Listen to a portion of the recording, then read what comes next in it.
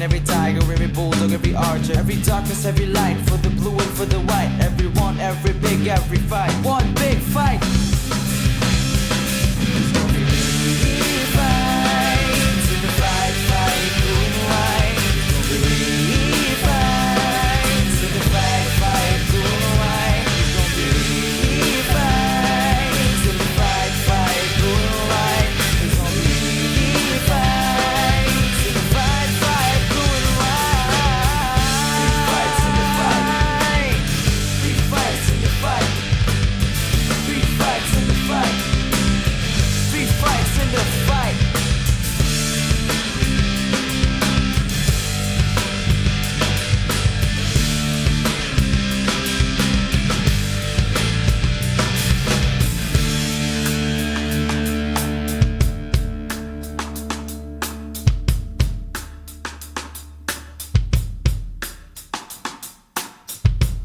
Fights in the fight. Three fights in the fight. Fights in the fight. Three fights in the fight. Three fights in the fight. Three fights in the fight. Three fights in the fight. Fight blue and white. Three fights in the fight. Fight blue and white. Three fights in the fight. Fight blue and white. Three fights in the we're gonna fight every test, every trouble, every mess, every rubble, every pen, every paper, every right, every answer, every win, every loss, every circle, every cross, every piece, every wall, every wound, every scar, every chicken, every pork, every spoon, every fork, every color, every hue, every red, white, yellow, blue, every darkness, every light, for the blue and for the white, everyone, every big, every fight, one big fight. Radyo, radyo, radyo, radyo, radyo, radyo, radyo, Katipunan. Radyo, Katipunan. Radyo, Katipunan. Radyo, radyo, radyo, Katipunan. Radyo, radyo, radyo, Katipunan. The voice of the Blue Eagle, kami di mapipigil sa pagbabalitang tumpak at tama. Buhay atenista sa loob sa labas ng eskwela, ating ibibida lahat ng pera. Radyo, radyo, radyo, Katipunan. Radyo, radyo, radyo, Katipunan. Radyo, Katipunan. Radyo, Katipunan. Kawal ni Ignacio, Katipunero sugo, todo sa kayod, tulong at tulong. Lipad na Blue Eagle, galing hiting at tigil, blue and white, one big fight. Radyo, radyo, radyo, Katipunan. Radyo, radyo, radyo, Katipunan. Radyo,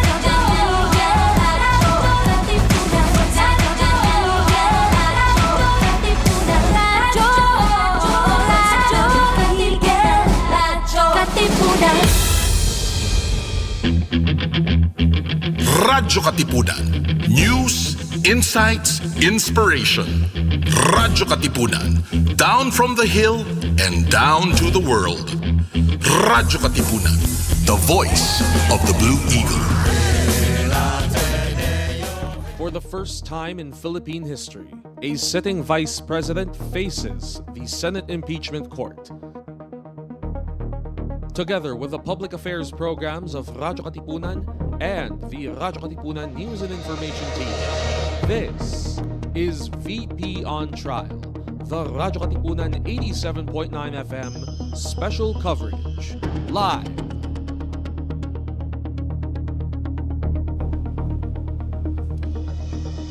Good afternoon, everyone, and welcome to the Radyo Katipunan's live coverage of Vice President Sara Duterte's impeachment trial. This is in partnership with all the news and public affairs programs under Radyo Katipunan.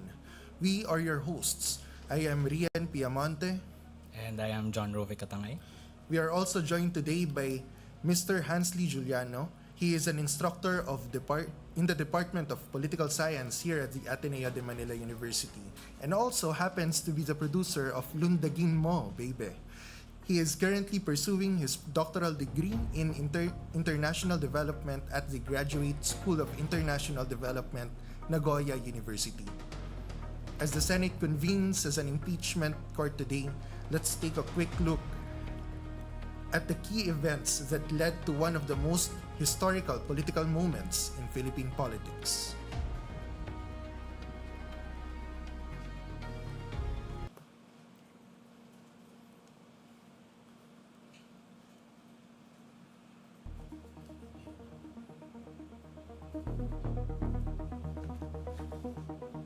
For nearly a year, questions surrounding Vice President Sara Duterte have steadily intensified, setting the stage for what has become one of the most consequential political developments in recent Philippine history.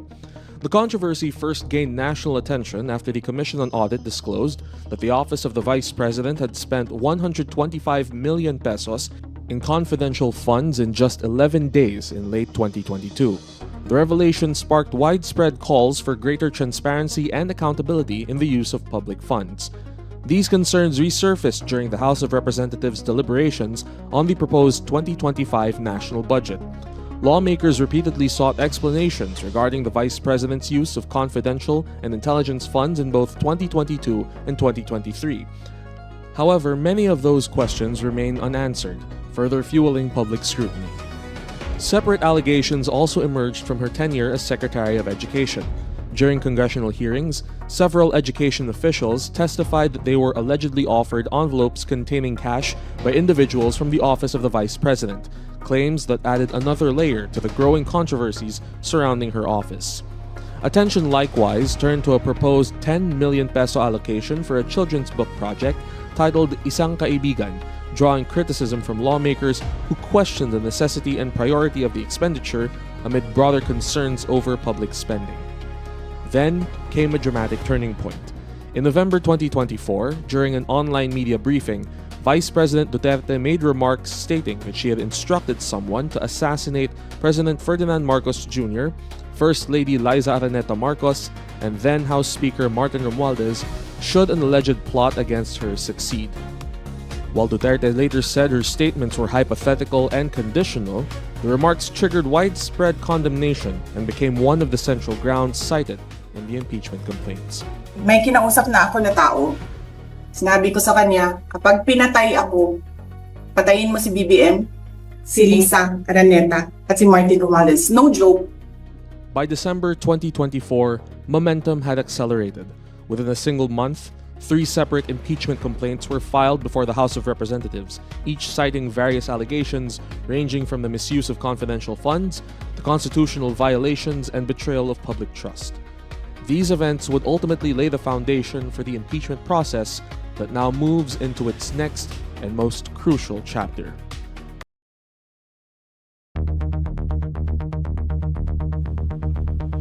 So we've clearly seen how the grounds were set for the impeachment of VP Sara Duterte. Budget misuse.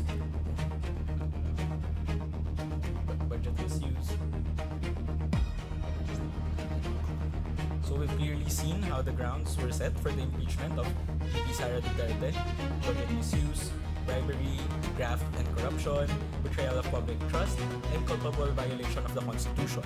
Additionally, amidst these offenses, another layer to the impeachment is the deterioration and eventual severance of the Marcos-Duterte political marriage, which led to the grave threats from Duterte towards Marcos rather. So given all this, no, Sir Hans, you think the impeachment was inevitable? I guess we could some would say na well it's inevitable I guess it's inevitable until it's not, no, but I guess we could read this one or two ways. Were they always going to split? No, I think most people are inclined to think that they are, no? And even many of us in the field are inclined to read them as such, because we have to remember these are two separate political families, no? The entire point of unity back in 2022 was specifically to overwhelm the opposition forces, no? So most coalitions, whether we like it or not, even in parliamentary countries, no, they do tend to split when, you know, the distribution of benefits, the distribution of resources and ministerial portfolios don't come to plan, no? In a presidential government like we have, the politics are way more personalized, no? So there is already that vulnerability in any coalition na if the other camp, if the camp of the vice president is not properly, compensated, protected, or given power in the coalition structure, there will always be pitfalls or breakups, no. And we're not saying this just because these are two, clientelistic political families, no. We have to remember the very foundational setup of the post-EDSA government, no. The late President Cory Aquino and the late Vice President Salvador Laurel, it took a while, but they also split, no? Especially in the aftermath of the many coups d'etats being launched against Cory Aquino, no? And ultimately, there was the feeling at the time, this is documented, that VP Salvador Laurel felt na, look, I gave way to you, you became president, I should be playing a greater role in the government office. That is the exchange, no? For me not being at the helm of this thing, no?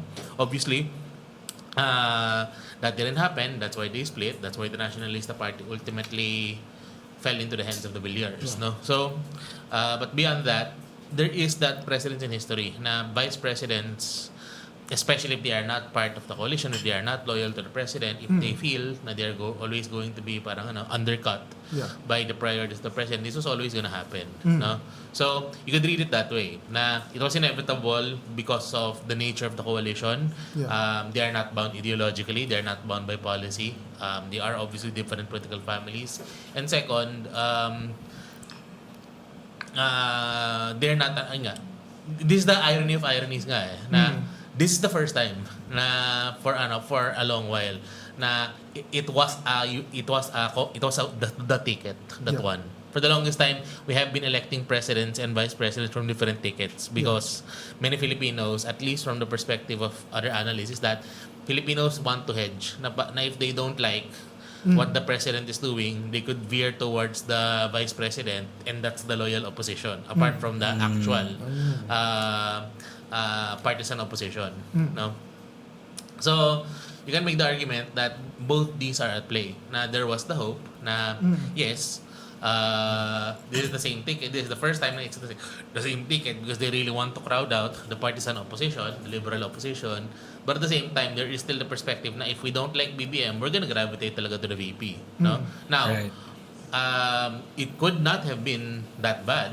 A fallout in the relationship. After all, if you'll remember, President Noynoy Aquino and VP Jojo Binay were also at loggerheads with each other, and even cases were filed. Investigations happened against them, but VP Binay never spearheaded anything like this. No, so it's really ultimately it is also the character of the person. Okay, child said a lot. Let's pause it there muna. Yeah, but how important was the breakdown of the unit team in the timeline leading up to the impeachment? Because the video in our VTR earlier was some time after the actual breakup. So was it that important that the unit team broke up? This ticket broke up, no? Before this could even happen. Well, the breakup happened, if we are recollecting our timeline, prior to at least the 2025 midterm elections, right? So, the fact that most of these events began taking place around late 2024 kind of makes sense, no? Na it is already a preparation na we're going into a midterm electoral cycle. We're going to find out now essentially in this unit team, was it really the Marcoses who have the resources and the machinery that were sustaining this entire enterprise, or was it the Dutertes? No? And at least based on calculus from the 2025 elections, it did give off the impression that ultimately it was the Dutertes who had the stronger or at least the more visible machinery that were ensuring that the unity was being sustained, because ultimately the majority of the senators that were elected were broadly Duterte aligned, no? So I think that was the gamble of the Duterte camp. Now we're going to break away now because ultimately Mr. Marcos cannot survive without us, no? So that is our leverage against him, no? But I guess what they didn't account for ultimately was, the arrest of former President Duterte, the symbolic damage it causes to the Duterte camp, no? And just the barrage of many imprudent political and policy decisions or lack of actions flatly that VP Duterte was involved in. No? I mean, we do have to admit to this. VP Duterte is coming in despite this position of privilege. No? She's always coming into that position of disadvantage na, well, you're not your father. You've never proven yourself outside Davao City. She did not have if she ever had track record in lawmaking as a legislator, no one remembers it, no one knows it. So she's always been remembered primarily as a placeholder of her father. No? And being elevated as president or vice president as it ultimately happened, she hasn't achieved anything. No? And worse, she did not beat allegations na she didn't achieve or earn anything during her performance as Vice President and Cabinet Secretary. No? Na she's only there to represent the agenda of or continue whatever agenda her father did as President, alignment to China, protection of political allies, protection of, Davao-based economic interests, di ba?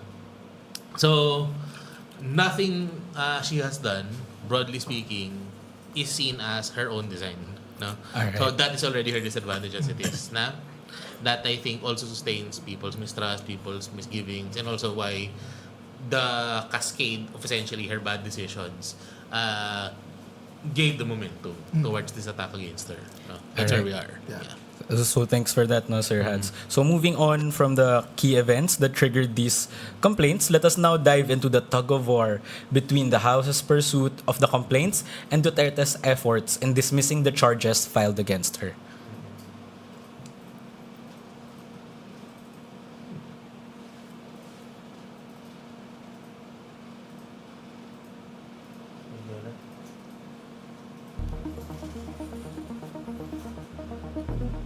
The political crisis reached a defining moment in February 2025. After months of investigations, hearings, and public debate, the House of Representatives voted to impeach Vice President Sara Duterte. A total of 215 lawmakers supported the articles of impeachment, comfortably surpassing the constitutional threshold required to transmit the case to the Senate. The following day, 25 more members of the House formally added their signatures, further demonstrating congressional support for the impeachment. With the articles of impeachment transmitted, attention shifted to the Senate, where the trial was expected to begin. In June 2025, then Senate President Francis Cheese Escudero took his oath as the presiding officer of the impeachment court. But instead of moving swiftly toward trial, the proceedings encountered a series of legal and procedural hurdles. Among the most controversial developments was the Senate's decision to remand the articles of impeachment to the House, an action questioned by constitutional experts and critics who argued that the chamber was obligated to proceed with the trial once the articles had been transmitted. At the same time, the Supreme Court granted petitions filed by Duterte's camp seeking to halt the impeachment proceedings, adding another layer of uncertainty to the already delayed process. By February 2026, the constitutional one-year bar rule, which prohibits initiating more than one impeachment proceeding against the same official within a one-year period, had lapsed. Soon after, at least 4 new impeachment complaints were filed against the Vice President. The House Committee on Justice reviewed the complaints and voted to declare 2 of them sufficient in substance, allowing the impeachment process to move forward once again. Responding to the renewed proceedings, Vice President Duterte accused the House of applying double standards, arguing that Congress was aggressively pursuing her impeachment while allegedly overlooking corruption and other issues involving the administration of President Ferdinand Marcos Jr. As legal battles continued and political divisions deepened, the nation once again found itself on the path toward an impeachment trial, one whose outcome could shape the country's political landscape for years to come.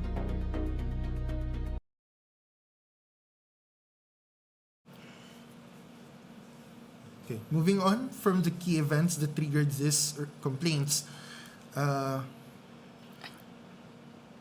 The public can anticipate new developments in the impeachment trial as new witnesses are expected to testify and new evidence are expected to emerge. However, one of the most glaring things to note is the current dynamic between the Senate majority and the minority. To help us analyze how changes in leadership and senator attendance can shape the impeachment progression and ultimately in its results, we have Akbayan Representative Percy Sandanya joining us in our live right now. Representative Sandanya? Good afternoon, magandang hapon sa inyong lahat. Magandang hapon po, Kong. Maraming salamat po sa pagpapaunlak sa aming imbitasyon. Siguro po, first of all, kamusta po kayo? How's the atmosphere right now in the House of Representatives? Well, I'm wearing my favorite peach shirt. Ito yung paboritong kulay peach na shirt na alam ko na matagal ko nang ginagamit simula nung una tayo nag-file nung unang historic impeachment complaint kay VP Sara noong 19th Congress, nung bagong kinatawan pa ako ng Akbayan. So, when you ask me kung kumusta ako today, so far it's a good day for accountability. At sana itong mood na ito ay mag-spill over hanggang mamaya during the trial proper. Alright. Thanks, Rep. Let's move on to the meat of it. So, what do you think are the implications po of the 3 incapacitated senators on the threshold of the required votes? Do you think po ba that the Duterte allied senators will oppose changes to the requirements to convict Sara Duterte? Well, definitely, we're expecting strong opposition from the Duterte allied senators as far as making these changes in the rules of the Senate or how the rules are being interpreted by the members of the Senate. Pero sa dulo, we trust the leadership and the majority to make the right decision when it comes to this issue. So hinihintay din natin yung magiging desisyon ng Senado pagdating sa usaping ito. Pero tama kayo, malaki yung magiging epekto nito doon sa outcome ng trial. Kung ano man ang magiging desisyon nila. Kung ano finally ang magiging bilang when we determine yung verdict na guilty kay Sara Duterte. Right. So it's interesting, you're mentioning accountability and all that, and of course that's the function of the impeachment talaga. But there's also the elephant in the room, I suppose, that it is Sara Duterte. So I guess an important question is if this involves someone less politically influential than Sara Duterte, do you think po ba kung that would still be having the same conversation about the impeachment and its issues and procedures? Well, ito naman yung primary function talaga ng isang impeachment trial para i-hold accountable yung most powerful officials in the land. Nagkataon nga na this is the second most, if not one of the most powerful persons in the country, kaya na-delay ng husto yung process. Had it not been Sara Duterte, baka hindi ganito kalaki yung delay na nangyari. Kung matatandaan ng ating mga kababayan, yung Akbayan ang una nag-endorse ng impeachment complaint more than 2 years ago. And because of what happened in the Senate, due to the leadership then, at yung mga ginawa nilang legal maneuverings, na-delay talaga yung day in court ni Sara Duterte. So madalas ko sinasabi, deserve ng taong bayan ang katotohanan, deserve ng taong bayan ang katarungan. At kung makukuha nila ito sa impeachment court na ito, yan ang aabangan natin. Right. So we're also looking into this impeachment, of course recognizing that there are big political families involved with the conversation, and of course this entire impeachment process is also really a test towards the democratic institutions of the country. So another question, I suppose, is are our institutions strong enough to withstand conflicts between powerful political families, Kong? So far, that is the most brilliant question that I have received today. No, Thank you. totoo yan. It's not only Sara Duterte who is on trial here. Sinusubok din yung mga institutions natin, lalo na ang Senado. The Senate coming from the debacle. That was the Alan Peter Cayetano leadership. Yung the debacle of the forthwith Even the Senate is under trial here. So ito yung chance nila to redeem themselves. And hopefully, our democratic institutions will be strong and stable enough to withstand yung pressures, yung influence that could subvert yung kanilang ultimate role of facilitating the delivery of justice to our people. Pero Rep, are we expecting any political maneuvering before this could even happen? Today could even happen. You know, earlier we witnessed the arrest of Senator Marcoleta. Are we expecting more before the official start of this impeachment trial?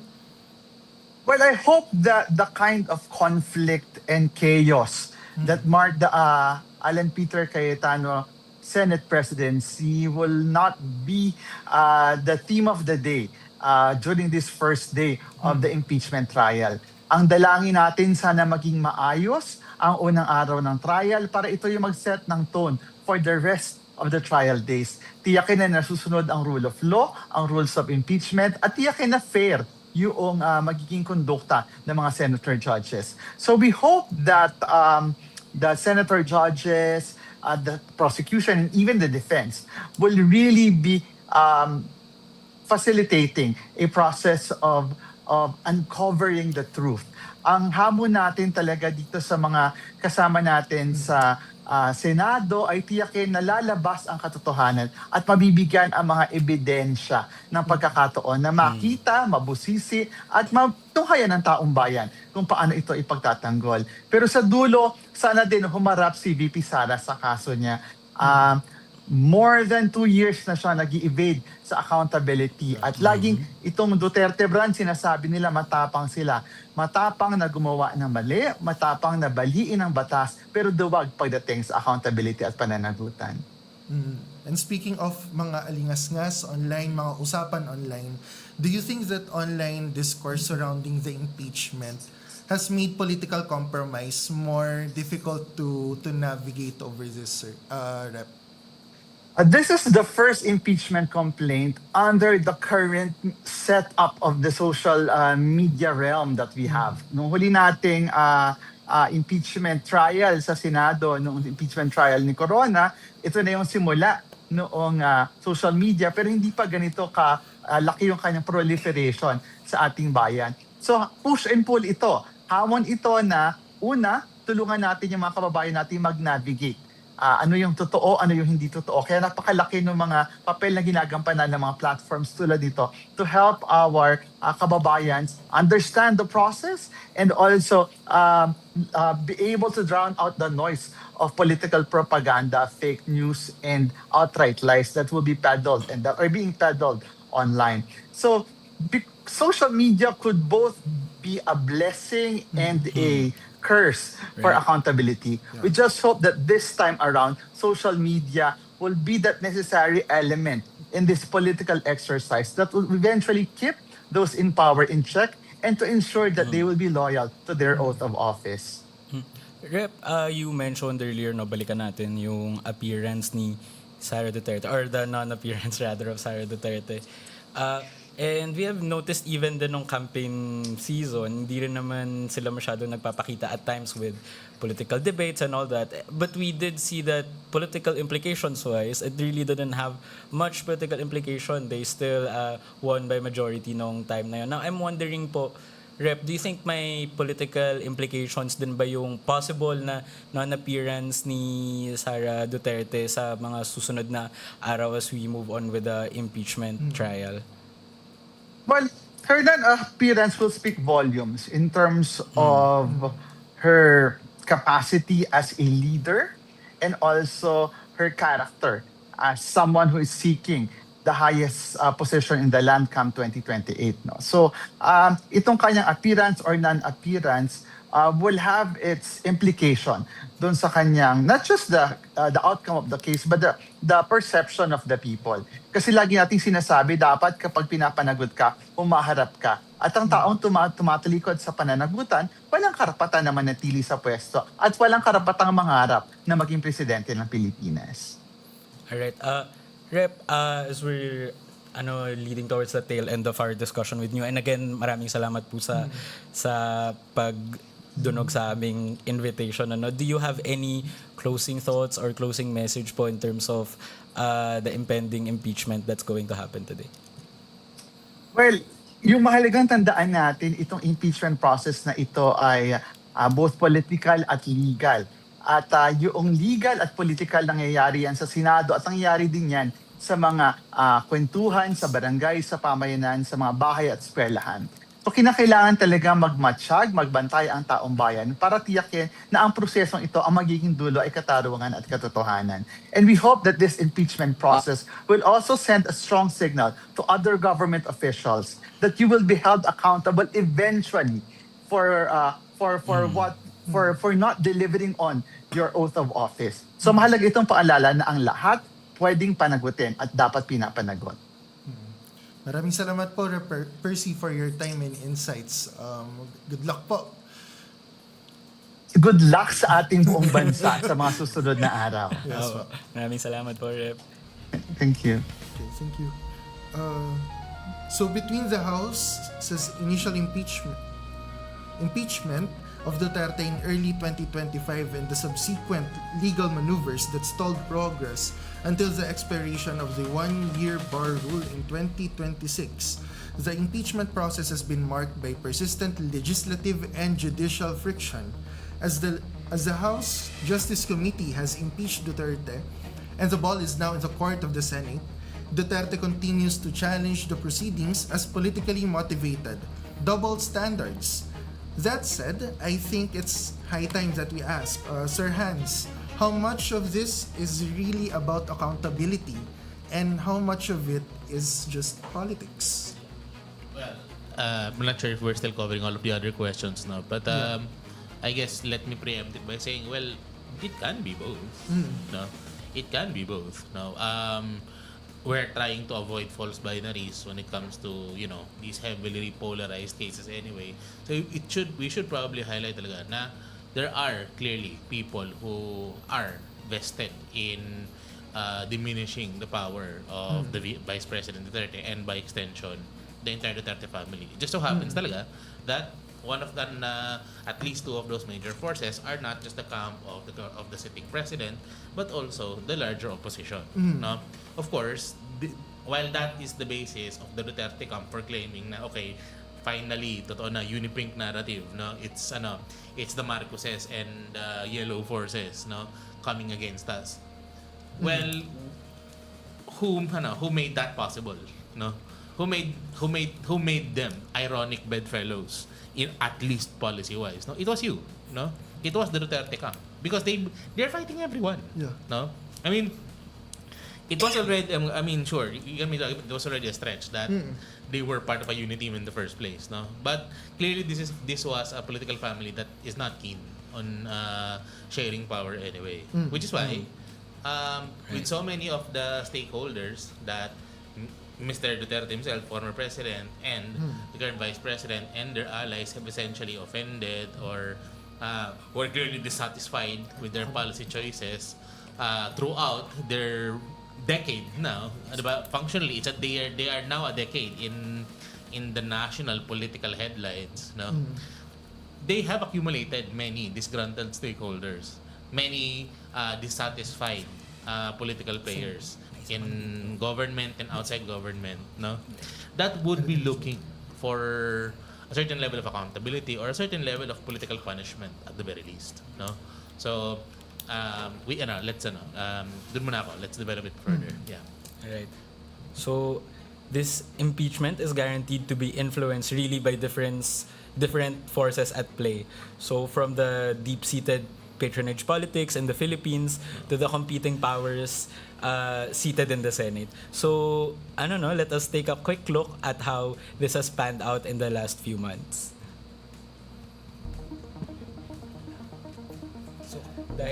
By March 2026, the impeachment proceedings entered a new phase as the House of Representatives formally began hearings on the articles of impeachment. The hearings revisited allegations against Vice President Sara Duterte, with lawmakers hearing testimonies and examining evidence supporting the complaints.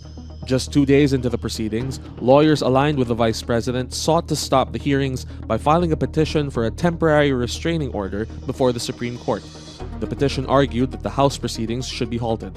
However, the High Court did not grant the requested relief, allowing the hearings to continue. One of the most closely watched moments came with the appearance of Ramil Madriaga, a former aide allegedly linked to the vice president's office. During the hearings, Madriaga claimed that he had coordinated with security personnel in transporting cash allegedly originating from confidential funds and delivering it to various individuals. His testimony became one of the most significant pieces of evidence presented during the House proceedings, although the allegations remain contested by Duterte's camp. The momentum continued into May 2026. Following weeks of deliberations, the House of Representatives voted to impeach Vice President Duterte for a second time.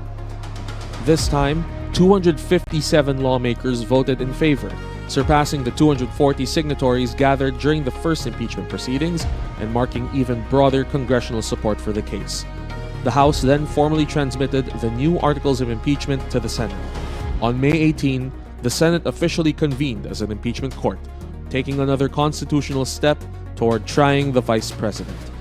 Over the following weeks, senators addressed procedural matters and pretrial motions.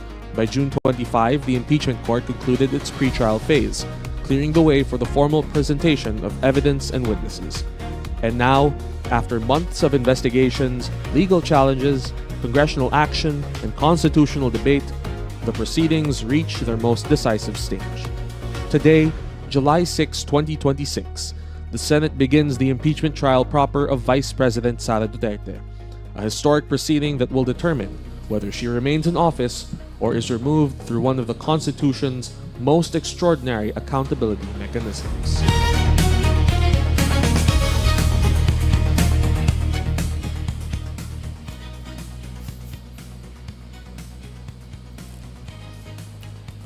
So this just in, according to the legal counsel of VP Sara Duterte, Attorney Michael Powa, the VP will not attend today's impeachment trial. But Kata, I don't think this is new to any impeachment trial on the first day. Yeah. Yeah, is this a surprise? Yeah. It's a good question. Yeah. But it's good that we're getting this news now, especially right after nung pagbisita sa atin ni Rep Percy. So actually baka pwede natin ibato kay Sir Hans itong tanong yung hindi pagpapakita ngayon ni Sara Duterte sa impeachment, sa unang impeachment trial niya. Anong sinasabi nito? Anong implication nito? Yeah. Well, we have to remember her audience is not unfortunately our institutions here. Her audience is probably not even those who are following like us, or even people who essentially the section of the population who she wants to convince that she's not guilty. This is playing to primarily her base. Everything the Dutertes have done throughout their foray into national politics, their strategy and communication strategy is always we're the only ones to listen to. Everything in politics, everything of our institutions is out to undermine us. We're the only ones you can trust. Everyone else is fake news. Everyone else is biased media. Therefore, we're not gonna dignify it. Continue supporting us. No, this is consistent.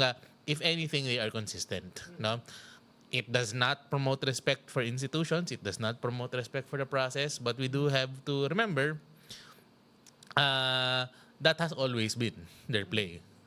My more immediate concern, and sige, we're going into the realm of speculation here. I should preface it. By not participating in the process, what extra-constitutional or non-constitutional thing might be done? No?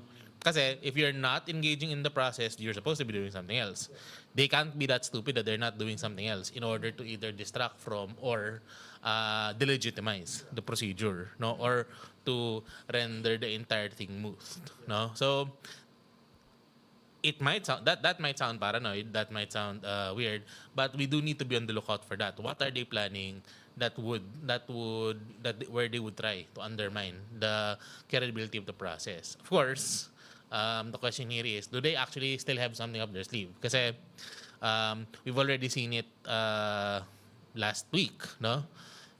Some people are alleging that the entire mobilization of the Iglesia ni Cristo for the past for last week was a trial for how much could they mobilize in order to intimidate the public to back off Mr. Marcoleta, and by extension also to back off the VP. Clearly what they saw over the past 3 days is no, the public is not on their side, no. So ngayon, we have to ask the question, are they regrouping? Are they planning something else? We do need to be on the lookout for that. Or is that the last throw of the dice? No? It would be imprudent for me to say na wala na yan. No? But, so we do need to be on the lookout for that. No? I think that's where we are.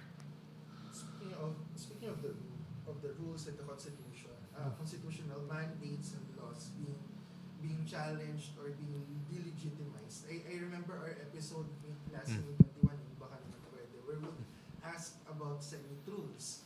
But let me change up the question by asking how will the impeachment rules for this specific trial be important in the coming days? You know, although hopefully we will not witness any extraordinary, if I could put it that way, events for the next few hours or even within the week. Yes. How important will the impeachment rules be? Yeah. So we do have to remember that at least in our experience, we have impeached or tried different officials. No? The most successful we've had is de facto former President Estrada, that was interrupted by EDSA Dos. Then you have the properly concluded impeachment trial of Chief Justice Renato Corona. No, for the long so there have been different questions at play there, but what is consistent always is the rules. No, the senators are supposed to follow their internal house rules, and at the same time, our institutions, most importantly the Supreme Court, do need to either affirm or at least not say anything with regards to the results in order to not introduce any further questions. No, perhaps not unintentionally. One of our well-known communications faculty here, Sir John Neri of the Comms Department, did share this quote from the late Joaquin Bernas, no, our former legal luminary from Ateneo Law. They did mention, Father Bernas did mention during the Corona impeachment trial, we do have to acknowledge that because of some limitations of our institutions, we have not been genuinely able to make the impeachment process immune from questions of political or partisan motivation.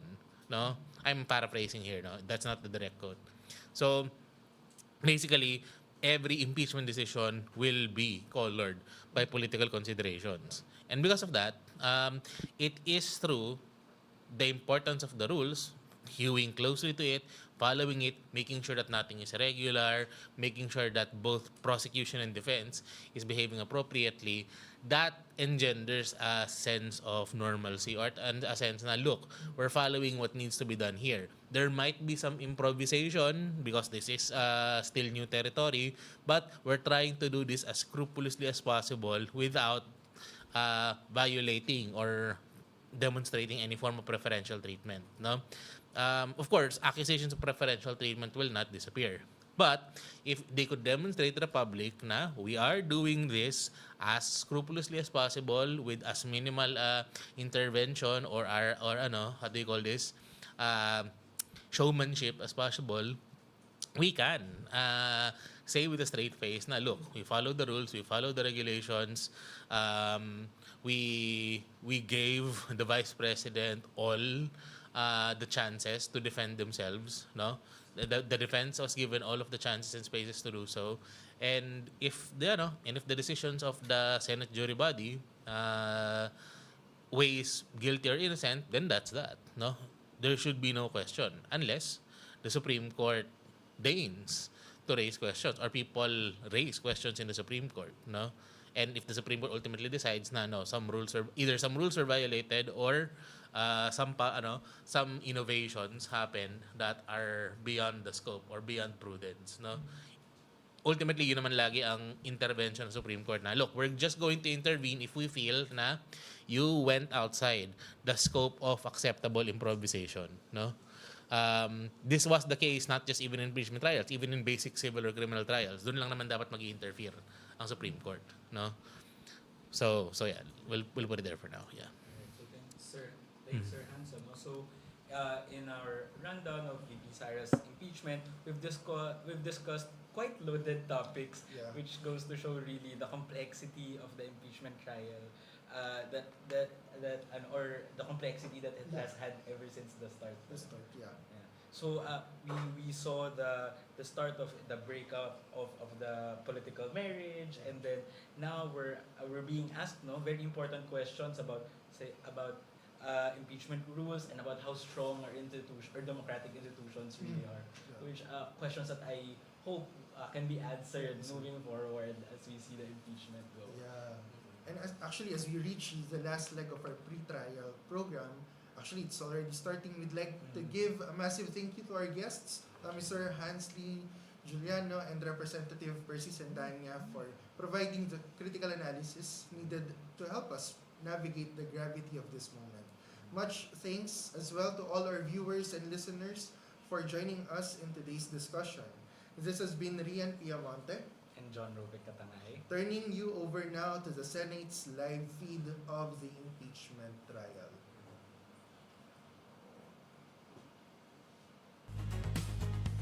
Which are all made part of the records of this case.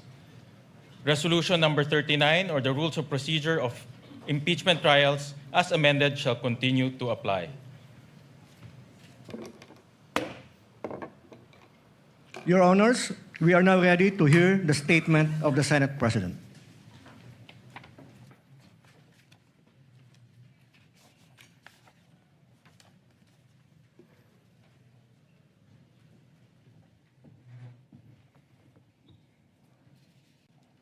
Before we begin, with the Court's kind indulgence, I wish to deliver a brief opening statement.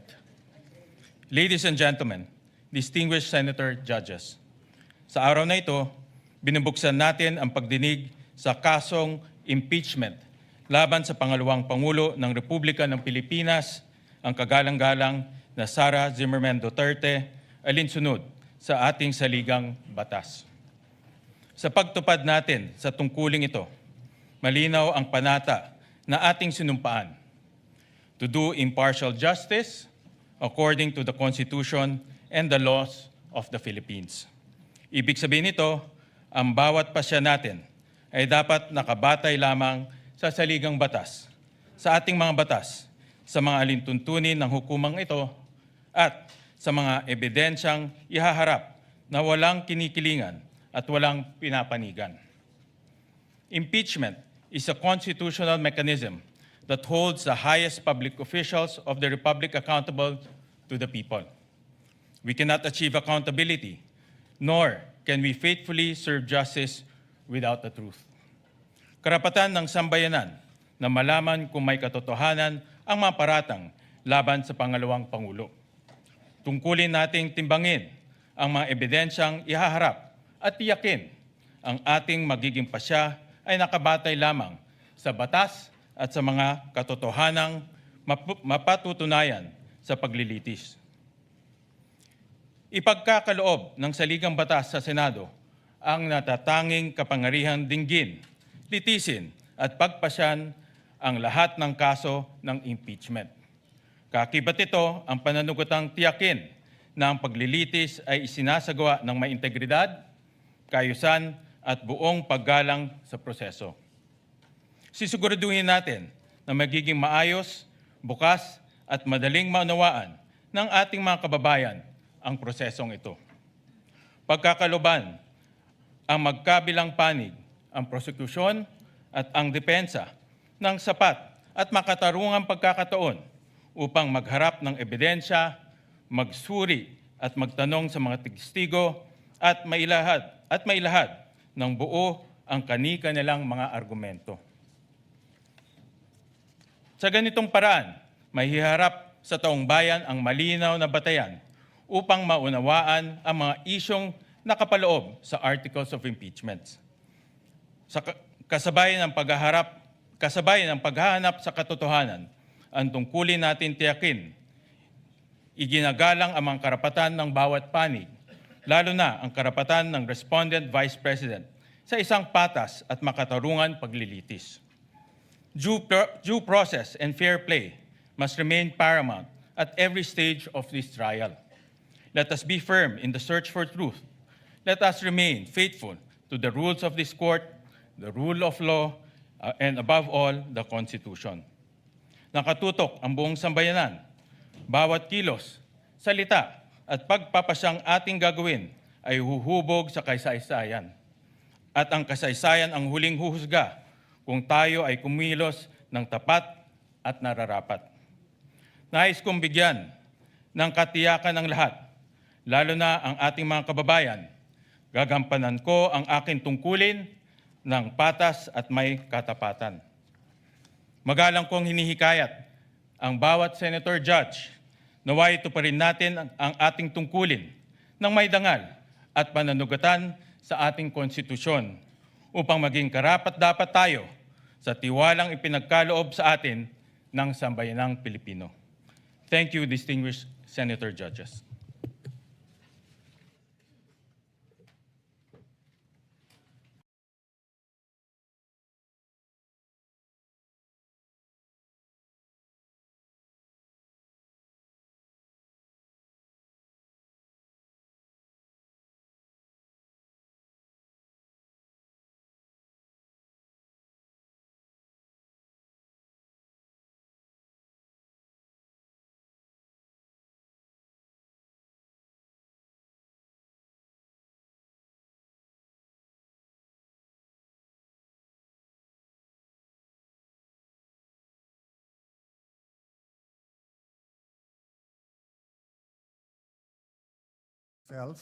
That every stage of this impeachment, we have to make sure na patas, we have to make sure na may due process, we have to make sure that it is fair.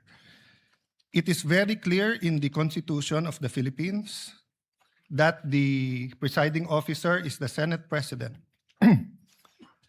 Section 3, paragraph 6 of Article 11 of the 1987 Constitution, the Senate shall have the sole power to try and decide. All cases of impeachment, when sitting for that purpose, the senator shall be on oath or affirmation. When the President of the Philippines is on trial, the Chief Justice of the Supreme Court shall preside, but shall not vote. No person shall be convicted without the concurrence of 2/3 of all the members of the Senate. I will go to that other 2/3 inquiry later on because this is another threshold issue, Mr. President. But to further the point of order with the indulgence of Senator Lacson so that we can discuss this intelligently. On the final question of whether impeachment, on the issue of who shall preside, under the Constitution, it may seem that it does not say who should preside. But if you look at the records of the Constitutional Commission, number 40, 26 July 1986, the framers deliberately chose the phrase, sorry, Mr. President.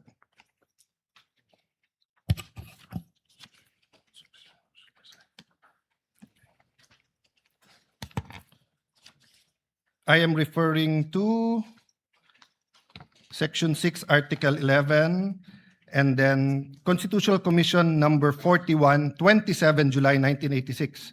The presiding officer, Mr. Treñas, Commissioner Davide is recognized. Thank you, Mr. Presiding Officer. I have some proposed amendments on Section 3, subparagraph 5. The presiding officer, Mr. Treñas, the gentleman may proceed. Mr. Davide, who later became Chief Justice, this is without prejudice to whatever amendments may be accepted by the committee when the Aquino amendments will be taken up.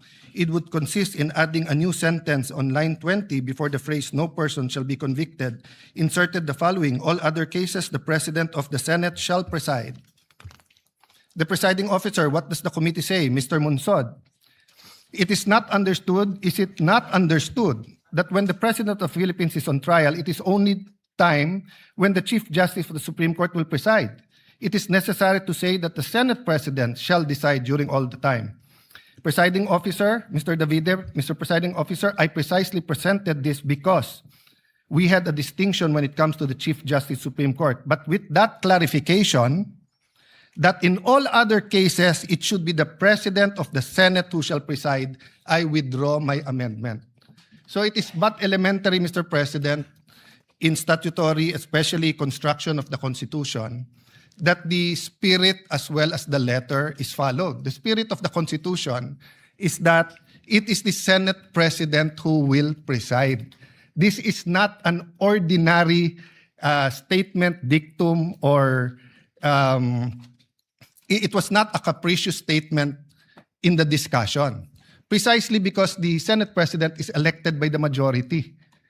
As an example, when Senator Pimentel did not like the vote and did not vote with the majority, he offered to resign. So the point, Mr. President, is this. Number one, institutional integrity. We need to protect the legitimacy of these proceedings. Even with the substitute presiding officer acts fairly, a conviction or acquittal reached under constitutionally defective process would invite judicial challenge and cast doubt on the validity of the entire trial. Do we want to go 30 weeks? If we follow the number of days submitted in the pre-trial, 62 and 30, and 3 days every week, so 30 weeks yon. Then after the 30 weeks, we'll end up in the Supreme Court kasi kune-question natin kung tama ba kung sinong nag-preside. Why is it important? Why can't any of the 24 preside? Remember, under our very rules, hindi ko nababasahin para mas umikli. In our very rules, the presiding officer can decide on the spot, or he can throw it to the body, or he can call a caucus or whatever you call it to be able to decide. And we experienced that during the Corona trial, and that's one reason why everyone acclaimed the late Senate President Enrile, not only because of how he carried it himself, but how the consensus and how he carried it with the minority. Secondly, jurisdiction and regularity. The Senate's jurisdiction over an impeachment trial is constitutional. The exercise of jurisdiction must conform to the Constitution, and the Senate's validity adopted impeachment rules. We cannot say we're following the Constitution, then we will not follow the Constitution. If the Constitution and its framers prescribe who shall preside, who are we to change the Constitution here today? We cannot enlarge or diminish the Constitution arrangement through internal rules or through ad hoc resolution. Lastly, due process. Kailangan malinaw po sa lahat ng partido, both to the prosecution and the defense, kung ano yung korte, kung ano ang two-thirds, kung ano ang charges, kung sino magpre-preside. So kung now, during the first day, we're going to change who's going to preside, and it's against the Constitution, what more changes are we going to do in the next few days? Ano ang limit ng pwede natin palitan sa Constitution at hindi? The authority must come from the Constitution or the governing law, not from the vote of a tribunal. A litigant is entitled to have the case heard by the decision maker, designation by law. The law cannot say that ang mag-hear kay Senator Marcoleta ay Sandigan Bayan, tapos sa Court of Appeals natin siya dadalhin. Hindi pwedeng sabihin sa RTC dapat i-hearing si Juan de la Cruz, tapos sa Sandigan Bayan natin dadalhin. Hindi pwedeng sabihin tatlo sila sa CA, pero in this case, nagbotohan kami, isa lang kaming mag-hearing. Proceedings before a judge or hearing officer who lacks the legal authority are invalid regardless of fairness of the proceedings. A judgment rendered by court without jurisdiction is null and void and may be attacked anytime. It creates no right and produces no effect. It remains basic fact that in law, the choice of the proper forum is crucial. as the decision of a court or tribunal without jurisdiction is a total nullity. A void judgment for want of jurisdiction is no judgment at all. All performed pursuant to it and claims emanating from it have no legal effect. Tan versus Cinco, GR number 213054, June 15, 2016. Penned by Justice Perlas Benabe, First Division. The constitutional authority, Mr. President, is very clear. Now, let's put that aside for a moment. But we're not allowed to do that. But for a moment, let's put that aside, that the Constitution is not clear and does not tell us what to do. The rules of the Senate says that any amendment should be presented a day before. And that's why the then minority, when I was Senate President, walked out, because your contention was, when we gave it to the Committee on Rules, kahit mahigit isang araw na at binabalik ng rules, we did not follow the rules. So on the rump session or alleged rump session on June 3, first of all, you did not have a quorum of 13. But let's assume for the sake of argument, I'm not giving you that point. As far as I'm concerned, it's in the Supreme Court, walang quorum on 12. Assuming may quorum on 12, you did not follow the rules. There was not a one-day notice for the rules. And then if you look at the records, this impeachment court adopted the rules on May 18. So that means that it is this impeachment court that now has to adopt any amendment to the rules. We did not debate that amendment to the rule. We cannot now just change the rules. We're here for the opening statements. We're here for the trial. Are we here to change the rules? We're changing the rules here today, Mr. President. So, Mr. President, later on, I'll ask permission to talk about yung two-thirds because both the issue of the presiding officer and the issue of what constitutes two-thirds of all members is a threshold issue. Para maintindihan lang po ng lahat, lalo po sa mga kababayan natin na nanonood, Merriam-Webster, simple definition, a threshold issue is a preliminary question, minimum requirement, or foundation condition that must be met or resolved before proceeding to the substantive merits of a case, project, or process. In this initial criteria, if this initial criteria is not satisfied, further action is typically dismissed or halted. I want to avoid that this impeachment trial will be declared null and void. I want to avoid walkouts. I want to avoid any delays, Mr. President. The Senate President is more than capable. He said he is willing. He said he is ready. He has been in many situations in his life that people say you cannot do it, but he has done well. He has studied. So what's the issue? Why do we have to vote for a presiding officer, Mr. President? Why can't we follow the Constitution? So the point of order, Mr. President, is that amending the rules, implementing a null and void rule, and violating the Constitution will endanger this whole hearing, Mr. President. So please rule on the point of order, and I hope that the Senate President, who is more than able, will preside. Thank you to the gentleman from Taguig. Before I express my views on the matter, let me just put into the record the facts on when we amended Rule 2 of the Rules of Procedure on the impeachment trials. On June 3, 2026, Senator Juan Miguel Zubiri proposed Senate Resolution number 430, and that was adopted during that time. And then, on the same day, the same resolution was adopted and renumbered to Resolution number 40.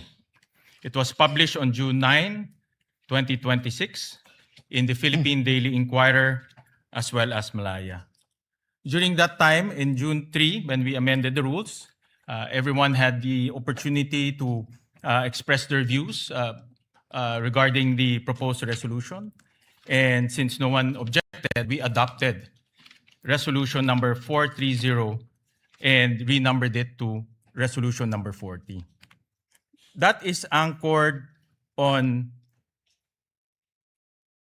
our Constitution, Article 6, Section 3, Paragraph 8 of the Constitution, that the Congress shall promulgate its rules on impeachment to effectively carry out the purpose of this section. So my view to the Mr. good President, gentleman, Mr. to President, good if- gentleman, from, yeah, let me just finish, sir.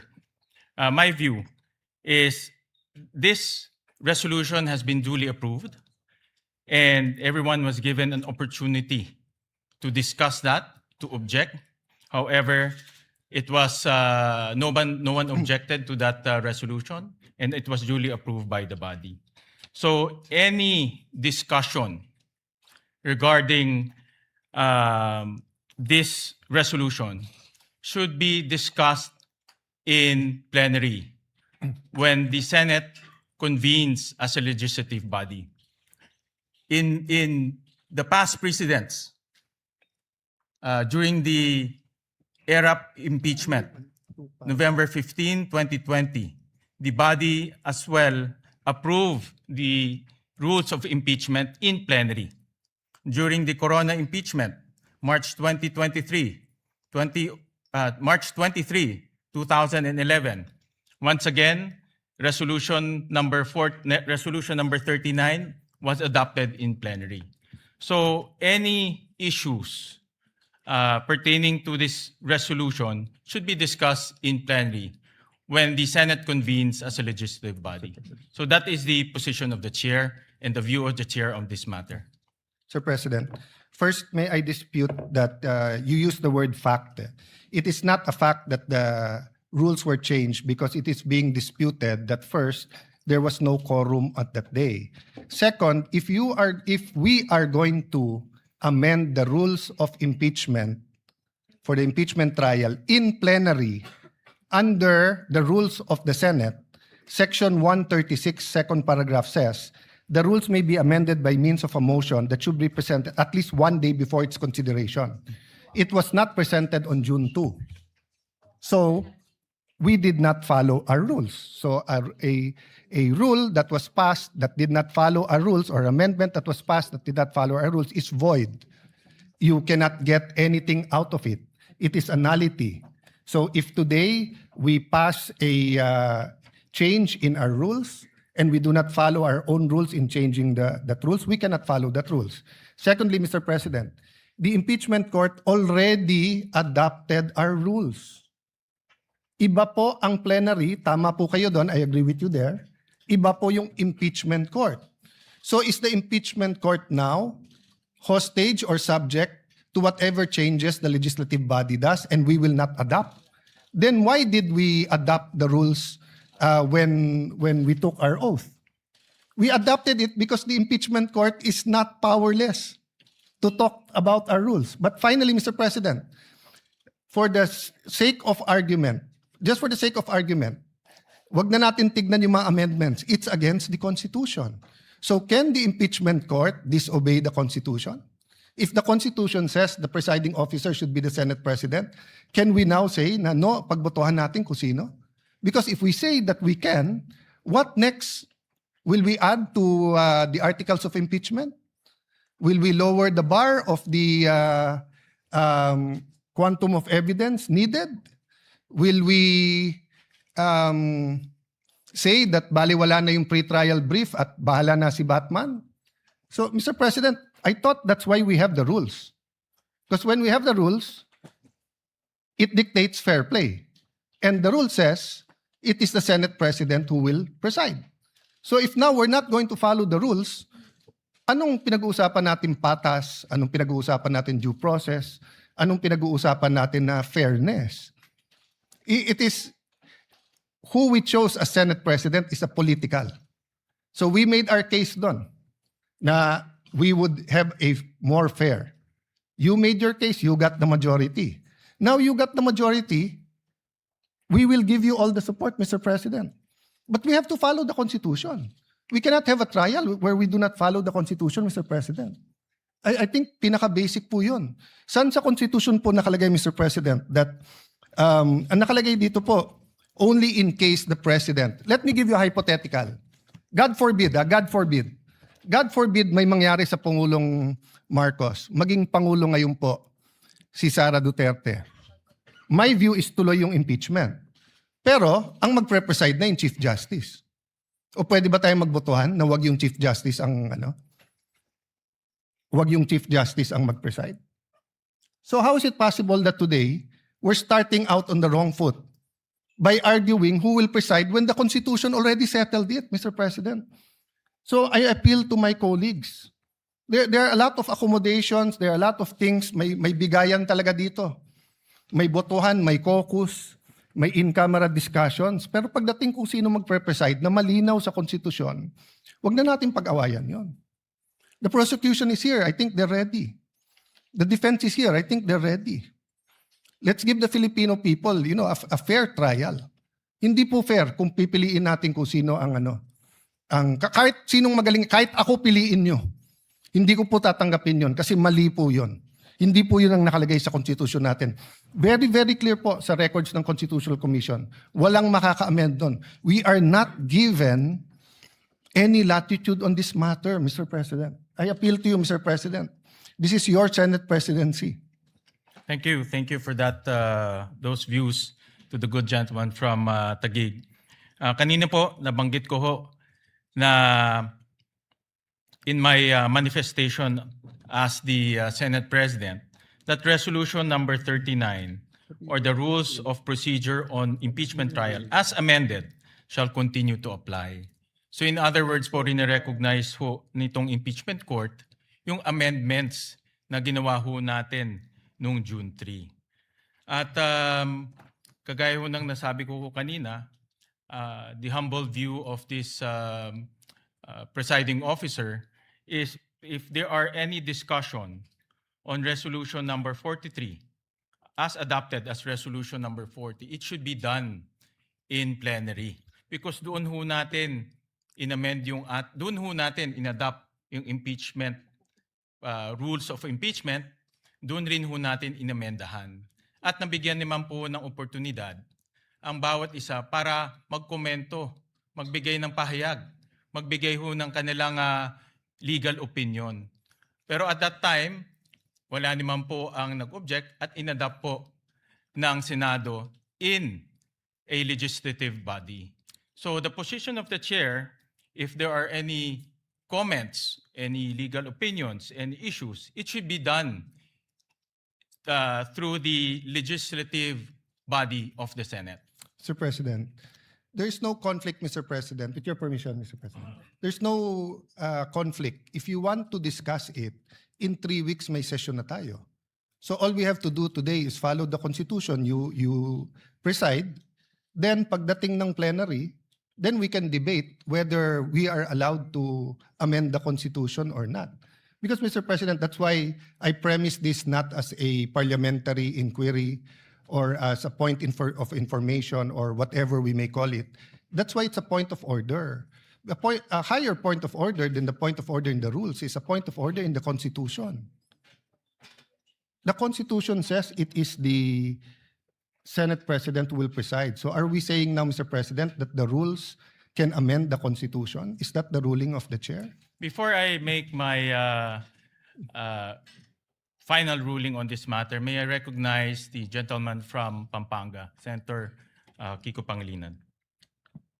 Thank you, Senate President. Mr. President, with all due respect, the Constitution does not provide that the Senate President must preside in cases of impeachment trial. What the Constitution provides is that when the President is undergoing impeachment, going through the trial, is being tried, the Chief Justice must preside. Nowhere in the Constitution, in the provisions of on public accountability and impeachment does it say that the Senate President must preside when the Vice President is under trial or any other impeachable officer? And precisely because of this, and precisely because the Constitution likewise allows Congress, not the impeachment court, Congress, to promulgate its own rules, which is what the Senate did in June 3. We proposed amendments to the rules under our rulemaking power, which, by the way, was subsequently ratified when we convened in a special session on June 17. The June 3 journal was ratified unanimously on June 17 when we had our special session. And in the June 3 minutes and the journal, precisely, we approved the amendments to the rules. This was further ratified on June 17. Therefore, it is considered regular. The presumption of regularity now comes into force. But having said that, Mr. President, the good gentleman from Taguig has brought this matter before the Supreme Court. And we agree with the point earlier raised by the Senate President. This matter should be either discussed in the Senate in plenary as a legislative body, or if he has questions which may in fact turn out to be valid, he has brought this matter before the Supreme Court. And therefore, this impeachment court is not the venue for this debate, Mr. President. If there is anyone who is out of order, with due respect, I think the proper process is the matter is pending before the Supreme Court.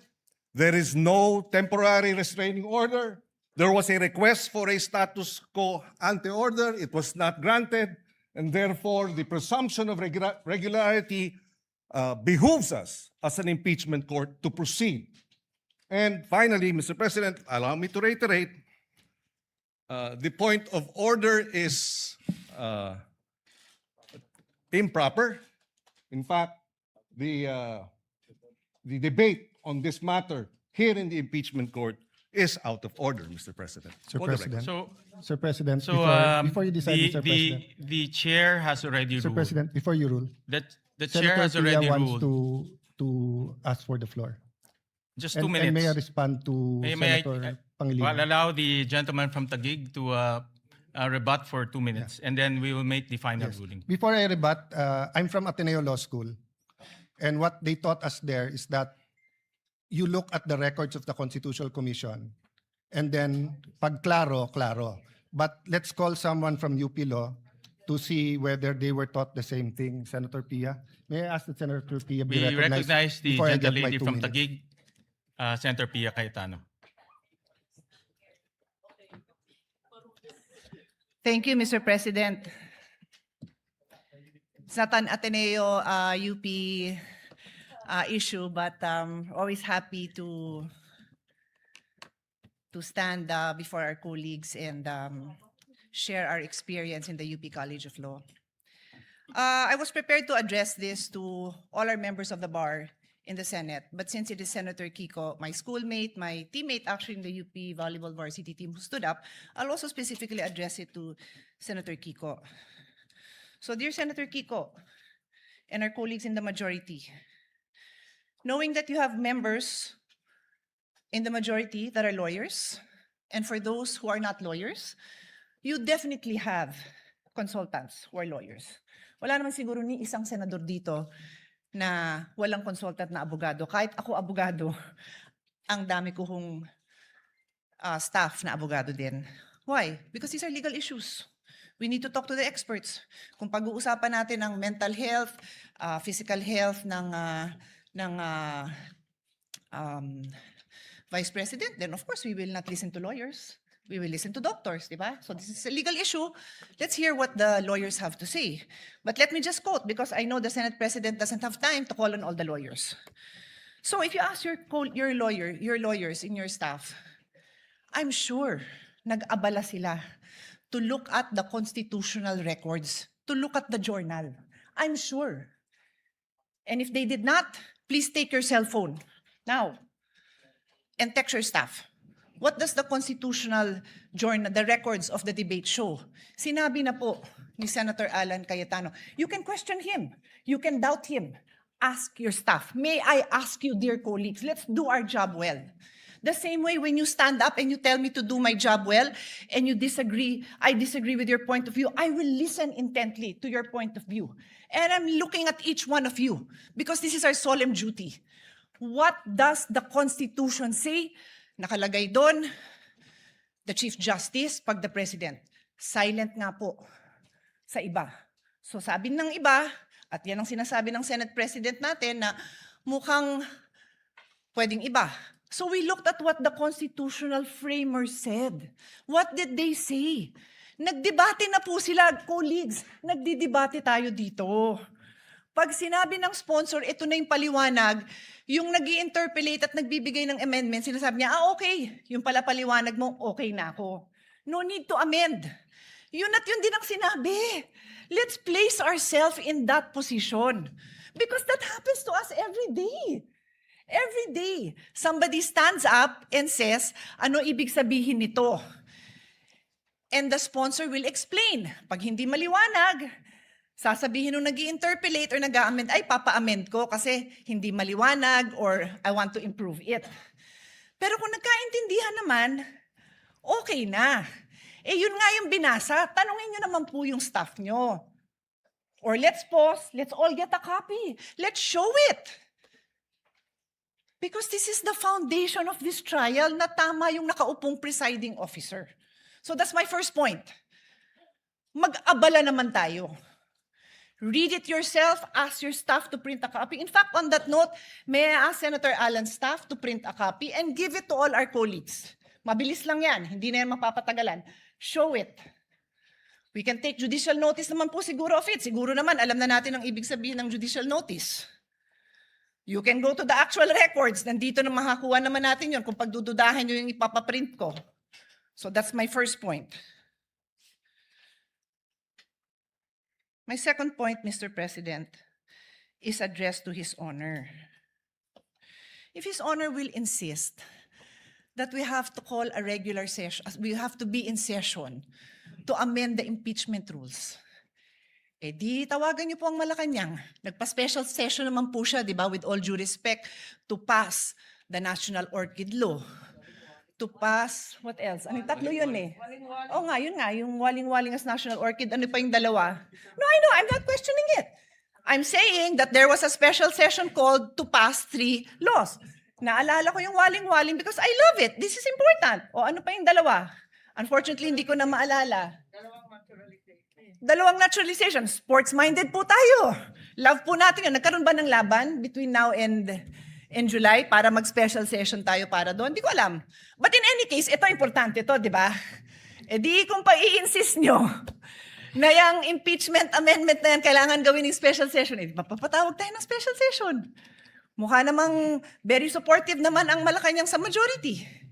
Di ho ba?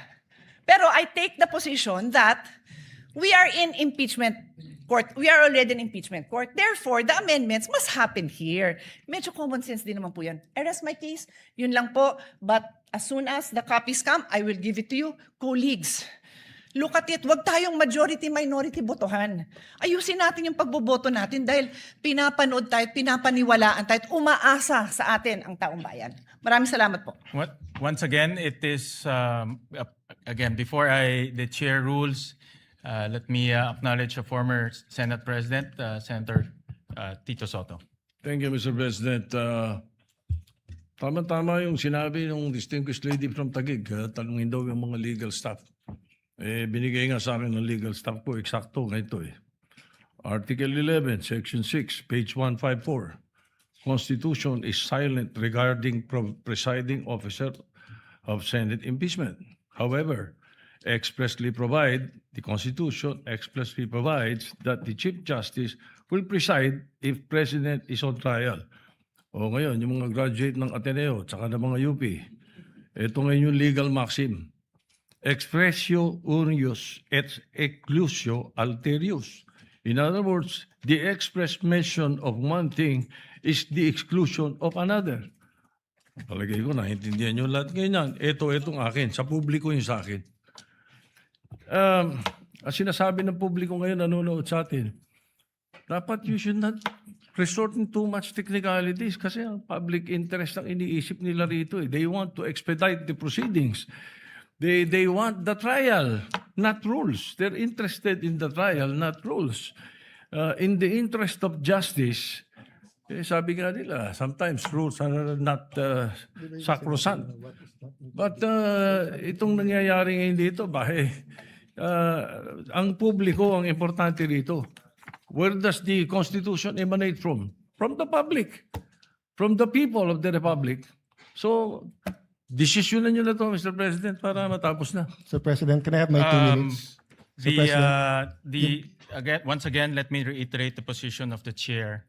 My humble position is that this matter should be discussed during plenary when the Senate is convened as a legislative body.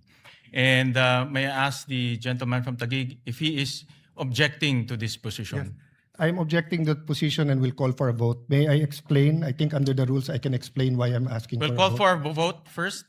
Mr. And then President, we'll Mr. President, under the rules, I can explain why I'm calling for a vote first so that I can convince them to vote for me. No, under the rules, When you object, there's Mr. an objection. The vote will proceed without any explanation. President, and after under that, the we will rules- allow the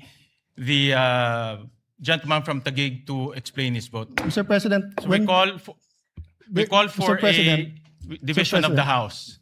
So those who are Sir President, when you Wait, object, you're those- allowed to explain your Senator- objection and state Senator your Lacson objection. is recognized.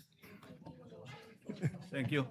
Your Honors, pursuant to Rule 2 of the Rules of Procedures on Impeachment Trials, as amended, I move to elect Senator Judge Francis Joseph Guevara Escudero as the presiding officer of this impeachment court. Objection, Mr. President, and may I allow to... We proceed Objection, to... Mr. President, I'm allowed to object and I'm allowed to Yes, explain you're my allowed to objection. object. You're allowed to object, but we will proceed No, Mr. with President. the division Mr. of the President, House. point of So order. those who are, Point of order, those Mr. who President. are in favor of the Sir motion President, of Senator you're allowed to Lacson, explain para please- ma-convince mo nga please yung raise iba. your hand. We will vote by raising of hands. So those who are in favor of the motion of Senator Lacson electing Senator Chis Escudero as the presiding officer, please raise your hand. The clerk of court is directed to count the votes. No, in our rules parliamentary procedure.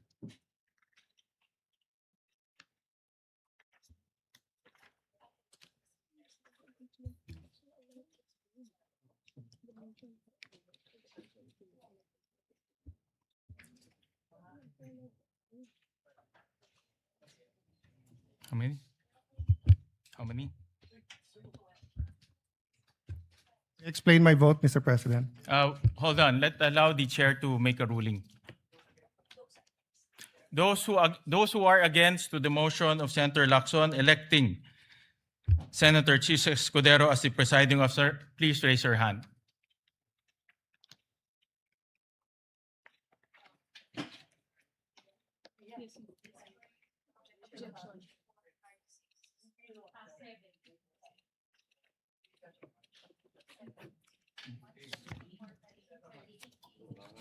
Ilan?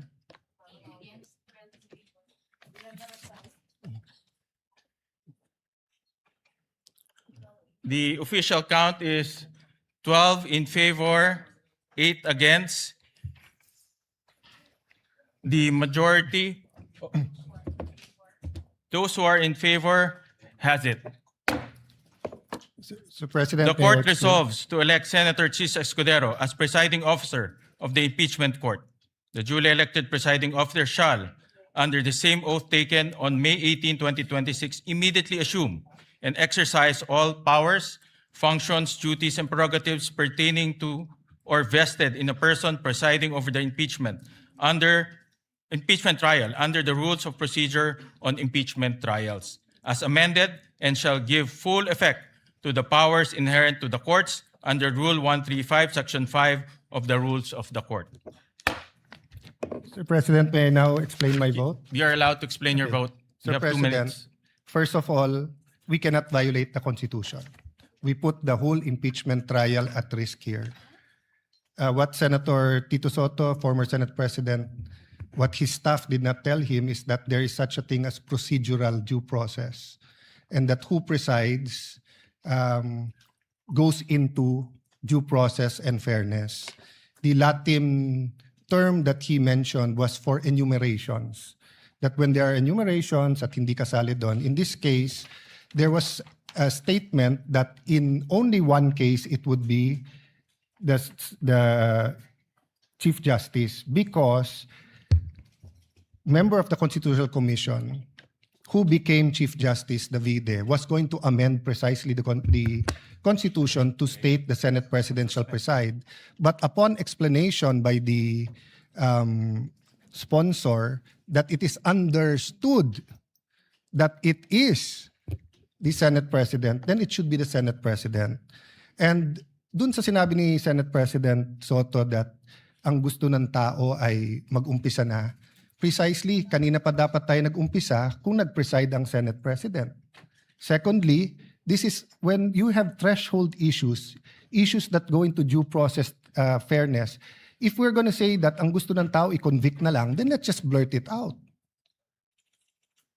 Now, if we're going to say we want a fair trial, let's make sure that every aspect of this trial is fair. So that's why, Mr. President, if you read the rules, the presiding officer shall have the power to make an issue by himself or by the Secretary of the Senate all orders, mandates, writs, authorized by these rules of the Senate, and make and enforce such other regulations, orders, premises that the Senate may authorize or provide. Nandito din, Mr. President, that the Senate President may by himself, or bottom line, Mr. President, pwedeng mag-decide ang Senate President o sa atin. And Mr. President, there are issues that goes into fairness. You know, the AMLA will be a witness here. And I have information that the 20 years AMLA records of Senator Escudero and his credit cards and bank accounts were all opened up in the office of the Senate President, where members of the Blue Ribbon Committee was here. Then we're going to ask him to preside. So there's a problem with this. Is my explanation. This is my explanation. To the gentleman. This is from factual, Taguig. and this is my explanation. So I will stop there. With all due respect, your statement's already out of order. It has nothing to do with the topic on hand. No, Mr. And President. the presiding officer will strike off. It has all to do with this. Will strike off. It has all to do. The I do not, statements Mr. President. pertaining to Senator Mr. Escudero. President, kaibigan ko si I Senator direct the Escudero. stenographers to I strike don't off doubt these him. statements. He is the victim here. I'm not doubting him. I'm not doubting he will be fair. I am saying, do we want a fair suspend trial the or not, session Mr. for a few President? minutes to request the presiding officer, Senator Chis Escudero, to ascend the rostrum. Session Mr. suspended. President,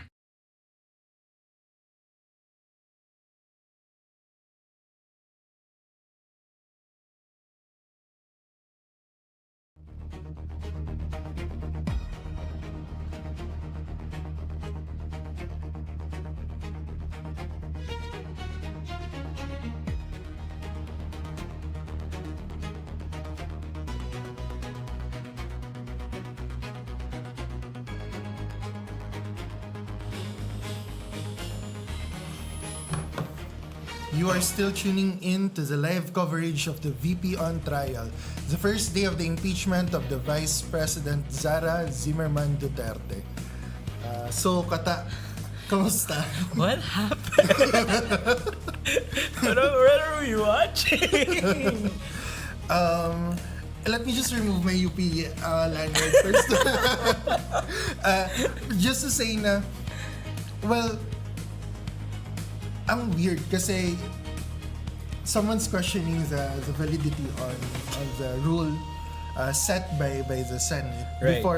before the sine die, no? Right. And this is in the person of Alan Peter Cayetano. Actually, tinatanong ko yan kanina during the recess or during the live kung is there any case na questionin ni Alan Peter Cayetano yung point na yun. Kasi remember, nung in-establish yung impeachment court, when they took oath, Alan Peter Cayetano took an oath as the presiding officer of this court. So, I think doon nagsisimula ata yung technicalities for this this debacle, if I could say it like that. Yeah, but I think what's interesting is like sino ba yung mga kaharap natin right now? Because the Senate is the one that tries the impeachment, but when they try the impeachment, they're not senators. Yeah. They are judges. Yeah. They're senator judges. They have two hats. Now, the argument kanina of the majority was, there's no majority, senator judges. Kasi nga, it's the impeachment court. Yes. So the argument of Judge Pangilinan was basically na hindi naman kasi sinasabi ng consti na ang Senate President ang magpe-preside or any of that matter. Like na medyo tinatry argue kanina ni APC, if you remember, na siya nga yung nag-oath nung time na siya yung Senate President. And also that the Senate promulgates the laws, the rules of the impeachment. As senators. The problem is they've been debating about this as judges. Diba? So kasi they are acting right now as judges. Regardless kung may senator doon, senator judges, meaning judge pa rin sila. Judge ka, diba? Judge sila. So because you have two functions diba? Like now that there's an impeachment like court, there's like na-convene, bilang senador, may dalawa ka ng trabaho. Trabaho mong magpasa ng batas, parte na nun sa pagpapasa ng batas na yun yung pagbuo ng sarili mong rules. At trabaho mo rin humusga sa impeachment. Magkahiwalay na trabaho yun. These are two separate hats. And this argument, if we just look back a year ago, was used by APC. This is not to throw rocks. Like nung time na na nagkakaroon ng yung unang impeachment na nag-proceed sila, albeit sobrang iksi lang nung quote-unquote impeachment na yun. May mga debate na rin noon may mga arguments na rin noon na we have different hats. Like it was said in the floor like a year ago. So parang we just follow that logic. Like for me, the discussion earlier really, it's not in the role of the judges. Frankly, I'm like kind of surprised na nagbabago yung presiding officer while they're wearing robes.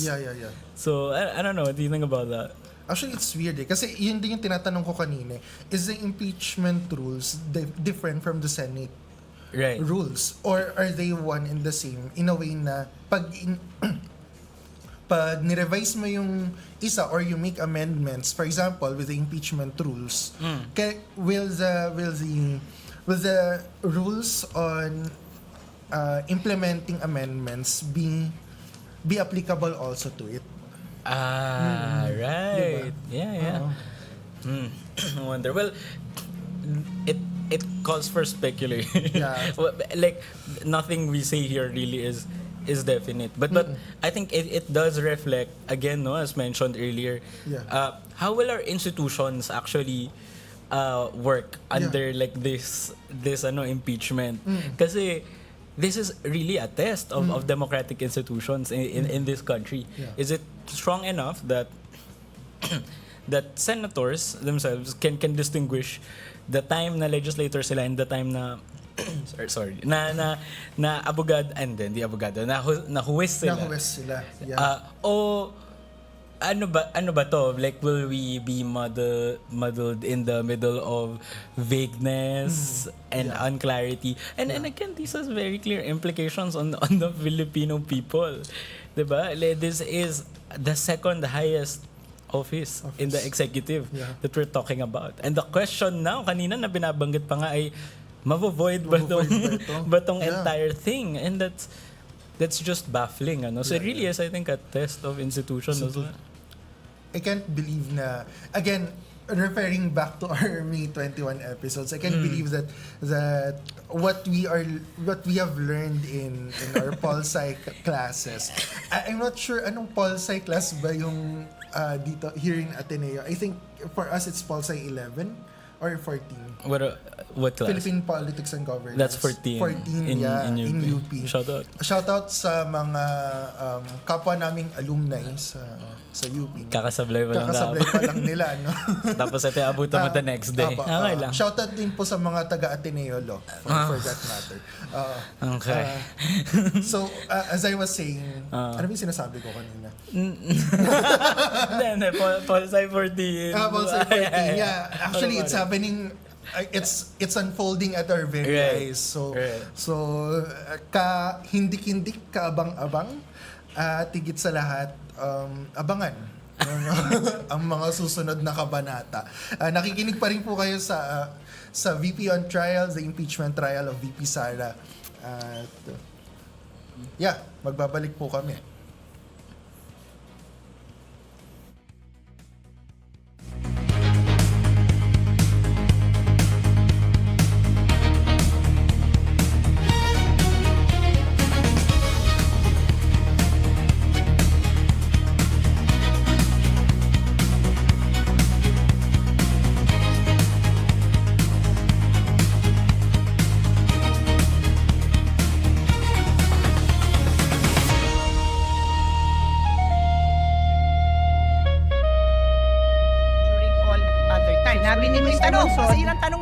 Is it not understood that when the President of the Philippines is on trial, it is the only time when the Chief Justice of the Supreme Court will preside during all other times? Ang sagot ni Mr. Davide, Mr. Presiding Officer, I precisely presented that because we have a distinction when it comes to the Chief Justice of the Supreme Court. But with that clarification, that in all other cases, it would be the President of the Senate who will preside, I withdraw the amendment. Kaya clear sa Constitution that in all other cases, the President of the Senate will decide. Wala, hindi ho applicable dito yung excluso unos. Hindi ko na-memorize yan kasi I graduated in 1991 and we took that up in 1987, but the phrase is, pag hindi kasama, excluded. Hindi po applicable yon. With all due respect to our former Senate President, it is the intention of the framers that matter. I will ask the page to help me distribute this among our colleagues.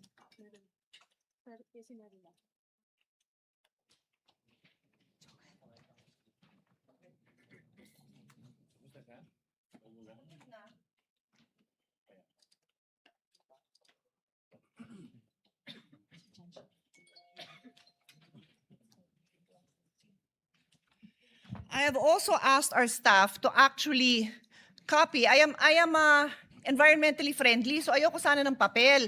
Pero alam ko na hindi po lahat sa atin gumagamit ng digital, ng electronic gadgets, kaya pinapel ko na lang. Pero kailangan ko pakita sa inyo yung mismong nasa journal, yan din yon, my dear colleagues. Yun lang hiling ko sa inyo, intindihan naman natin yung nandito, bumoto na. Pero intindihan naman natin kasi this is just the first day. We cannot disregard the Constitution. And I continue, Mr. President.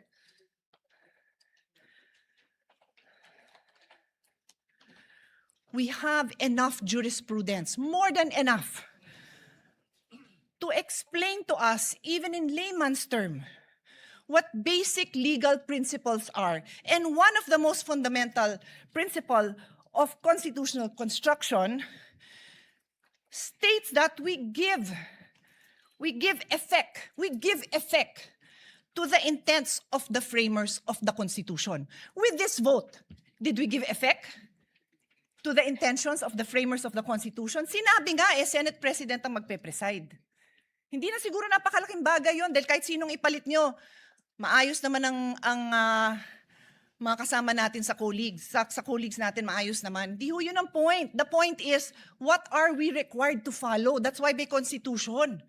And I will now state, for the record, a few cases that point out that this is what we are supposed to do, give effect to the Constitution. Lambino versus Commission election in GR number 174153, the Supreme Court looked explicitly to the Constitutional Commission deliberation to determine the nature of people's initiative. Because the text was debated, the court used the framers' explicit intention. I repeat, the court used the framers' explicit intention revealed in the plenary debates to prevent deceptive or misleading petition processes and establish a stringent full text requirement. So anong ginawa sa kaso? Tiningnan ang intent ng framers of the Constitution. Another case, Calderon versus Carale, GR number 9163. God bless his soul. Si Dean Carale was my dean. And Senator Imis as well. Senator Kikos as well. He was with my father in the University of Michigan. So, pagbigyan niyo na ako a moment of remembering him. In GR number 91636, the court resolved a dispute regarding the president's power to make appointments without confirmation by the commission appointment. The court examined the historical and textual context of Article 7, Section 16 of the 1987 Constitution, noting that the clear and express intent of its framers was to exclude presidential appointments from confirmation except for those expressly mentioned. So, balik ko sa kasong to. What was the clear intention? That the Senate President presides. That is the clear intention. Dear colleagues, umpisa pa lang. I beg all of you, makinig naman tayo. Masumunod naman tayo kung ano yung sinasabing trabaho natin. The Constitution, the intention of the framers, and then the clear construct. O, another case. Gold Creek Mining Corporation versus Rodriguez. This is a very old case. So yung mga binanggit sa inyo, bago-bago pa yun dahil si Dean Carale, buhay pa naman as of the pandemic. So 2,000 plus. Ito, 66 Philippines, 259. So for lawyers and law students, pag sinabing Philippines, pag yan yung ni-record, alam mo ng 50s, 1940s, something like that. Justice Jose Abad Santos articulated the definitive rule. The fundamental principle of construction is to give effect to the intent of the framers of the organic law and of the people adopting it. Dear colleagues, I can stand here and read more cases to all of us. We have law students. We have freshmen law students, we have fresh graduate, we have bar reviewees listening to us. Tapos tayo pa lang, hindi natin mabigyan pahalaga ang very clear legal principles. Pati ang prosecution and defense, nakikinig. Sana po, huwag niyong abalahin yung oras namin. Bigyan niyo naman kami ng maliwanag na mga arguments ninyo because we are willing to listen. Pero colleagues, patunayan naman natin that we are willing to listen. Hindi yung pagpasok natin, nag-prejudge na tayo. Kasi sad to say, mukhang ganon. I tell you, there will be times I probably will not vote with the minority because I believe tama yung sinasabi ng majority. Sana po, yun ang pakita natin sa taong bayan. So, hindi ko na abalahin yung time dahil kakaupo pa lang ng bagong presiding officer pero ang dami pang kaso that says, look at the intent of the framers of the Constitution. And today, we disregarded the intent of the framers of the Constitution. Magandang hapon po, gaya ng pag-uumpisa ng hearing na ito. We know the remarks of Senator P in connection with their explanation of vote. What is the pleasure of Senator Judge Soto? I'd like to explain my vote also, Mr. President. The gentleman may proceed and he has 2 minutes. I have Kindly one be line. mindful of the timer. I have one line to say. That's the reason I voted in favor. Because the minutes of the Constitutional Commission are merely research source. What is the pleasure of the Honorable Padilla?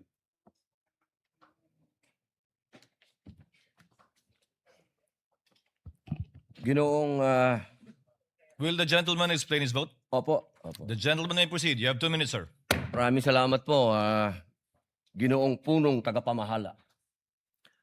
Mga mahal kong kasama, sa loob po ng 4 na taon na ako po ay ibinoto ng ating mga kababayan at nagsilbing senador, ako po ay naging tagapangulo ng komite ng constitutional amendments. At tuwing meron pong pagdinig, ang lagi po naming pinapatawag ay yung mga sumulat ng konstitusyon bilang sila po ang nakakaalam kung ano ang puso, ang diwa ng konstitusyon. Malinaw po na kung meron tayong pakikinggan, ay yung creator. Hindi po ba? Tayo naman po lahat ay naniniwala sa Panginoong Diyos, kaya tayo po ay naniniwala sa salitang creator, tagapaglikha.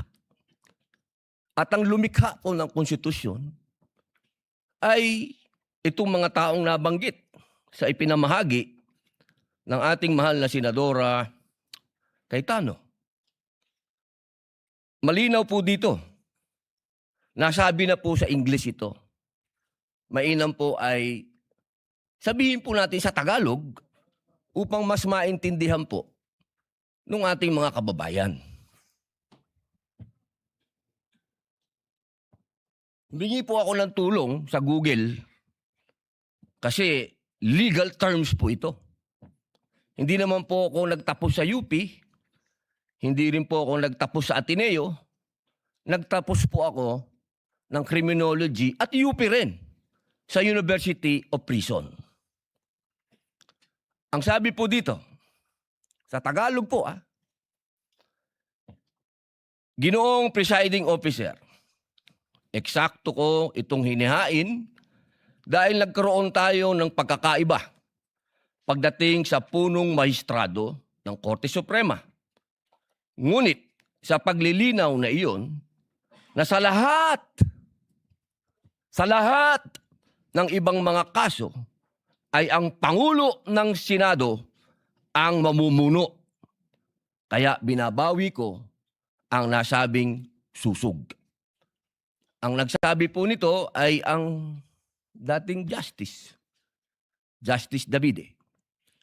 Ngayon, mga mahal kong kasama, at sa ating po mga taga-subaybay, ang batas po ay precise. Hindi po ito pwedeng iba-ibahin o baluktutin.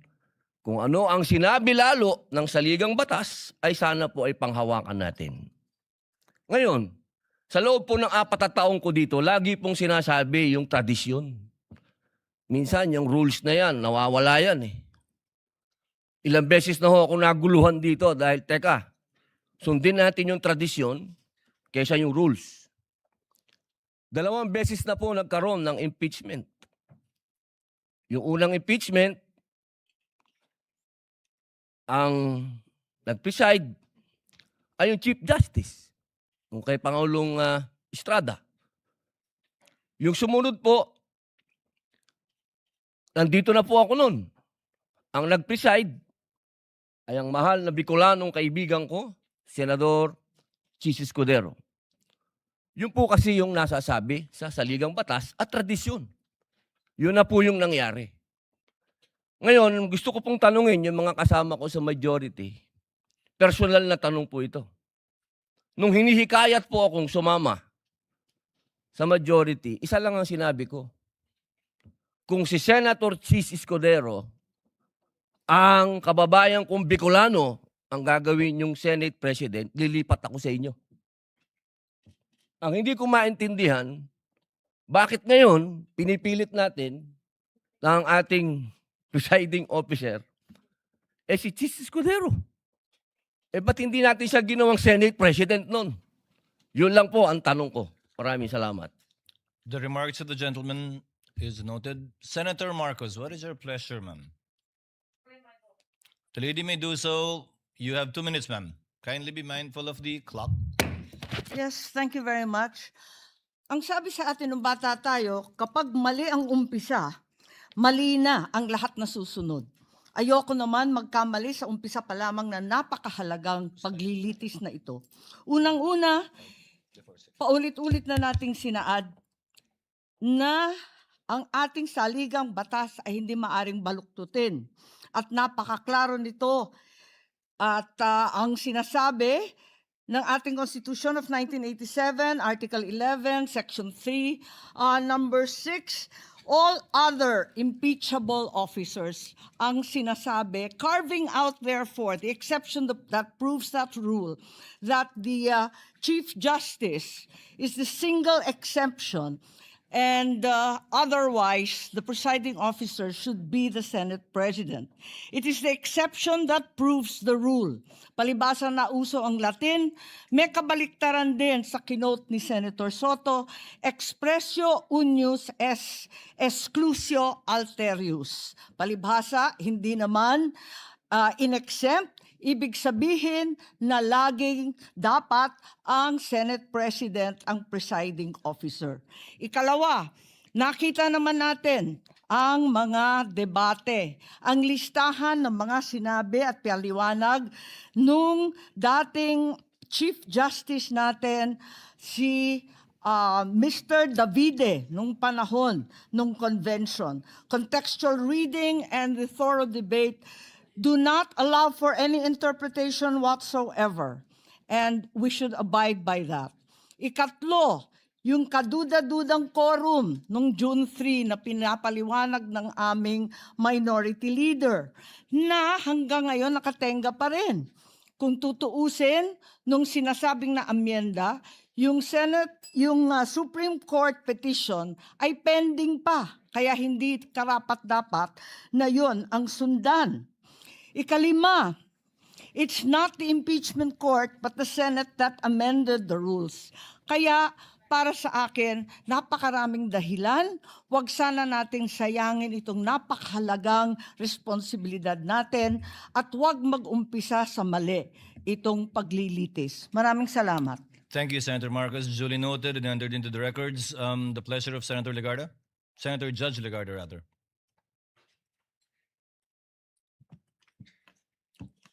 Thank you, Mr. Presiding Officer. Where the Constitution is The silent, lady will explain her vote or make a manifestation. it's a manifestation. Which, The lady may proceed with which her seems like an manifestation. She has 2 explanation of minutes. vote. Thank you. Where the Constitution is silent, the intent of the framers should guide the choice of the presiding officer.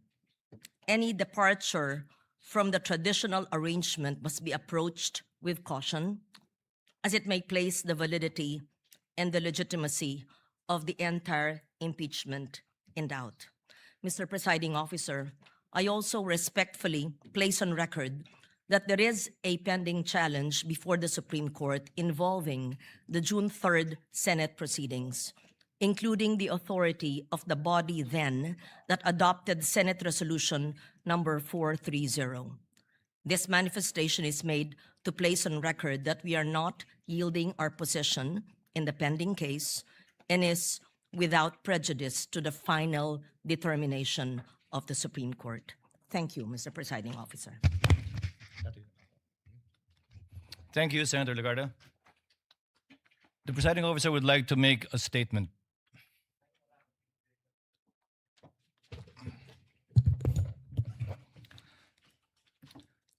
Sa mga ginagalaan kong kapwa Senator Judge, sa ating mga minamahal na kababayan, sa mga partido sa kaso na kabinbin ngayon sa Senado, isa pong maganda at pinagpalang hapon sa ating lahat. Sa araw na ito, muling gagampanan ng Senado ang isa sa mga pinakasagradong tungkuling iniatas ng saligang batas. Ang pag-upo natin bilang isang impeachment court para litisin at husgahan ang pangalawang Pangulo. Kinikilala ng ating saligang batas na may mga opisyal na may hawak ng kapangyarihan at pananagutan na napakabigat. Para sa kanila lamang itinakda ang impeachment bilang tanging paraan para sila ay panagutin. Article 11, Section 2 of the Constitution enumerates these officials: the President, the Vice President, the members of the Supreme Court, members of the Constitutional Commissions, and the Ombudsman.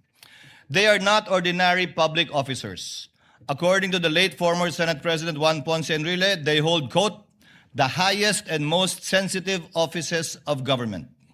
They may be removed from office only upon conviction for offenses of the highest constitutional gravity: culpable violation of the Constitution, treason, bribery, graft and corruption, other high crimes, or betrayal of the public trust. Impeachment is a means to preserve constitutional government through the removal and disqualification, if so warranted, of an unfit official from a position of public trust. 5 opisyal pa lamang ang na-impeach ng Kamara de Representantes sa ating kasaysayan sa ilalim ng 1987 Constitution. Una, si dating Pangulong Joseph Estrada noong 2001 na ang paglilitis ay naungusan ng mga pangyayaring humantong sa EDSA 2. Ikalawa, si Ombudsman Mercy Gutierrez noong 2011 na nagbitiw bago pa man mabuksan ang kanyang paglilitis ng Senado. Ikatlo, si Chief Justice Renato Corona noong 2011 din na nilitis na patunayang nagkasala at inalis sa tungkulin ng impeachment court bilang punong mahistrado. Ikaapat, si dating COMELEC Chairman Andres Bautista noong 2017 bagamat nagbitiw siya sa pwesto bago pa man mapadala ang articles of impeachment sa Senado. At ikalima, si Vice President Sara Duterte noong 2025. Subalit ang nasabing articles of impeachment ay idineklara ng Korte Supremang null and void ab initio kung kaya't ito ay inarchive ng Senado. Siya ay muling na-impeach sa kasalukuyang taon at ngayon nahaharap sa paglilitis na ito. Ipinakikita lamang na maikling talaan ito na ang impeachment ay hindi isang pangkaraniwang kaganapan. Turing nga ng Korte Suprema, quote, "It is the most difficult and cumbersome mode of removing a public officer from office." Subalit, ang paglilitis na ito hindi lamang hindi pangkaraniwan, ito ay tunay na bukod tangi. Bakit? Una, si Vice Presidente Sara Duterte ang kauna-unahang opisyal na 2 beses na na-impeach ng mababang kapulungan. Pangalawa, siya ang kauna-unahang Vice Presidente na haharap sa paglilitis ng isang impeachment court at pangalawang opisyal lamang na halal ng sambayanan na sasailalim sa prosesong ito. Pangatlo, siya ay hinahalal ng may pinakamalaking mandatong pinagkaloob ng sambayanang Pilipino sa sinumang kandidato sa ating kasaysayan. Mahigit 32 milyon o 61% ng kabuuang boto para sa ikalawang Pangulo. Pang-apat, ang articles of impeachment laban sa kanya ay inendorso ng 277 na miyembro na kumakatawan sa ating mga mamamayan mula sa iba't ibang distrito at sektor at ng ating bansa. Nakatumbas ay mahigit 80% ng kabuuan ng Kamara de Representantes. Terminating an elected mandate before the end of its term is among the most drastic acts our constitutional democracy can undertake. This is why the trial must be guided with prudence, tempered by caution, and marked with unquestionable impartiality. We must avoid even the appearance of impropriety and observe the cold neutrality of an impartial judge at all times. May I therefore caution my fellow senator judges, the prosecutors, the respondent, and their respective counsels and witnesses to refrain from making any comments and disclosures to the public pertaining to the merits of this trial as mandated by the impeachment rules itself. Let us heed the words of the Supreme Court that said, "Impeachment is not a chance to settle political scores. It is not a stage for political theater or personal attacks. Because when the focus shifts to the person rather than the alleged wrongdoing, the process loses its integrity." As presiding officer, I shall do my part to uphold the fairness and integrity of this process and shall see it through to its proper conclusion. At this point, I would like to thank my colleagues for their trust and confidence. I did not seek nor did I ask for this responsibility, but neither will I shirk from fulfilling this duty without fear or favor. This now brings me to the threshold questions that will guide the conduct of this trial and the rulings of the chair. First, what is the number of votes needed to convict the respondent? Second, what is the quantum of proof required to sustain a judgment of conviction or acquittal in these proceedings? Third, how strictly or liberally will this court apply the rules in resolving questions of procedure and evidence? On the first issue, the Constitution provides that no person shall be convicted without the concurrence of 2/3 of all the members of the Senate. With 24 members of the Senate, a literal interpretation of this means that conviction requires the affirmative vote of at least 16 senator judges. This literal interpretation finds direct support in the 2000 case of Bayan versus Zamora, which concerned the Senate's compliance with the two-thirds vote required to concur in a treaty. Despite having only 23 incumbent senators at that time, then Senator Gloria Macapagal Arroyo was elected as vice president. Therefore, there were only 23 senators. The court held the charter provides that the Senate shall be composed of 24 senators. Without a tinge of doubt, two-thirds of the figure, or not less than 16 members, is an unquestionable compliance with the requisite number of votes mentioned in Section 21 of Article 7. It behooves, therefore, all of us to observe the same fidelity with the Constitution in this trial, which affects not only the mere ratification of a treaty, but more so affects the substantial rights of the respondent, as well as the sovereign will of the people as expressed in the overwhelming mandate given to her. This is the prevailing law today, and whether we agree with it or not, we must abide by it. However, those who disagree are not without recourse, because this is without prejudice to the right of any party who holds a different view to seek judicial relief. And should the Supreme Court, who possesses the sole authority to interpret the Constitution by virtue of its power of judicial review, render a different ruling on this question other than what the chair has stated, this court and this representation shall faithfully abide by that ruling of the Supreme Court. On the question of quantum of proof, given that impeachment is a sui generis constitutional proceedings, the standards of proof that govern administrative, civil, and criminal proceedings do not apply. However, this does not mean that senator judges shall rely solely on their conscience in deciding this case. No less than the Supreme Court also said that, quote, decisions regarding whether to acquit or convict must be based upon clear charges supported by sufficiently clear and convincing evidence. Furthermore, let me be clear that the burden of proof in these proceedings rests upon the prosecution. It does not and will not shift. The respondent is afforded the presumption of innocence and has no obligation to disprove the charges against her.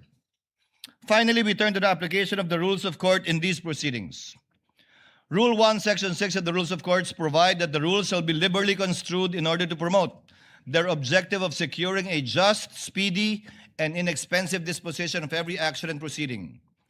We are also guided by the Supreme Court's Bench Book for Trial Judges, which reflects a long-standing principle of adjudication. In case of honest doubt about the admissibility of evidence, it is a better policy to rule in favor of admission and let the senator judges decide whether to give it little or no weight when deciding upon the case in the final outcome. But let me be clear. A liberal construction of the rules is not a license to ambush the opposing party, bypass due process, or introduce unverified evidence that would prejudice the fair and orderly conduct of this trial. Accordingly, consistent with the demands of due process, fair play, and the orderly administration of justice, the chair will construe the rules liberally so that, number one, the prosecutors may be able to adequately present their case, that the respondent may be able to rigorously test it. Number three, that the senator judges may be able to weigh the evidence for themselves. And fourth, so that the Filipino people may hear the whole and impartial truth regarding the allegations against the Vice President. Let us remember what our oath requires us, to do impartial justice according to the Constitution and the laws. Hindi po tayo nandito upang itaguyod ang anumang pampolitikal na adyenda. Hindi tayo narito upang paglingkuran ang kagustuhan ng alinmang panig. Narito tayo upang alamin ang katotohanan at sa pamamagitan nito, mapairal ang hustisyang walang kinikilingan. Ang tungkulin natin bilang mga hukom ay hindi maaaring talikuran. Sa gitna nito, batid ko ang mga problemang kinakaharap ng ating bayan na patuloy natin dapat pa ring pagtuunan ng buong pansin at hanapan ng solusyon. Tayo ay mga senador bago tayo umupo bilang mga hukom at mananatili tayong mga senador na patuloy na magsusumikap na tugunan ang mga pangailangan ng ating mga kababayan bilang Senado at hindi mababago ito. Kaya't aking hiling at dalangin na huwag sana malunod ang diwa ng pagkakaisang nagbigay sa atin, gaano man katindi ang mga debate at pagtatalo sa hukumang ito. Dahil anuman ang magiging kalabasan ng paglilitis na ito, laging kinakailangan ang Senado ang nagkakaisa. Dalangin ko po na sana pagkalubad tayo ng katatagan, karunungan, pagpapakumbaba at pag-unawa upang magampanan nating lahat ang ating tungkulin bilang mga hukom. Pagpalain na po lahat sana tayo ng poong may kapal. Maraming salamat at magandang hapon po.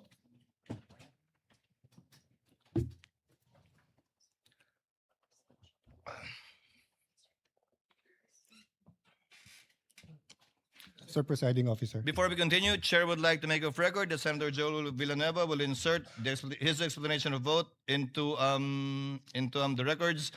If there are no objections, Chair dispenses with the reading of the minutes of the Journal of the May 18 Proceedings, 2026, and consider the same as approved. On the motion? There being no objection, Journal is hereby approved. Senator Cayetano? Mr. President, let me thank you and just make the manifestation that this representation believes that it is a threshold issue, the number of senators to convict, and 2/3, the logical, fair, that would give justice to the Constitution 16. So I thank you for that statement. And as you mentioned, it is a statement of the court, not only of the presiding justice, because napaka-importante na sa umpisa pa lang, alam na ng prosecution at alam na ng depensa kung ilan. Having said that, Mr. President, as to the issue of the presiding officer, not to take up more time, I'd like to register a continuing objection, but instead of giving my arguments, may I submit it in writing, with basically saying that violation of the Constitution is not a technicality.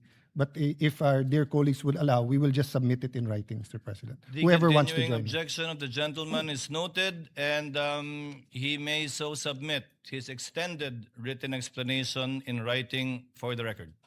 Senator Cayetano? Thank you, Mr. President. Just a few administrative matters with your indulgence, dear colleagues. The lady may proceed. Thank you. I read that we have rules for our resource panel and also our prosecution and defense that no drinks and food allowed. May I respectfully request that they be allowed to have water. It's a basic human right naman siguro na makainom ng tubig. I read something. I'm just saying, I saw it in the rules. So I'm making clear because knowing them, they will follow our rules, and I think it's not right to not allow drinks. And then, there may be some who are pre-diabetic or diabetic and need to eat something. So, if they have to have crackers or whatever it is that they need to have, I think we should allow them to do that, Mr. President. Sama-sama ko na yung rules ko, ha.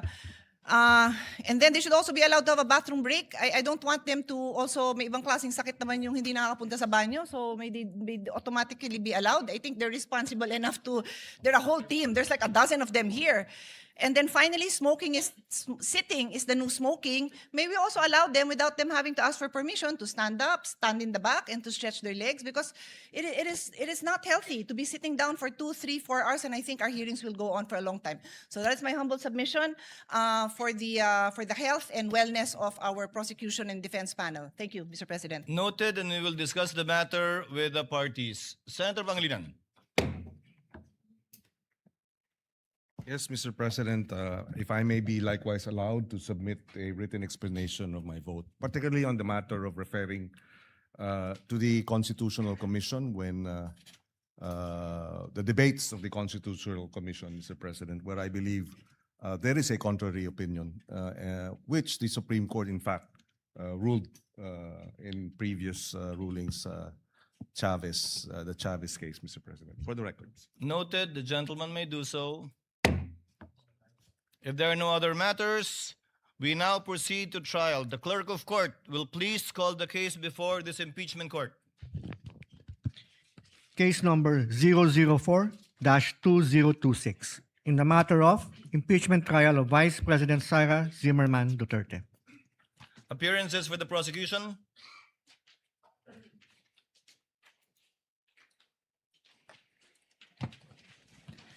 Good afternoon, Your Honors. We are 11 House prosecutors and 15 private prosecutors. I am Representative Jervil Jinky Pitrix Luistro appearing for the prosecution, we are ready, Your Honor.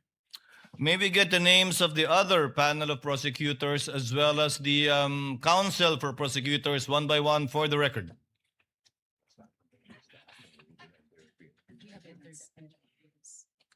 Good afternoon, if you're honest, please. We have already submitted the names of the public and private prosecutors who have formally entered their appearance. Ako po si Representative Jose Manuel I. Diokno, magalang pong humaharap sa Senate Impeachment Court. Ready po. Noted. Good afternoon, Your Honors. I am Representative Laila De Lima from the Mamamayang Liberal or ML party list, respectfully appearing as public prosecutor. We're ready.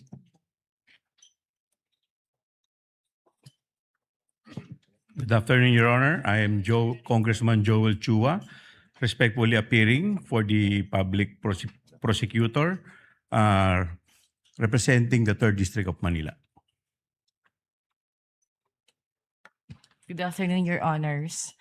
I am Arlene Kakabagaw from Dinagat Islands, representing the public prosecutor, Your Honor. Good afternoon, Your Honors. I am Representative Lawrence Rivera Defensor from the 3rd District of Iloilo, respectfully appearing as public prosecutor.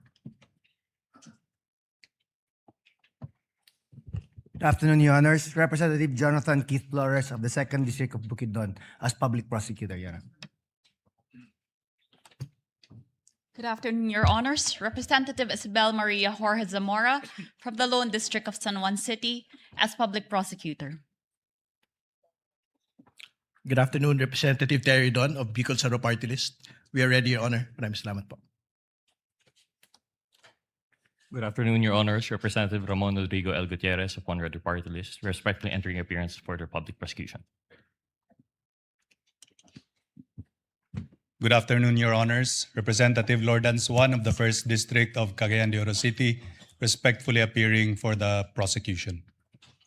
For the record and for the information of our prosecutors, the term used in our rules for the public prosecutors, as you so mentioned, should be panel of prosecutors of the House of Representatives. And insofar as I've been hearing the term private prosecutors, the private lawyers will be referred to as counsel for the prosecutors.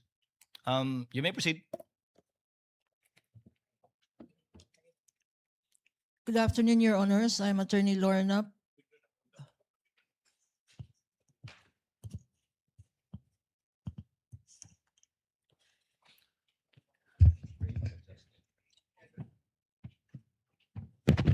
Good afternoon, Your Honors. I'm Attorney Lorna Patao Kapunan, counsel for the prosecutors, under the control and supervision of the panel of prosecutors from the House.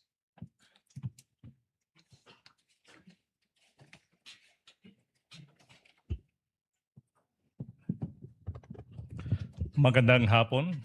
Ako po si Attorney Amando Virgil D. Ligutan ng Sapayan Lim Alvarez and Ligutan Law Offices or sa Legal Law from Cebu City. We are under the direct control and supervision of our honorable prosecutors from the House of Representatives. Ready, Your Honor.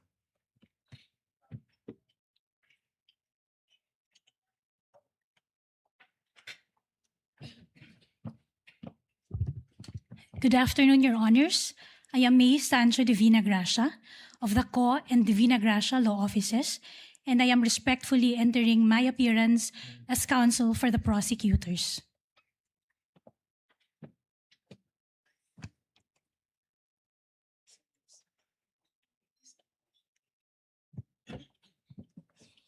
Your Honors, good afternoon.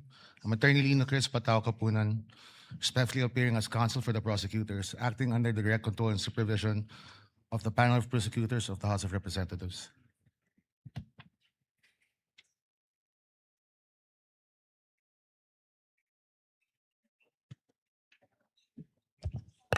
Good afternoon, Your Honors. Attorney Sonia Castillo, private prosecutor, under direct control and supervision of the public prosecutors. We are ready, Your Honor.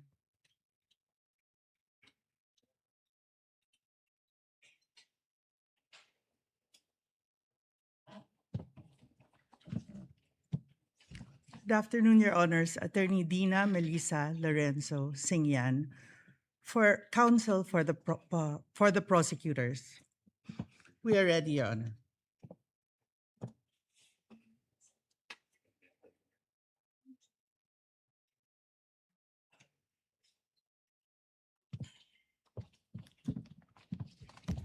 Good afternoon, Your Honors. I'm Attorney Marford T. Fua, appearing as counsel for the panel of prosecutors. Good afternoon.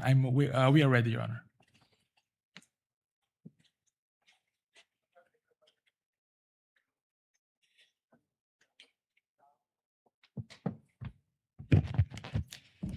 Good afternoon, Your Honors. I am Attorney Erwin G. Matib, respectfully appearing as counsel for the prosecutors. We are ready.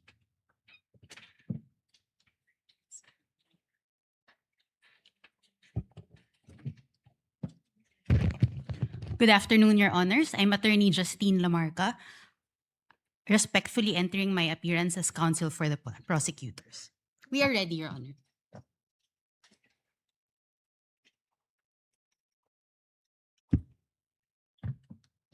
Good afternoon, Your Honors. With respect, James Brian Ibrahim Ali of Pecca Barlo, formerly Ponce Enrile Reyes and Manalastas, appearing as counsel for the prosecutors. We're ready to proceed today, Your Honor.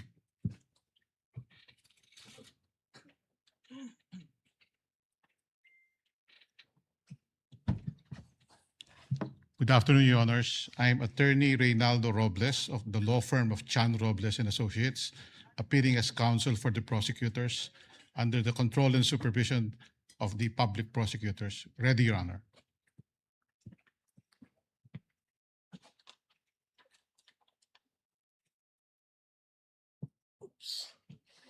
Good afternoon, Your Honors. Bettina Nepomuceno Zamora, respectfully appearing as counsel for prosecutors. We are ready.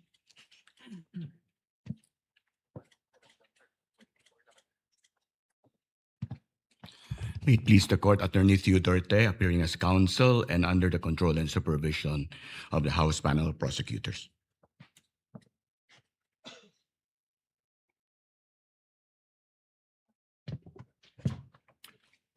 Good afternoon, Your Honors.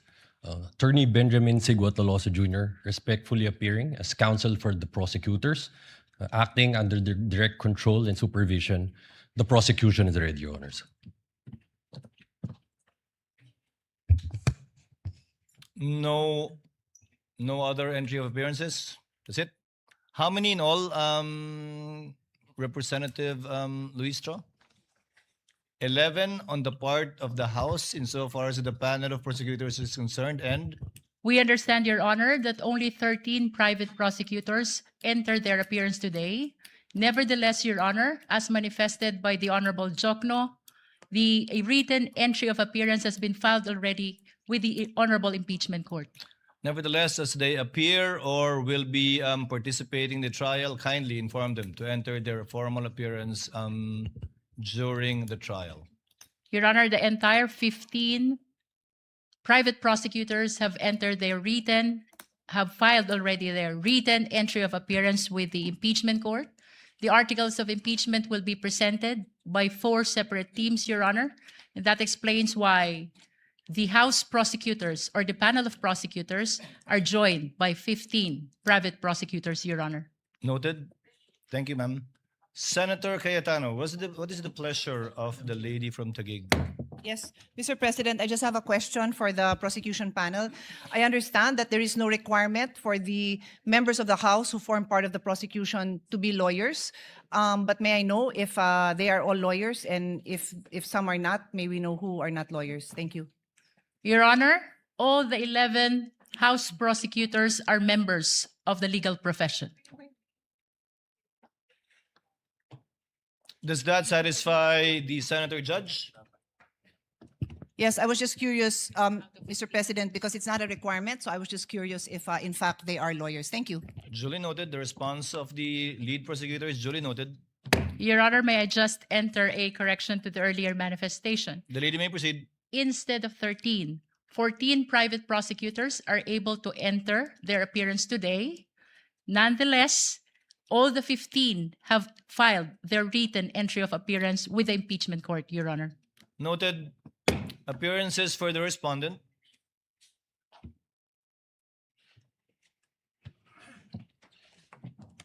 Good afternoon, Your Honors. I am Sheila Sison, respectfully appearing for Vice President Sara Zimmerman Duterte. With the permission of the court, my co-counsel will enter their respective appearances. You may proceed. Gregorio Y. Narvasa II.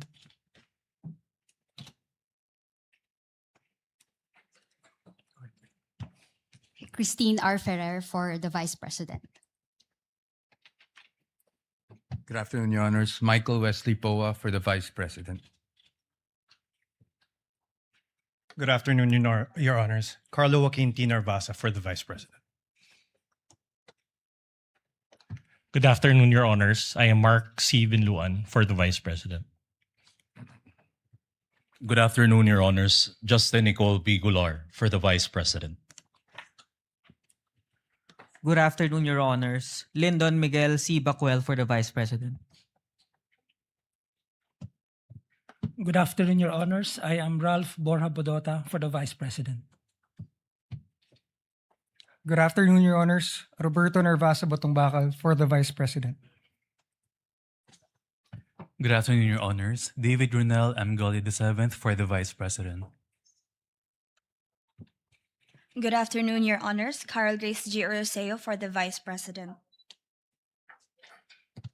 Good afternoon, Your Honors. Clarlene Radok for the Vice President. Good afternoon, Your Honors. Francesca Marie V. Flores for the Vice President. Good afternoon, Your Honors. Miguel Carlos Albar Fernandez for the Vice President. Chair notes the entry of appearance of the counsels for respondent Vice President Sara Zimmerman Duterte, and Chair likewise notes that the Vice President is not physically present but represented more than adequately by her counsels who entered their appearance. On May 19, 2026, the court, pursuant to Rule 7 of our rules, issued the summons to Vice President Sara Zimmerman Duterte to answer to the articles of impeachment. On May 20, 2026, the Sergeant at Arms served the summons on the Vice President and made the return of service under oath before the Secretary of the Senate. Let the return be entered at large into the records pursuant to Rule 8 of the Rules of Procedure on Impeachment Trials. So ordered. Likewise, the court received pleadings, comments, manifestations filed by the parties. All such pleadings, comments, manifestations, and requests filed by the parties, as well as all issuances and orders of the clerk, as well as the clerk of court, made through the presiding officer, are hereby deemed read into the records of the case. So ordered. At this juncture, the chair would like to direct the parties to prepare for their opening statements. We will start with the prosecution. May I know from the prosecution who will deliver the opening statement, and from the respondent who will deliver the opening statement? Under our rules, only one lawyer shall deliver the opening statement for either side. I presume Representative Luistro, you will deliver for the prosecution and for the part on the part of the respondent? I will deliver the opening statement for the defense, Your Honor. Representative Luistro from the panel of prosecutors of the House of Representatives is now recognized to deliver her opening statement for the prosecution. You may proceed, ma'am, and you have 15 minutes. Your Honor, before I proceed, the prosecution respectfully moves for the reading of the 4 articles of impeachment and the entry of the corresponding answer or plea for each article of impeachment, Your Honor. Your Honor, this is consistent to the Senate rules on impeachment, particularly Rule 7, Your Honor, the last paragraph of which mentions about failure to appear, failure of the lawyer to appear, and failure to file answer. There should be an entry of plea of not guilty. Likewise, Your Honor, under Rule 9 of the Senate Rule of an Impeachment, which says that the person impeached shall then be called to appear and answer the articles of impeachment against him or her. In this rule, Your Honor, it was likewise provided that the name of the person appearing in behalf of the respondent should be entered into the record. And by the answer, Your Honor, it is humbly believed that it pertains to the particular plea of whether guilty or not guilty of the respondent, Your Honor. Likewise, Your Honor, under Rule 22:21, Your Honor, the trial of all the articles of impeachment shall be completed before the senators vote on the final question of whether or not the impeachment is sustained. It is gleaned from this rules, Your Honor, that the senators will be voting on a per article basis, Your Honor. And that is why it is the humble submission of the prosecution that there should be reading of the article and entry of the particular plea per article, Your Honor. This likewise, Your Honor, manifests our complete adherence to the mandate of the Constitution sa pagbasa po ng mga artikulo ng impeachment at pagpapasok ng sagot ng respondent, maipakita po natin sa sambayanang Pilipino ang ating pagsunod sa mandato ng Konstitusyon. Likewise, Your Honor, it upholds due process not only of the respondent, but also of the Filipino people. Sa pagbasa po ng mga artikulo ng impeachment, she will be informed of the nature of the accusation against her bago pa po siya sumagot whether she is guilty or not guilty, Your Honor. Likewise, Your Honor, ang 4 na artikulo po ng impeachment ay nakabase sa iba't ibang alegasyon ng facts at iba't ibang nature of accusation or cause of action, Your Honor. And with that, Your Honor, it is perceived that there is a possibility that the plea of the respondent to each and every article will be different from one another, Your Honor. And lastly, Your Honor, this is consistent with the Senate rules on impeachment because the senator judges, the honorable senator judges, Your Honor, will be voting on a per article basis after the conclusion of the trial of this impeachment case, Your Honor. The chair will respond. Unless the counsel for respondent would like to say something about the motion of the distinguished lead prosecutor. Yes, Your Honor, may I comment? The lady may proceed. Before the presiding officer can rule on the motion or request of the lead prosecutor. But before I give my comment, may I just clarify if the lead prosecutor is now making a motion to arraign the respondent accused. Your Honor, whether this is arraignment or otherwise, the motion of the prosecution is very much consistent with the Senate rules on impeachment. I think the question, Your Honor, is very simple. As I have It's mentioned, Your answerable by Honor, yes or no, Your Honor. Rule Is the 7, lead prosecutor, Rule 9, is the lead Let prosecutor this not be a debate between the requesting councils. for the respondent accused to Counsel be for arraigned, Your Honor? respondent, kindly make your comments and avoid asking questions from the counsel for the prosecutor. We will recognize the counsel for respondent for her comments on the motion and the manifestations made by the lead prosecutor for the House. You may proceed, ma'am. Thank you, Your Honor. I believe I have a standing question to the lead prosecutor, and I would like to ask her for the legal basis for requiring the respondent to be arraigned today.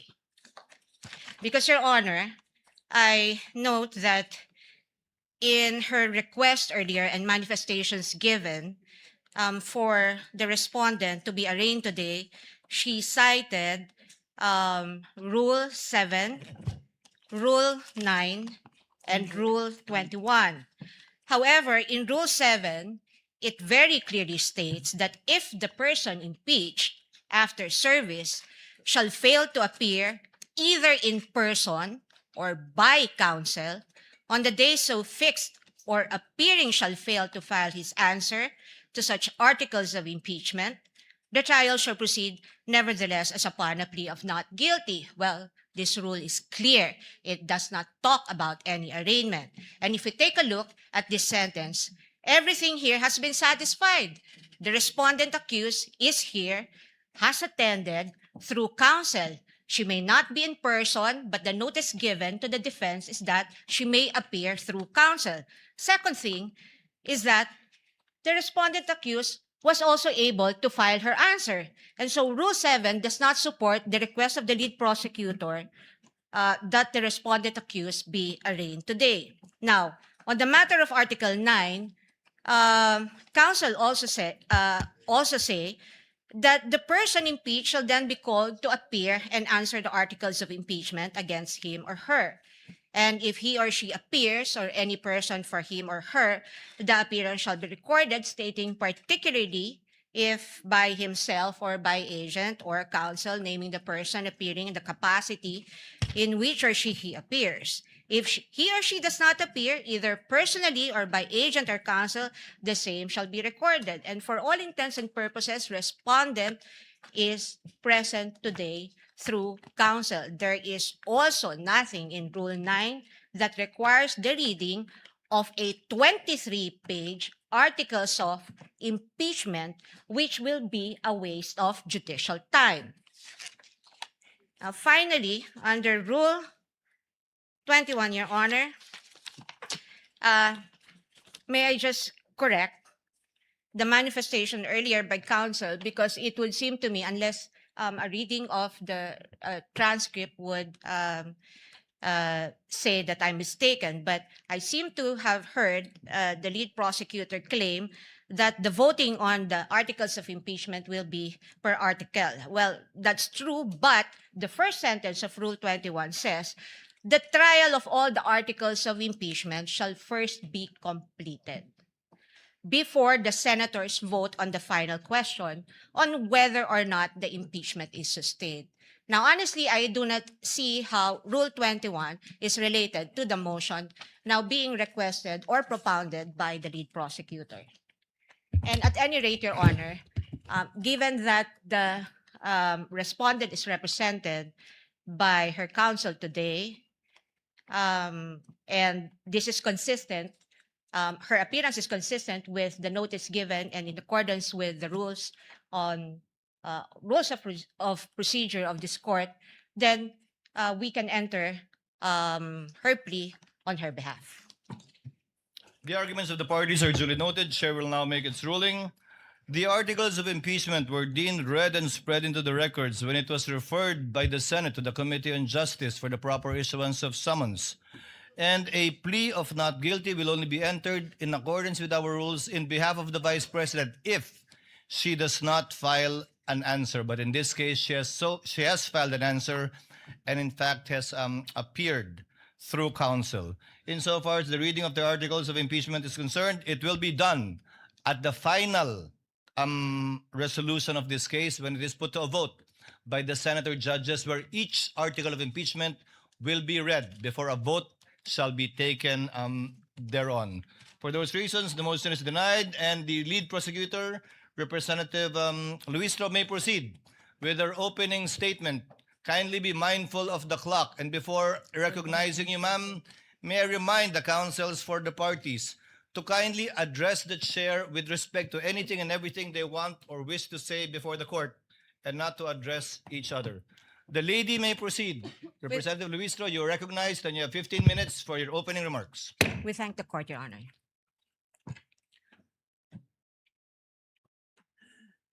Mr. Presiding Officer, the Honorable Cheese Escudero, the Honorable Senate President, Honorable Win Gatchalian, sa atin pong mga kagalang-galang na Senator Judges, mga minamahal na kababayan, sa loob ng bulwagan o sa labas man, mga nakatutok sa telebisyon, sa cellphone o sa radyo, saang sulok man ng mundo, kayo naroroon.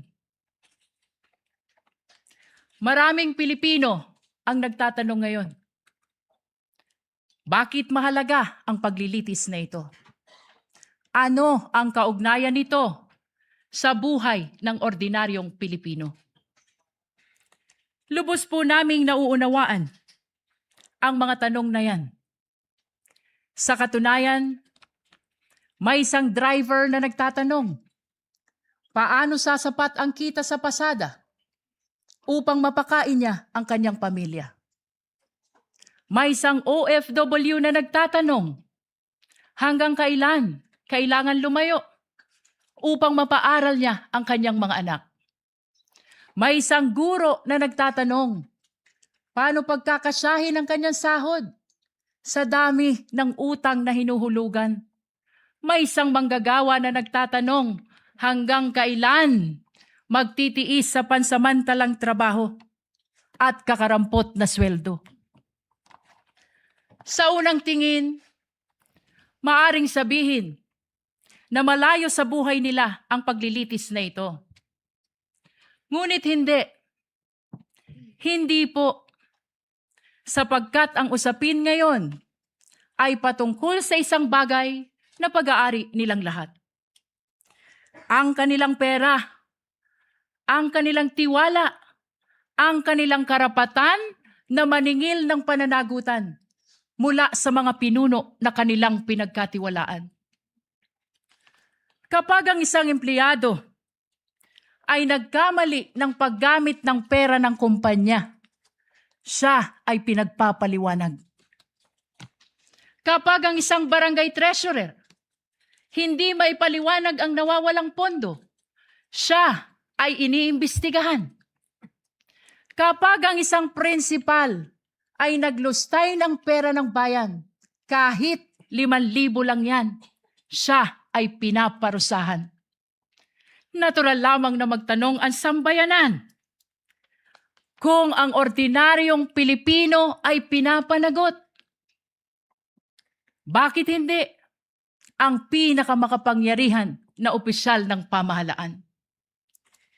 Ito ang dahilan kung bakit mahalaga ang paglilitis na ito.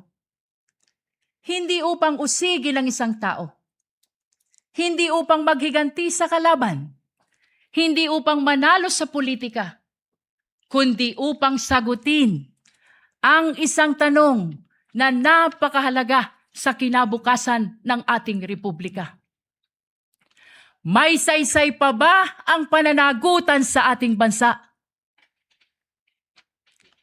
Sapagkat ang kasong ito ay higit at lampas sa sino mang opisyal. Higit at lampas sa anumang partido. Higit at lampas sa alinmang administrasyon. Your Honors, the framers of the Constitution understood that there may come a day when extraordinary power would be entrusted to extraordinary office. They also understood that there may come a day when trust would be broken. And that is why they gave the House of Representatives the power to impeach and the Senate the duty to judge, not to punish political opponents, not to settle political scores, but to protect the republic itself. That is why the Constitution declares public office is a public trust. Ang kapangyarihan ay hindi pag-aari ng sino mang opisyal. Hiram lamang ito sa taong bayan. At ito ang dahilan kung bakit naririto tayo ngayon. Your Honors, the prosecution will present exactly what the Constitution requires. Evidence. Hindi chismis. Hindi haka-haka. Hindi propaganda. At lalong hindi SOCMED narrative. Evidence. Official records. Financial documents. Government reports. Video recording. Statements under oath. Independent findings of institutions created by law. Mga dokumento na hindi bumoboto. Mga records na walang partido. Mga katotohanan na walang kulay pampolitika. Sa unang tingin, maaring magmukhang magkakahiwalay ang 4 articles of impeachment. Confidential fund, unexplained wealth, bribery and corruption, threat against constitutional order. But these are not 4 separate stories. These are 4 chapters of the same story. Story about power exercised without accountability. Story about public trust betrayed. Story about public office that stopped answering to the public. On the first article of impeachment, the evidence will show that more than 612 million pesos in confidential fund entrusted to the office of the Vice President and the Department of Education were disbursed, transferred, and liquidated under circumstances that cannot withstand scrutiny. 612 million pesos. Hindi ito pera ng gobyerno. Pera ito ng sambayanan. Pera ng manggagawa. Pera ng magsasaka. Pera ng OFW. Pera ng guro. Pera ng bawat Pilipino na nagbabayad ng buwis at nagtitiwala na gagamitin ito ng tama. The evidence will show liquidation reports supported by questionable documents. The evidence will show acknowledgement receipts bearing names government records could not verify.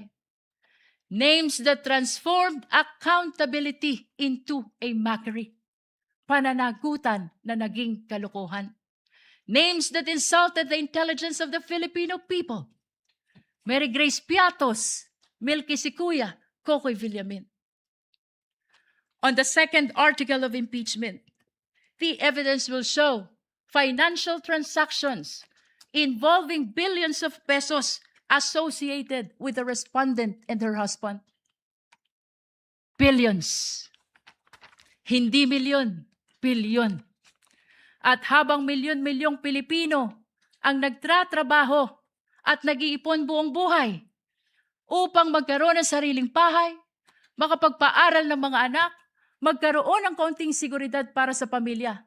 Aba, bilyon-bilyong piso ang dumaan sa mga bank accounts na hindi maipaliwanag ng maayos. This article is not about wealth. This is about accountability. This is about explanation. If wealth was lawfully acquired, where is the lawful explanation? If transactions were proper, where is the complete accounting? If numbers truly add up, then why do they refuse to reconcile? On the third article of impeachment, the evidence will show bribery, graft, and corruption through the distribution of cash payments and monetary gifts to officials under the supervision of the respondent. This article is not simply about envelopes. This is about institution. This is about whether loyalty was purchased rather than earned. Government cannot function if loyalty is purchased instead of earned. Kapag nabibili ang katapatan, nawawala ang integridad. At kapag nabibili ang opisyal, nabubudol ang bayan. Perhaps the greatest tragedy is where the conduct allegedly occurred. In the Department of Education. Tama po sa DepEd. The institution entrusted with teaching future generations honesty, responsibility, integrity. On the fourth article of impeachment, the evidence will show culpable violation of the Constitution, high crime, betrayal of public trust through conduct that threatens constitutional order. Among all allegations before this court, none strikes more directly at the heart of constitutional order than this one. Ito na po ang pinakamatindi. And unlike in many cases, which depends upon competing accounts, this evidence comes substantially from the respondent's own recorded public statements. The court will see them. The court will hear them. The court will judge them. public officials may disagree. We may criticize one another. They may compete fiercely for power. That is democracy. But democracy ends when violence begins. Sa kasaysayan ng ating republika, walang vice presidente na may kaibigan na hitman. Ngayon lang. Walang vice presidente na nagpapapatay ng Pangulo. Ngayon lang. Walang vice presidente na handang magpapatay para lamang makaupo sa pwesto. Ngayon lang. The Constitution provides many means on how to resolve political conflict. Election, legislation, public debate, judicial review, and even impeachment. But it does not permit threats. It does not permit violence.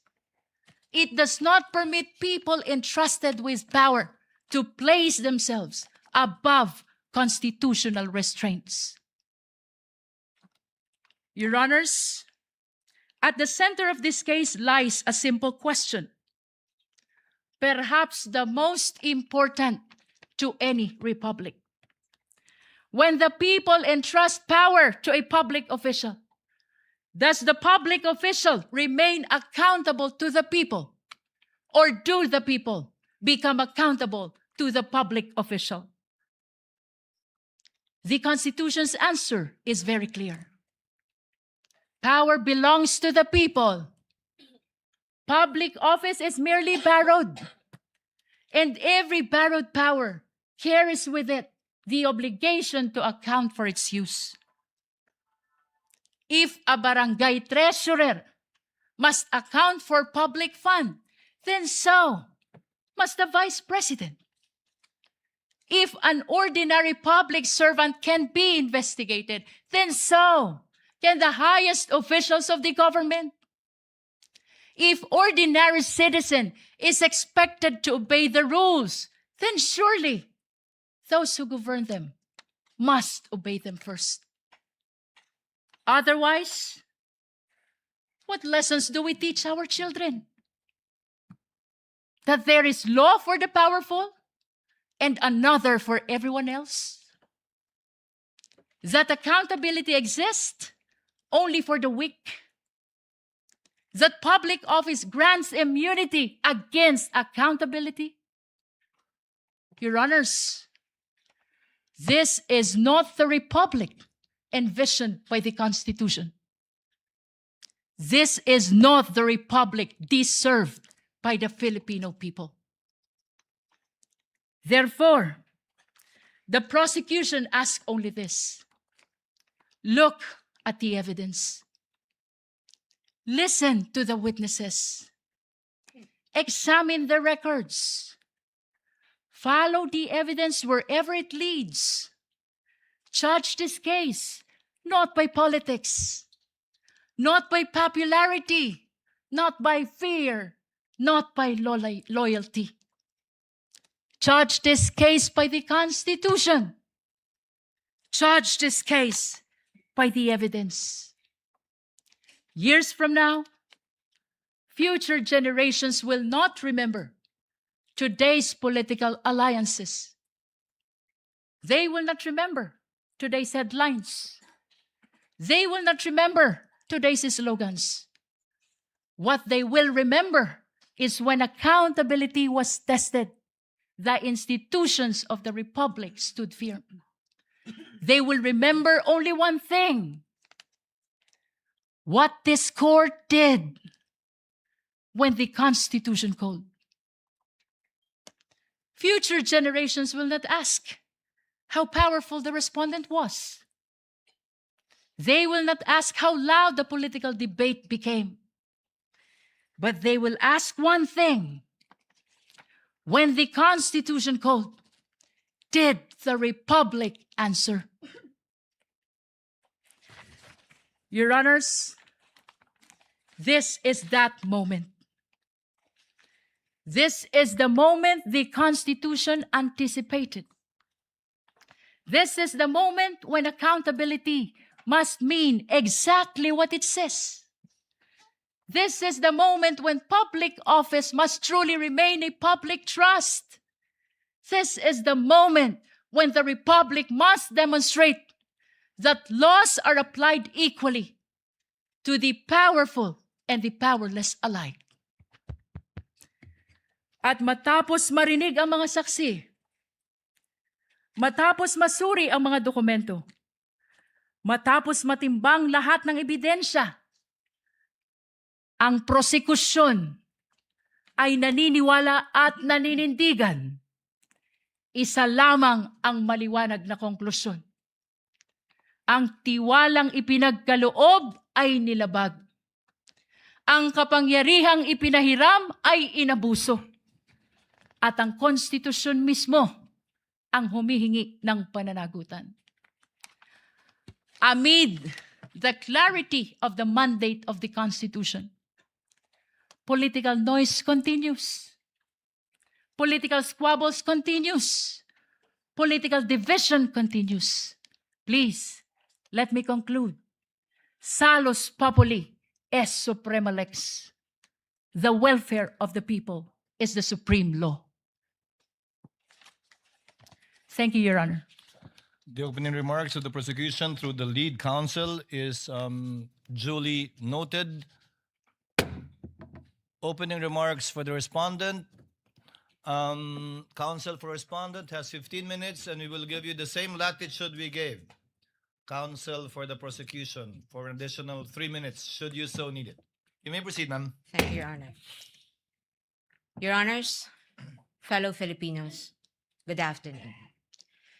As we begin today the impeachment trial of the Vice President, and in the days ahead, this court will undertake its constitutional task of receiving and weighing the parties' evidence, and ultimately to decide whether these pieces of evidence justify either a judgment of conviction or acquittal, guided only by its members' conscience and their solemn oath to do impartial justice. The present undertaking of this court, therefore, not only carries the weight of the Constitution, but also the imprint of our nation's history, because the Filipino people have shown that they never forget. We, as a nation, never forget. But why is the act of remembering important? What does it matter to our history and to ordinary Filipinos? Because in this trial, the prosecution proposes that we unseat the Vice President elected to office by more than 32 million Filipino people, more than the number of votes cast for the sitting president, and much greater than any of the votes secured by each of the members of the House of Representatives who now are here to prosecute her and seek to undo this people's choice. Sa makatwid, ang malinaw na layunin sa likod ng mga paratang na ito ay ang pagpapatalsik sa isang vice-presidenteng inihalal ng mahigit 32 milyong Pilipino at bunga ng kanilang malayang pagpapasya. Whatever one's political persuasion is, the reality is that the prosecution now comes before this court to remove a vice president chosen by an overwhelming number of the electorate. You all have heard the prosecution say repeatedly that this is because they seek accountability, that the people have a right to hold their leaders accountable. This is not a matter of debate. Indeed, the people have a right to demand accountability from their leaders. What we have yet to hear from the prosecution, however, is this. When the Constitution declared under Section 1, Article 11, that public office is a public trust and that public officers and employees must at all times be accountable to the people, serve them with utmost responsibility, integrity, loyalty, and efficiency, act with patriotism and justice, and lead modest lives, the Constitution does not only speak to the Vice President, it also demands the same standards from the prosecutors. Being public officers themselves, the public prosecutors and the members of the House of Representatives are also held to the same constitutional standard. And so we must remember what history tells us. This is not the first time that members of the House of Representatives have attempted to remove the Vice President, and in a manner not compliant with the Constitution. In a July 25, 2025 decision, the Supreme Court unanimously declared in Duterte versus House of Representatives, GR numbers 278353 and 278359, that the impeachment proceedings in the House of Representatives were tainted with grave abuse of discretion, rendering the articles of impeachment that the House transmitted last year to the Senate as void ab initio. Early this year, the Supreme Court unanimously denied with finality the House of Representatives' motion for reconsideration of that decision, with a reminder that while impeachment is a powerful democratic process to call out corruption and grave abuse, impeachment can be abused, and that impeachment should never be abused to maintain the hegemonic dominance of greed by shaming those who occupy high government positions into preventing them from doing what they were sworn to do. But perhaps the most enduring reminder of the Supreme Court that we must not forget in the entire course of this trial is that, in the words of the court, the rule of law that does justice is our lodestar, and that justice includes accountability. Justice includes fairness. Without fairness, there is abuse. This fairness is what our democracy is all about. It is in light of these reminders that we draw attention to certain fundamental legal principles that we think we must not forget throughout this trial. Mga batayang prinsipyo na dapat nating tandaan sa buong panahon ng paglilitis na ito, anuman ang ating kulay o politika. If we are to be true and honest to our proclaimed values, such as the pursuit of accountability, justice, and integrity in our system of government, then we must remain possessed of an unyielding resolve to ensure that the trial and judgment in this case are done in accordance with the command of the Constitution, the majesty of the law, and the discipline required by the rules. Otherwise, those who stand in sanctimonious judgment of the Vice President will send a clear message that the law can be bent when it suits the convenience of the powerful, and that justice can be sacrificed at the altar of partisan interests. Mahalagang tandaan ang mahigpit na paalala ng ating Korte Suprema. Impeachment is not a purely political proceeding. It is primarily a legal, political, and constitutional mechanism. Ibig sabihin, kailangang naayon sa batas at konstitusyon ang anumang proseso nito. According to the Constitution, it is the Senate that shall have the sole power to try and decide all cases of impeachment. This power is not shared. The Constitution gives no other body, department, tribunal, agency, or a mere committee of any of these institutions the power to try an impeachment case.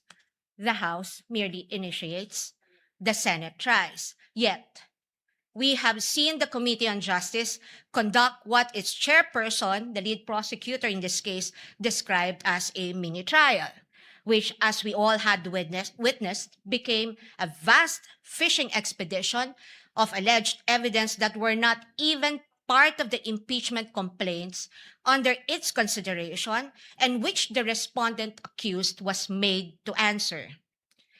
In that mini trial, we saw how the purported pieces of evidence were curated to construct a narrative against the Vice President even before this case reaches trial. The articles of impeachment presented before this court as an exercise of the House's power to initiate impeachment cases are therefore, in sober truth, the product of an impermissible intrusion of clear constitutional boundaries.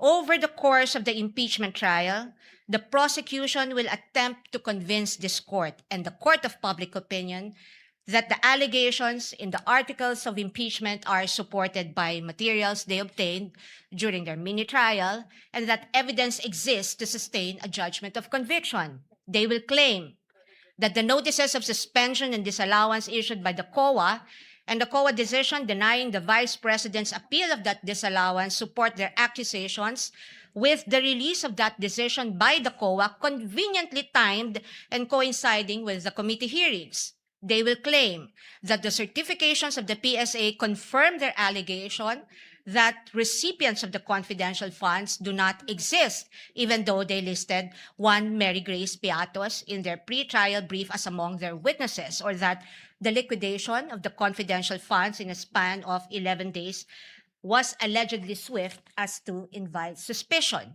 The prosecution will assert that the supposed NBI findings of similar signatures across a number of acknowledgement receipts submitted to the COA are supportive of their conclusion that the disbursements of the confidential funds were irregular.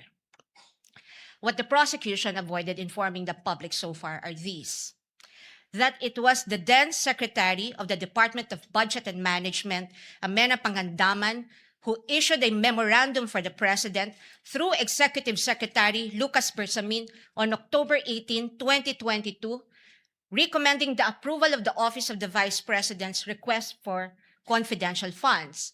That the Office of the President did in fact approve that recommendation of the DBM through a memorandum from the Executive Secretary dated November 28, 2022, and signed by the former Executive Secretary Lucas Bersamin by order of the President. That on December 13, 2022, the DBM issued a special allotment order number SARO-BMB-C-22-001-2004, signed by former Secretary Amena Pangandaman, to cover the request of financial assistance, subsidy, and confidential funds of the OVP that, notwithstanding the impending end of the fiscal year, the confidential funds were nonetheless released to the OVP on December 20, 2022 under this documented approval process. That the COA decision is far from being final, that there is a pending motion for reconsideration of that decision, that, assuming arguendo, the COA denies that MR today, or while this trial is ongoing, as could plausibly happen under the circumstances, the respondent accused still has legal remedies available under the law and rules and can file a petition to question the validity of any forthcoming resolution of the COA on the MR under Rule 64 via petition for certiorari under Rule 65 of the Rules of Court, and more importantly, that nothing in the notice of disallowance or COA decision states any findings of supposed misuse of confidential funds as confirmed by Attorney Gloria Camora when she was asked on this point during the committee hearing on April 14, 2026. Across all other articles, the prosecution will lay a landscape of what it deems to be their evidence in support of their speculations and conclusions. We are not strangers to all these accusations, precisely because this was not the first time these narratives were foisted into the minds of the general public. We have heard the same tales and stories of these accusations since 2024, when the House conducted its Quadcom hearings and most recently the mini trial of its Committee on Justice. But what we must not forget amid all these accusations is the fundamental legal principle that the burden of proof never shifts. The burden of proof never shifts. He who accuses must prove his allegations with evidence that meets not only the degree of proof required, but also meets the evidentiary standards of admissibility, credibility, relevance, materiality, and competence. We therefore should not lose sight of the core principle that the burden of proof is on the prosecution, and unless it discharges that burden, the accused need not even offer evidence on her behalf, and she will be entitled to an acquittal. This is the law then. This is the law now. And the underlying principle for this burden of proof is simple. Under our Constitution, every accused is presumed innocent until proven otherwise. An accused has in her favor the presumption of innocence, which the Bill of Rights guarantees. This also brings to fore the reality that, in the words of the Supreme Court in People versus Pagal, the individual citizen is but a speck of particular molecule vis-a-vis the vast and overwhelming powers of government, and his only guarantee against oppression and tyranny are his fundamental liberties under the Bill of Rights, which shield him in times of need. Sa madaling salita, kinikilala ng ating saligang batas na sa bawat paglilitis, ang isang individual ay nahaharap sa malalim at napakalaking makinarya ng buong Estado. At ang tanging sandigan lamang niya laban sa anumang pang-aabuso ng kapangyarihan ay ang kanyang mga batayang karapatan sa ilalim ng ating konstitusyon.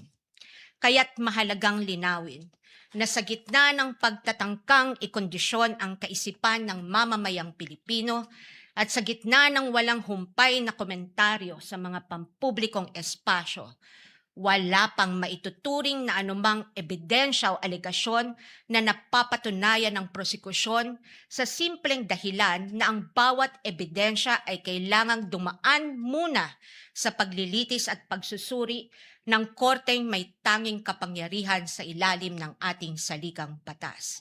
Higit sa lahat, ang anumang paglilitis ay kailangang naayon sa itinatakda ng ating batas at konstitusyon at hindi lamang sa kagustuhan ng iilang may hawak ng kapangyarihan. One might ask, why is it important that we must not forget these basic principles?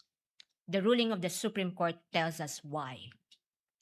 The Bill of Rights applies to the entire impeachment process because inasmuch as our court recognizes that impeachment is a political process, it reminds us that it is not a purely political process, but a legal and constitutional mechanism.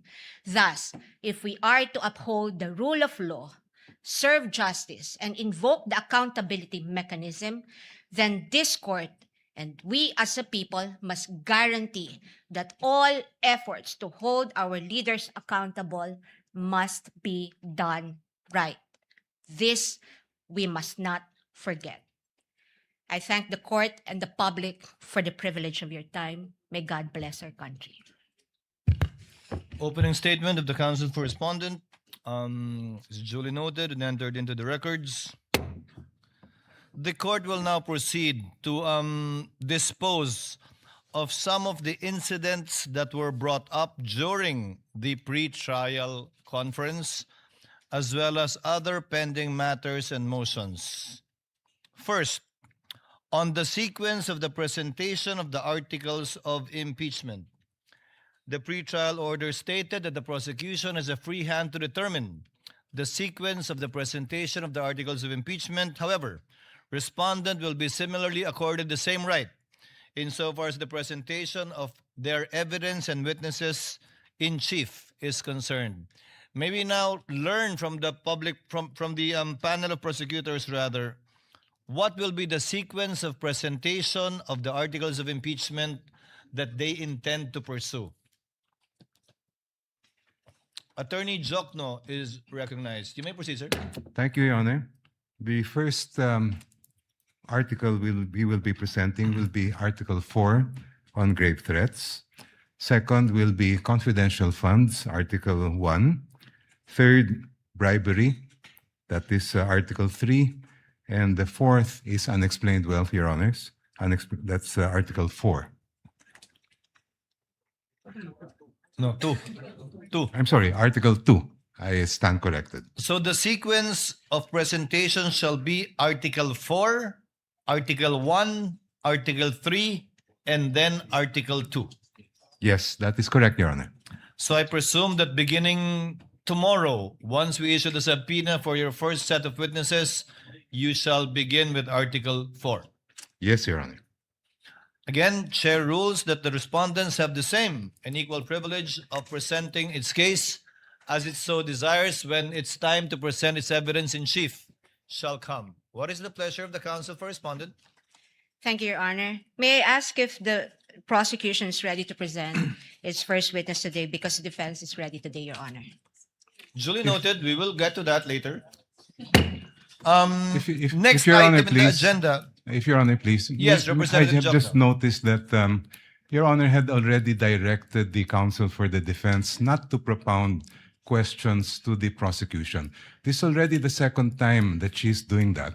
She appears to be assuming or arrogating the powers of the court, because as I understand the rules, it's only the court that can propound questions to the counsels. Your Honor, may I comment? The lady may comment. I Counsel take for respondent may exception to comment. that. Yes, Your Honor. I take exception to that manifestation of the good counsel. In fact, the record would show, and if we can run the transcript back, my question was addressed to the presiding officer, Your Honor. Let us move forward, gentleman and lady. Next item for us to dispense with, the witness disclosure rule. The prosecution proposed a 3-day witness disclosure rule. The respondents proposed a 5-day witness disclosure rule. But I understand the prosecution is amenable to the 5-day witness disclosure rule. Would that be Yes, correct, Your Honor. Representative We Jokno? are amenable to the 5-day disclosure rule.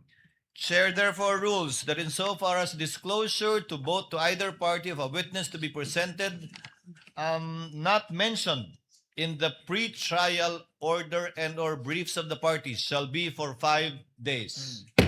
This is subject also to the chair's reminder that at the end of every week, that would be a Wednesday while we are on recess, we will ask the party presenting their case in chief to enumerate the witnesses they intend to present for the following week with the corresponding motion for the request of issuance of subpoena to be submitted the day before or on Tuesday, so that we can act on it before the last day of the week so that the subpoena can be properly issued in due course and in due time.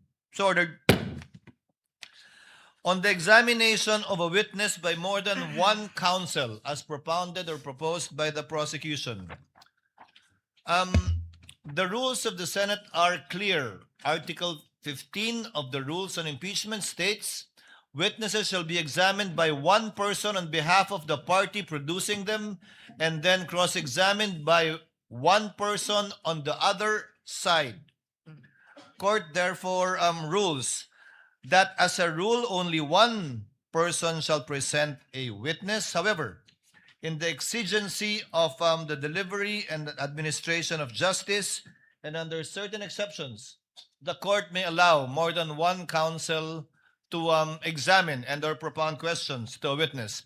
To cite an example, just for the sake of the record, if, for example, the panel of prosecutor disagrees with how the counsel for prosecutor is handling the case, the panel of prosecutors or one of them can take over, and that is but proper and should be allowed and will therefore be considered as an exemption to that rule. And other similar exigencies will be allowed in order to afford the orderly administration of justice and of these proceedings. So ordered. Insofar as the BIR box is concerned, what is the pleasure of? Insofar as the BIR box is concerned, this box was turned over to the Senate as part of the documents, including the articles of impeachment. However, the court is not yet in custodia lehis of this box, given that there is no lawful order issued by the court for this box to be turned over to the Senate. More so that it is not yet offered in evidence, not even as of yet marked. The chair therefore orders that the BIR box, closed, sealed, and as it is received, be sent back to the BIR or the Bureau of Internal Revenue without prejudice to any action that the court may take if a motion will be filed by either party for the issuance of a subpoena, and we shall await action, if any, by the BIR Commissioner should that time come. So ordered. Now, insofar as the subpoena requested by the prosecution for the two NBI agents, may I request the clerk of court to kindly read the motion for the issuance of subpoena ad testificandum.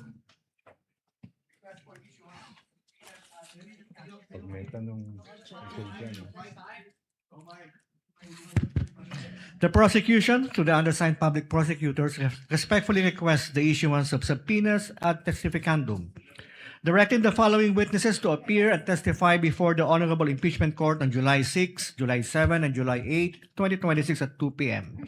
as their testimonies are material, relevant, and necessary to establish the allegations under Article 4 of the Articles of Impeachment, as well as matters necessarily incidental thereto, and for purposes of the identification and authentication of other evidence before the Impeachment Court. Number 1, Attorney Jeremy C. Lotok, Regional Director, National Bureau of Investigation.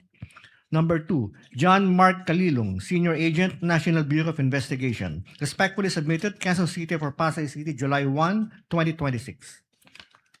We are not in receipt of any reservation or objection on the part of the respondent, counsel for respondent rather. However, Chair would like to ask the prosecutors, do you only request for a subpoena ad testificandum or a subpoena duces tecum as well?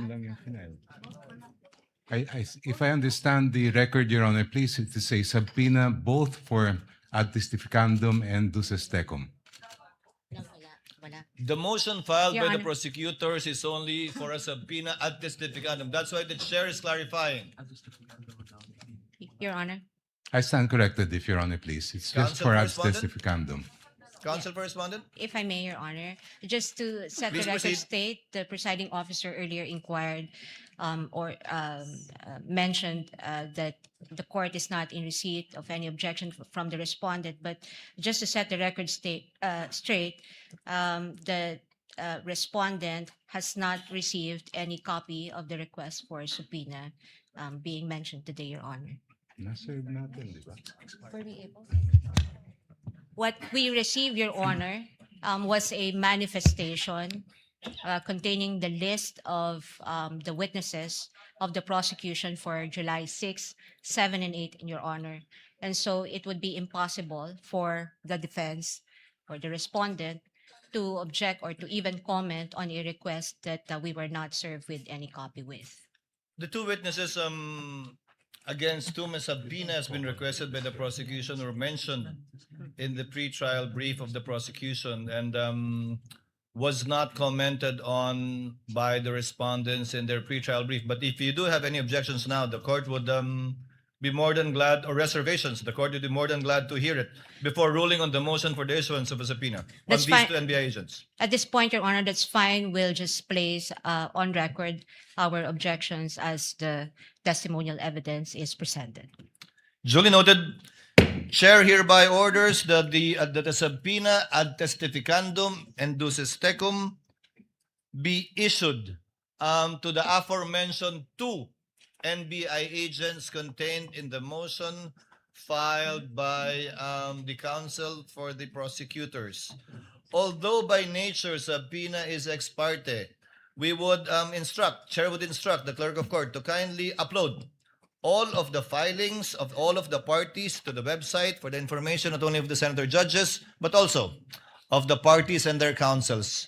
The chair earlier, counsel for respondent, said that witnesses for the succeeding week shall be manifested in open court on the last day of the trial, in this case by Wednesday, insofar as the next week's trial is concerned. So ordered. Now, insofar as the request for subpoena for bank records and AMLC records, Chair recognizes the clerk of court to kindly read and spread into the records the request for the issuance of subpoena, both, I believe, ad testificandum and duces tecum, or just duces tecum, for the aforementioned documents. The clerk of court may proceed. Request for issuance of subpoena duces tecum. The prosecution respectfully requests the issuance of a subpoena duces tecum to the branch manager of the following banks: BPI Julia Vargas Branch, BPI Green Hills EDSA Branch, Philippine Savings Bank Wilson Branch, BDO Unibank Inc. Davao CM Recto Branch, Metrobank Davao Ecoland Branch, BDO Unibank Davao Rizal Branch, Security Bank Bicutan Branch, Land Bank San Pedro Branch, Philippine Savings Bank Davao MADR Branch,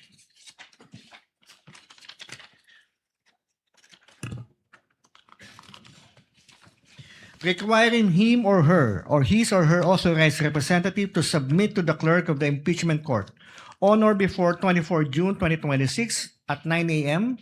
the certified true copies of all records, documents, books, papers, electronic data, communications, and information in the possession, custody, or control of the bank relating to any account, deposit, investment, trust, loan, safety deposit, or other financial transactions maintained, opened, closed, controlled, beneficially owned, or jointly held by Sara Z. Duterte and or Manasseh R. Carpio, whether individually, jointly with each other, jointly with any other person, or through any authorized representative, nominee, attorney-in-fact, or signatory for the period January 1, 2007 to December 31, 2025, including but not limited to: number 1, records identifying account numbers, account types, know your customer documents such as but not limited to customer information forms and signature cards. Number 2,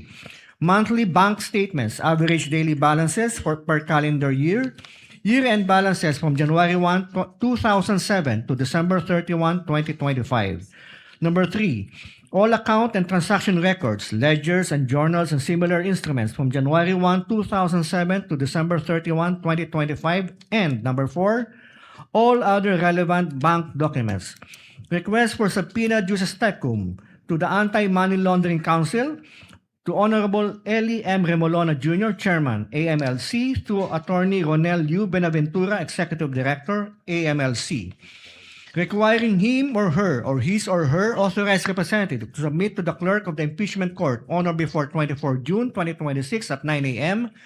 original or certified true copies of the following. Number 1, all reports of covered transactions and suspicious transactions filed by banks and all other financial institutions and covered persons required to submit covered transaction reports and suspicious transaction reports to the AMLC involving Sara Duterte Carpio and or Manasseh R. Carpio covering the period of 2006 to 2025.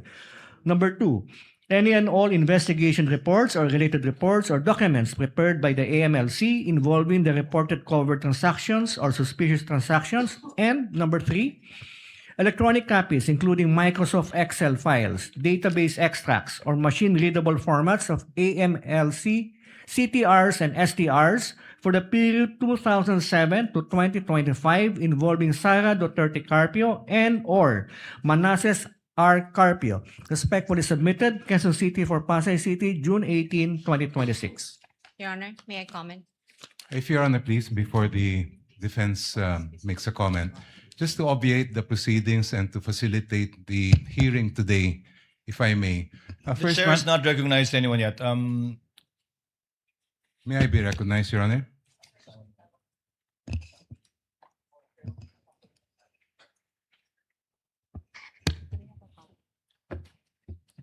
Yes, the counsel for prosecutor. If Your Honor, please. The subpoena request that was just read by the clerk of court pertains to a request that the prosecution filed in early June, where we had requested that the documents specified be brought to the Honorable Court on June 24. Since that date has passed and no subpoena has been issued, we had refiled just this afternoon a subpoena reiterating the same requests, and in the interest of justice and to allow the defense to comment or if they want object to the request that we filed this afternoon. Perhaps if I may suggest, if Your Honor, please, that we provide the copy to the defense, give them a period of time to submit their opposition or objection, and as well the same period of time to the prosecution to reply before the Honorable Court rules on this Counsel, request. Is the motion for subpoena ducis tecum and or ad testificandum that you filed today exactly the same as what you filed before? No, Your Honor. It contains the same documents that we had requested earlier, but there were some additional documents that were also mentioned in the request we filed this afternoon. So you asked for additional documents and Yes, Your information. Honor. What does counsel for respondent say? Your Honor, before I give my comment on the request for subpoena, I thank the good counsel for offering to provide us a copy of the request for subpoena, but we would also ask that we be provided with the June 2026 copies of the request for subpoena, as well as the new one that the council mentioned today. But just for the record, it would seem to me that the request for subpoena covers documents involving years from 2006 up to 2025. And again, just for the record, this would seem to violate the Duterte versus HOR ruling, which very clearly states that the impeachment must be only for those acts or omissions within the impeachable years and terms and office of the official. But nonetheless, Your Honor, just so we're able to fully ventilate whatever objections or comments that we may have on this request, and considering that for today and in the disclosure made by the prosecution, they will begin with Article 4, and all these documents seem to pertain to Article 2, then we will ask for 10 days to file our comment on this request for subpoena, Your Honor. From today, Your Chair Honor. hereby directs that all motions for the issuance of subpoena ad testificandum, subpoena ducis tecum filed by either parties be furnished to opposing party and or counsel before filing it before this court in order to provide full disclosure and fairness. But instead of 5 days, counsel, chair is giving both parties 5 days to submit their respective memoranda and or position insofar as it is concerned. We will afford the parties time to argue their position before the court so that the senator judges can hear your position in addition to your extended written memoranda insofar as this crucial issue of issuance of a subpoena ducis tecum ad testificandum on certain bank records and AMLC records, which the chair will schedule, giving ample notice to the parties in due time. Is that okay with both sides? Just for clarity, Yeah. Your Honor. Yes, counsel for respondent. May I ask that the period, if the period for the parties to submit or the respondent to submit its comment, her comment on the request for subpoena would be 5 days from today, Your Honor? From today, but you can submit it on Monday since it lands on a Saturday. Second, Your Honor, the presiding officer mentioned that we also must submit a memorandum or position paper on this, Your Honor. If you so desire, or you simply can argue it in open court, Okay, but Your you may want to submit an extended written memorandum on the matter for the easy reading of the senator judges pertaining to this issue. Last, Your Honor, will the court also schedule an oral argument on the respective positions of the parties? Yes, chair will do that. Thank you, Your Honor. And this would not be on Monday, Your Honor. No, that will not be on Monday. Thank you, Your Honor. If Your Honor, Counsel please. for prosecutor? Yes. May I be allowed to make a counter manifestation, just a brief one with respect to the statement of the defense counsel regarding the application of the case of Duterte versus House of Representatives. The gentleman may proceed briefly. Your Honor, the decision and the resolution of the Supreme Court in that case did not say that any preterm evidence is inadmissible. There is no statement like that at all in the entire decision and the resolution. What the Supreme Court said, and I quote, was very simple.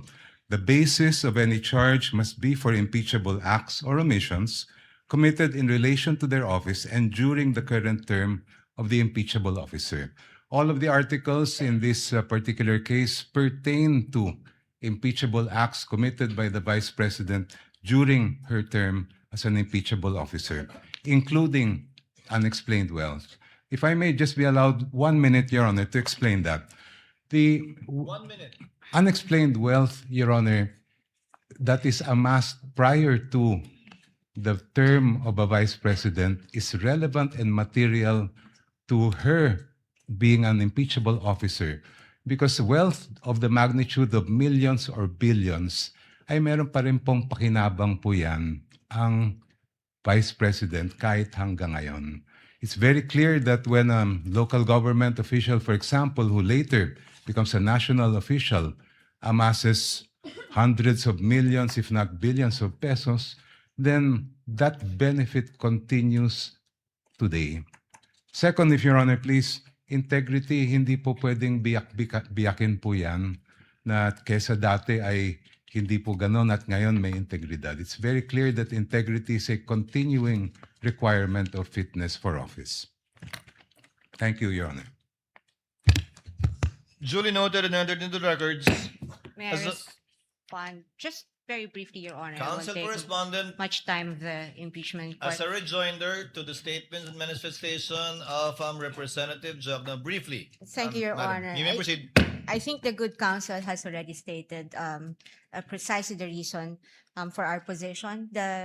We maintain our belief that the Duterte versus HOR ruling precludes any of these trawling incursion, again, on private records of so many individuals and so many entities when nothing in the articles of impeachment point to any specific allegations as to the relevancy of all these documents, Your Honor. But nonetheless, we will include all our position and as well as our objections on the request made today with respect to these documents. And what it would seem to the defense would be another 2.0 version of a fishing expedition. May I also, Your Honor, just to clarify also the period given to us to comment on the request for subpoena, may we ask that the 5-day period run from our receipt of the copies of the documents, Your Honor. We will make sure that the counsel for respondent will get that today. Thank you, Your Honor. The comments of both counsels of the parties are duly noted and entered into the records. Chair would like to apologize to Senator Cayetano, who has been waiting for quite some time. Thank you for your patience and indulgence. Senator Thank you. Cayetano is recognized. What is your pleasure, sir? Presiding Senator Judge. Since we already stated as a court that we will take literally Section 3, subparagraph 6 of Article 11 of the 1987 Constitution, that no person shall be convicted without the concurrence of 2/3 of all members of the Senate.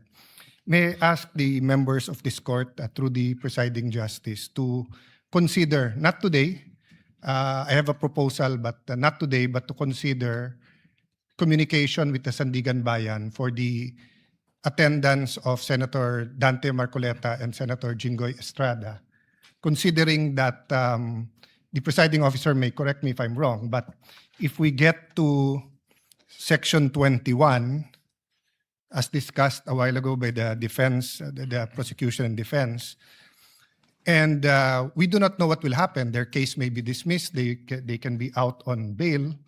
So we want them to be able to participate and observe the witnesses as senator judges here. I do know that Senator Jinggoy is under suspension, but there's an argument to be made that the impeachment court is sui generis.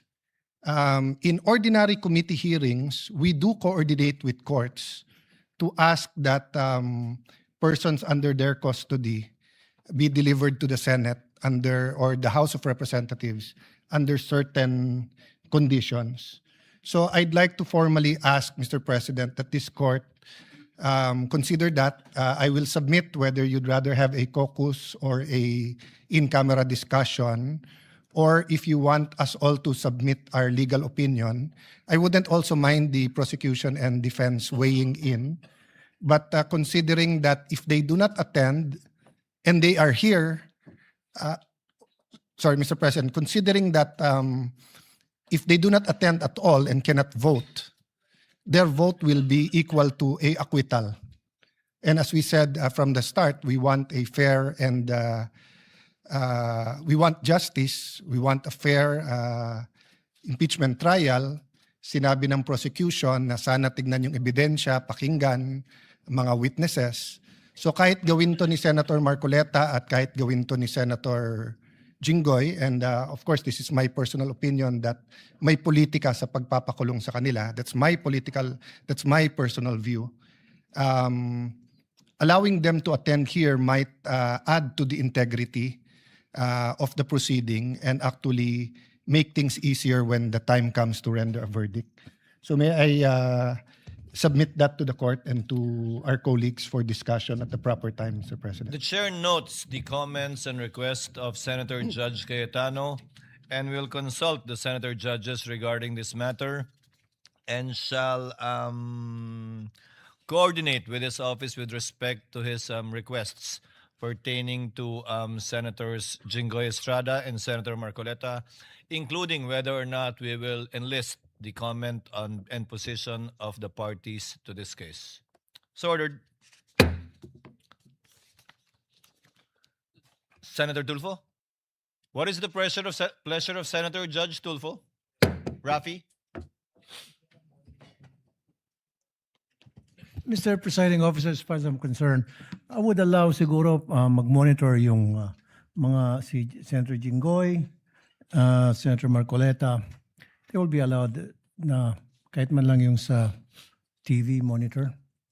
Para sa akin, I do agree with what Senator Alan Peter Cayetano was suggesting. Thank you, Mr. Presiding Officer. The point of Senator Judge Rafi Tulfo is well taken by the chair. Any others? If there are none, Presiding Officer would now like to deal with an administrative matter before we adjourn for this afternoon. On the matter of providing public access to case records, yes, Senator Judge Marcos, what is your pleasure, ma'am? Yes, Presiding Officer, may I request an update? As I recall, during the pretrial conference, there was disagreement on how to go about the markings on the various documents, and among the thousands of pages that we have received in evidence for the trial, it apparently was resolved that the counsels would place their initials on the evidence. Is that correct? Is that still what stands today? And each party would take their respective evidence or files and present the same during the trial to guarantee that the same evidence would be presented. Is that correct? That is correct, with the exception of some, I think, documents that where the original was not presented, which is being corrected, I think, by the parties as we speak. Are we in fact in receipt as judges of all these thousands of pages? Dahil ako, simple lang hinahanap ko yung affidavit of investigation, yung dalawang NBI na unang testigo na sana haharap ngayon, nakita ko sa libu-libong pahina na sinubmit, mali-mali ang pagka-annex ng AOI, hindi ko talaga mahanap. Tapos, ang sabi doon, Annex G. Pero nung kinalkal ko yung Annex G, hindi naman affidavit yun, kundi disbursement voucher or something like that. Kaya, hindi ko alam kung nag-provide ba talaga ang clerk ng Senate ng records as marked during pre-trial at kung pinal na talaga ito at pag-aaralan natin.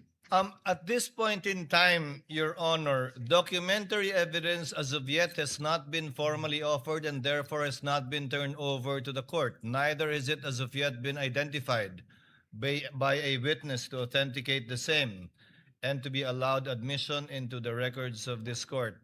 That time will come once the prosecution presents their witness and identifies the piece of evidence. That will be the proper time, perhaps, that the good Senator Judge can ask for a copy because the lady might want to ask questions of the witness should that time come for the witness to testify as to the document marked previously erroneously or rightfully by either party. Yes, precisely. Thank you very much, Presiding Officer. We wish to prepare for the three first witnesses, and we're unable to access any of their affidavits or other documents. Thank you.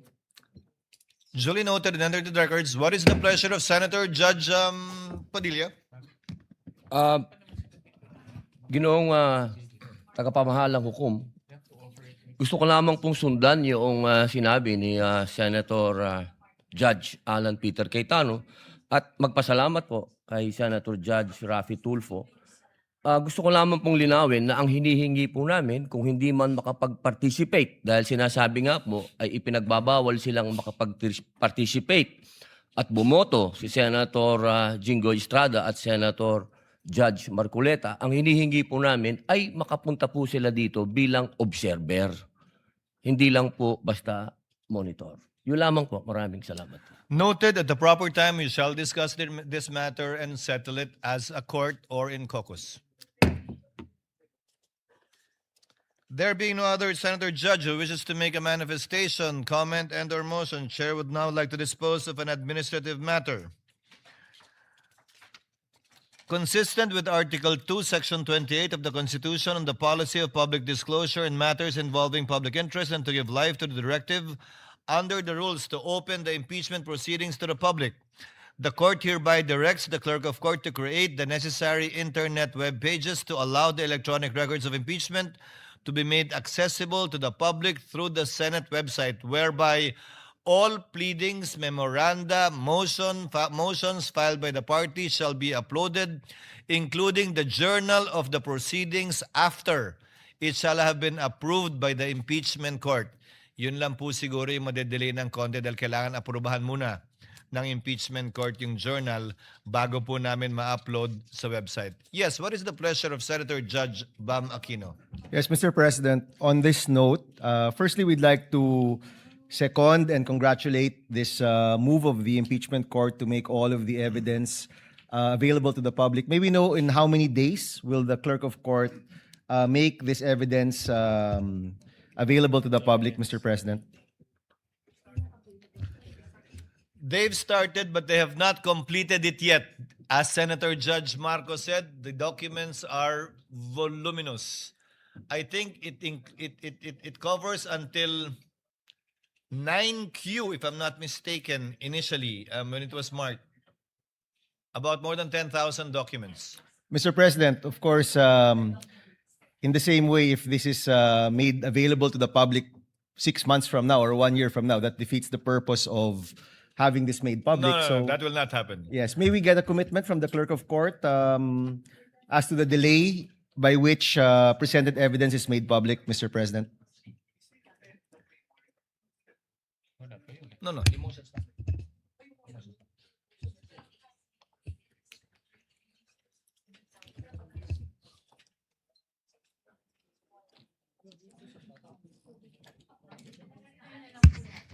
Let me clarify, Your Honor. I believe the articles of impeachment as well as its annexes have been uploaded. The answer as well as its annexes have been uploaded.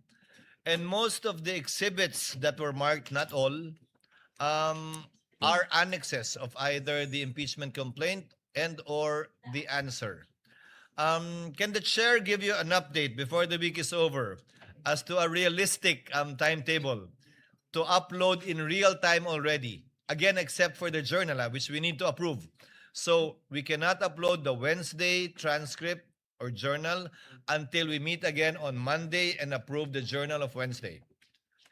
So that would be the only delay, if at all, in uploading it. That should be the only delay. So if I take it correctly, Mr. President, the clerk of court will endeavor to upload all of the presented evidence in real time at the soonest possible time, except for the journal, which needs approval of the body. That is correct, Your Honor. Thank you, Mr. President. Senator Judge Cayetano Alan. Presiding Senator Judge, just a clarification. No? So no problem with complete transparency with any public records. But when we talk about evidence, precisely that's why we want a fair trial, due process. There's a process wherein the prosecution shall present evidence, then they will offer it. And then if there's a question as to the relevance or if it is prohibited, for example, if a evidence presented is a fruit of the poisonous tree, will we upload that? We haven't decided yet here whether we will accept it as evidence or not. So let me tell you first which ones personally I don't have a problem with. Don't have a problem with the public records in general being completely transparent. I have no problem with senator judges given time to review everything, and I assume we're all trained to consider only the evidence that is later on offered and admitted. So my problem is that, for example, no, if someone offers now, between now and the trial, wiretapped recordings, do we upload that when we have not made a ruling yet on that? So I just want to be clarified on that. The chair will clarify. As the chair said earlier, only the pleadings, motions, and memoranda filed by the parties, and insofar as the exhibits marked are concerned, only those attached as annexes to either the articles of impeachment and or the answer to the impeachment complaint. Insofar as documentary evidence is concerned, it will only be admitted, and if at all admitted by the court, and published once formal offer has been made. Until such time, we will not publish any documentary evidence even after being identified by a witness, because it is the formal offer that will determine its admission by the court after the Same party thing, rests. just to clarify, same with if we do issue a subpoena, duces tecum. The subject matter of the subpoena will not be published, but the motion for the issuance of a subpoena Thank you. will. Thank you for that clarification. Thank you, Your Honor. Senator Judge Erwin Tulfo is recognized. What is your pleasure, sir?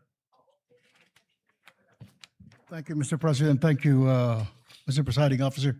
Just want to be clarified. I need a clarification, Mr. Presiding Officer, with regards to this Anti-Money Laundering Council documents or pieces of evidence that will be submitted here. Will it be okay if we tackle this in public, or shall we tackle evidence from the AMLAC during an executive session? I believe this is under the bank secrecy law, or we can tackle it because this is an impeachment court, Mr. Presiding Officer. What we will debate upon, if at all, on the scheduled date to be set by the chair is a debate on whether or not to issue the subpoena duces tecum ad testificandum in relation to AMLC records, not the actual records yet. Once it is granted by the court and is issued, it will have to be presented by the parties. We cannot tackle and discuss it in executive session, because anything and everything discussed in executive session cannot be revealed into the public and used by this court. Secondly, it can only be, if at all, revealed by a unanimous vote or consent by all the senator judges, which effectively hog-ties that piece of evidence if we discuss and talk about it only in executive session. Whether or not it is to be made public, whether or not it can be legally obtained, will be decided by this court after hearing the oral arguments of the parties. Thank you for that clarification, Mr. Presiding Officer. What is the pleasure of Senator Judge Villanueva? Yes, Mr. President. Considering that we have been tackling and asking of pieces of evidence, I think there's a lot of questions with regard to the mahiwagang BIR box, Mr. President. Yung clarification lang po, where is it now, and when are we going to transfer it to the Bureau of Internal Revenue? It is with the clerk of court in the office of the Secretary General as instructed by the chair. It should be sent back to the BIR by tomorrow morning in the condition that it was received, meaning sealed. The same. Thank you, Mr. President. Any other manifestations or motions on the part of the senator judges? Senator Judge Ontiveros is recognized. What is your pleasure, ma'am? Salamat po, Mr. Presiding Officer. Just to make a brief statement in support of the ruling recently proclaimed by the Presiding Officer on executive sessions. Thank you, if I may, Noted Mr. and Presiding entered into the Officer. records. And just to add a little bit of that, Lady Mr. may proceed. Presiding Officer, thank you. The executive session is only for Congress acting in its usual legislative functions, and impeachment trials do not contemplate executive session. So I join with the presiding officer in the call that he made, which I believe is the default also of this impeachment trial court for transparency as a general rule and as a default. Salamat po, Mr. Presiding Officer. Thank you, Senator Judge Ontiveros. Before the court adjourns, Chair directs the clerk of court to kindly make sure that the subpoena for the two NBI agents will be issued this afternoon and duly received, and entrusts it to the counsel for prosecutors to make sure of the attendance of their two witnesses tomorrow. Likewise, the chair reminds the clerk of court to furnish, right after we adjourn, counsel for respondents with a copy of the requests for the issuance of subpoena thus far submitted and filed with the office of the clerk of court. So ordered. There being no other business to discuss, the trial is hereby adjourned until 2 p.m. of Tuesday, tomorrow, July 7, 2026.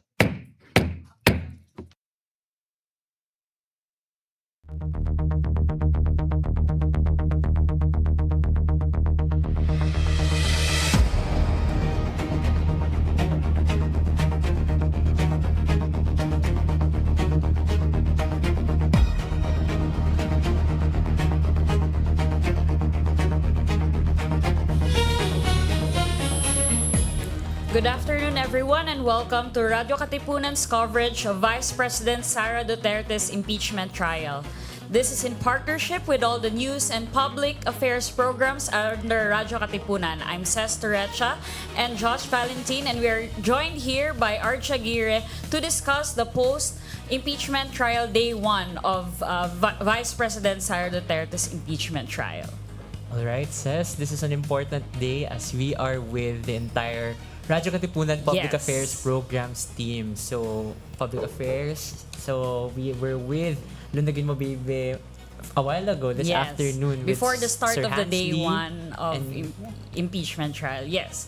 So I think it's important just to unpack what are the different highlights and how this day 1 of the impeachment trial has actually shaped or rather set the tone in terms of how the entire impeachment proceeding might be actually, did it give us a glimpse of how the impeachment trial has actually, for day 1, shaped the next days or weeks for this trial? Yeah, it's a very important thing to see the impeachment trial's first day because, as you said, sets the Yeah. tone for the entire trial that is estimated to last up to weeks, even after President Marcos Jr.'s upcoming State of the Nation address in the later part of the month. So the trial begins with two main things, so administrative concerns and opening statements. The trial isn't just about the respondents, such as our Vice President Sara Duterte, but it's an early test of the Senate's internal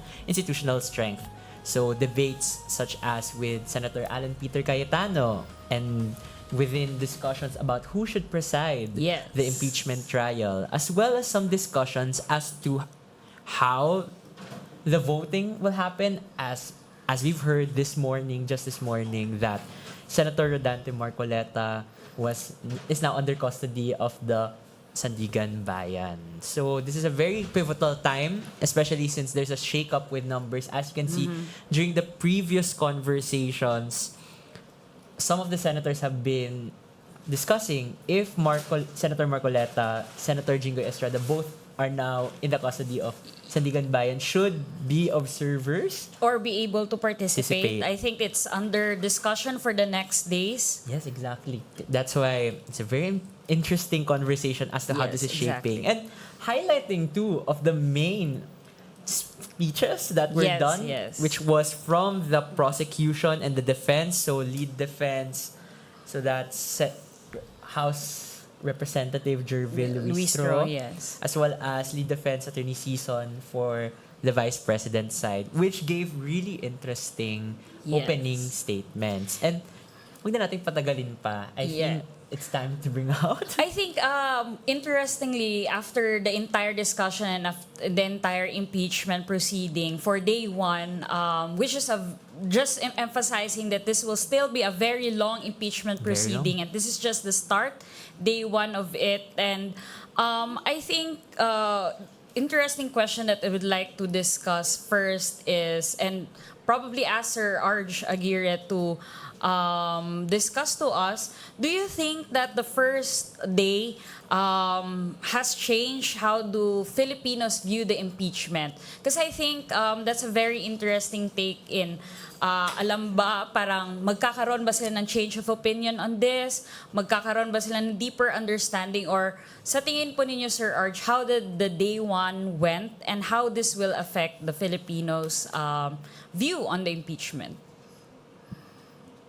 Well, if there's one thing that I can, say about what happened for the first day of the impeachment trial is that this is just the beginning, and just like any, openings, we expect that, if you have an impressive, opening, this will really define the very process. And if I may also highlight that, before they opened the trial, we had this, intermission, okay, from the minority. So that's also one of the things that I would like to highlight here. That before they opened the impeachment trial, the minority also, had this opportunity to, to make themselves, present in the discussion. So I think that's one of the strategies of the opposition, of the minority. And when it comes to what will be the impact of this to the general public, I can safely say that this will have an influence when it comes to perception, especially as I have mentioned earlier, the minority. Before they began this impeachment trial proper, again they tried to question the legality, the constitutionality of the election of a presiding officer. So I think that's one of the things that we should highlight for this first day of the impeachment trial. Okay. Thank you so much, Sir Arch. I think one of the key questions that everyone has about the trial. This is an impeachment trial that surprisingly is not discussing the articles based on Article 1, 2, 3, 4, but the sequencing of events for this trial as discussed. Since this is day one, we are just opening the trial, so we need a layout of what articles need to be discussed. So, Yes. to recount for our viewers, so the first to be discussed is Article 4, which is the allegations on the assassination attempts or desire to assassinate President Ferdinand Marcos Jr., First Lady Lisa Marcos, and former House Speaker Martin Romualdez. Second to be discussed is the misuse of confidential funds during Vice President Sara's term as DepEd, Department of Education Secretary. Third is bribery, as that also covers her time in DepEd. And lastly, Article 2, which discusses unexplained wealth. There's questions, Sir Arj, about this specific strategy. Does this mean anything when it comes to the trial as to why the lead would like to discuss the most resonant evidence? Well, I think that part of the strategy here is that, of course, they have to begin with, what is perhaps the strongest or the easiest thing to talk about or to deal with. I think that's one of the the given strategies from our legal practitioners out there. And for this impeachment trial, I think the first article there is the easiest thing to accomplish. When it comes to how to convince the senators regarding the wrongdoing of the vice president. So I think this is something that that we expect, given that the the first article basically it will just rely on a recorded interview or a press, conference of the vice president uttering those, words that could really, reveal what her intentions are, and who are those people who will be, affected by her plan. So I think that's something that we should also highlight, that, in this impeachment process, the strategy, should, really highlight, or should really prioritize the easiest or the strongest case, that could really lead you to, a possible conviction outright. Because remember, you have 4 articles there, and if you only, manage to get a conviction for one article, I mean, the impeachment process will be, over. So that's I think is the, the strategy behind this plan. In the presentation of the evidence, I think it was initially discussed earlier in the day one. I think more of just a curious question, Sir Arch, especially on, you mentioned earlier already about strategies. How, in your opinion, how much of this trial is really about presenting actual legal evidence and discussing actual legal evidence, and how much of it is just trying to win the court of public opinion, especially that a lot of people are actually tuning in into this impeachment trial? I think for this impeachment case, I mean, remember, this is the second time that, they are impeaching the vice president. Yeah. We have a stronger, set of evidences, and additional statements, additional witnesses. And I think the prosecution panel will basically focus on these things. They don't need to do some, antics, or, court perhaps the opinion of the general public. All they need to do is just to focus on the evidence, be objective as much as possible. And I think that's one of the things also that we should highlight for, for the main stakeholders, especially for the prosecution panel. This is a major factor also, that, the leading prosecution, figure, Representative Jervin Luistro, is a soft-spoken person. So this is very crucial as as the impeachment, trial proceeds. You will see this, effect on the part of the general public, as, as the audience listening to, how the prosecution, lays down their case, highlights those, statements, presents, their evidence. So I think that is the right thing to do, given that you have a stronger evidence, you have a stronger set of statements, and you have, a new set of witnesses. So yeah. All right. Sir, I'd like to ask about the opposite side of the fence. As you mentioned that while the prosecution has its strategy, which is sticking to the facts, what do you think would be the impact of the defense's strategy? You mentioned this a while ago, but just to roll it back, but the trial was somewhat delayed, we'd like to say. But Around mga isang oras yes, din. exactly. An hour's delay due to conversations and Intermission. discourse. Exactly. Yes. The intermission that you mentioned. Much of the argument circled back about constitutional order, and this is as well one of the key highlights of the defense. Are we going to see a lot of these strategies from the defense team as the trial progresses? And what does this mean? Not kasi, Sir Arj, yung inyong expertise nga ay mas sa political analysis. So, what does this mean politically, that the defense and its allies would harken back or circle back to the Constitution as their main line of defense? Actually, as I have mentioned earlier, before they started the impeachment trial proper, the minority, questioned the move of the Senate President to, elect Senator Chis Escudero as the presiding officer. So I think that is very strategic. Strategic in the sense that I think the goal there is to, if I may use the term, sindak. Okay, they tried to bully Senator, Gatchalian, or Senate President Gatchalian, just to test if he can really manage or handle, the situation. And if you have noticed, right after the election of Senator Jesus Cudero, the Senate President, suddenly the situation, became calm.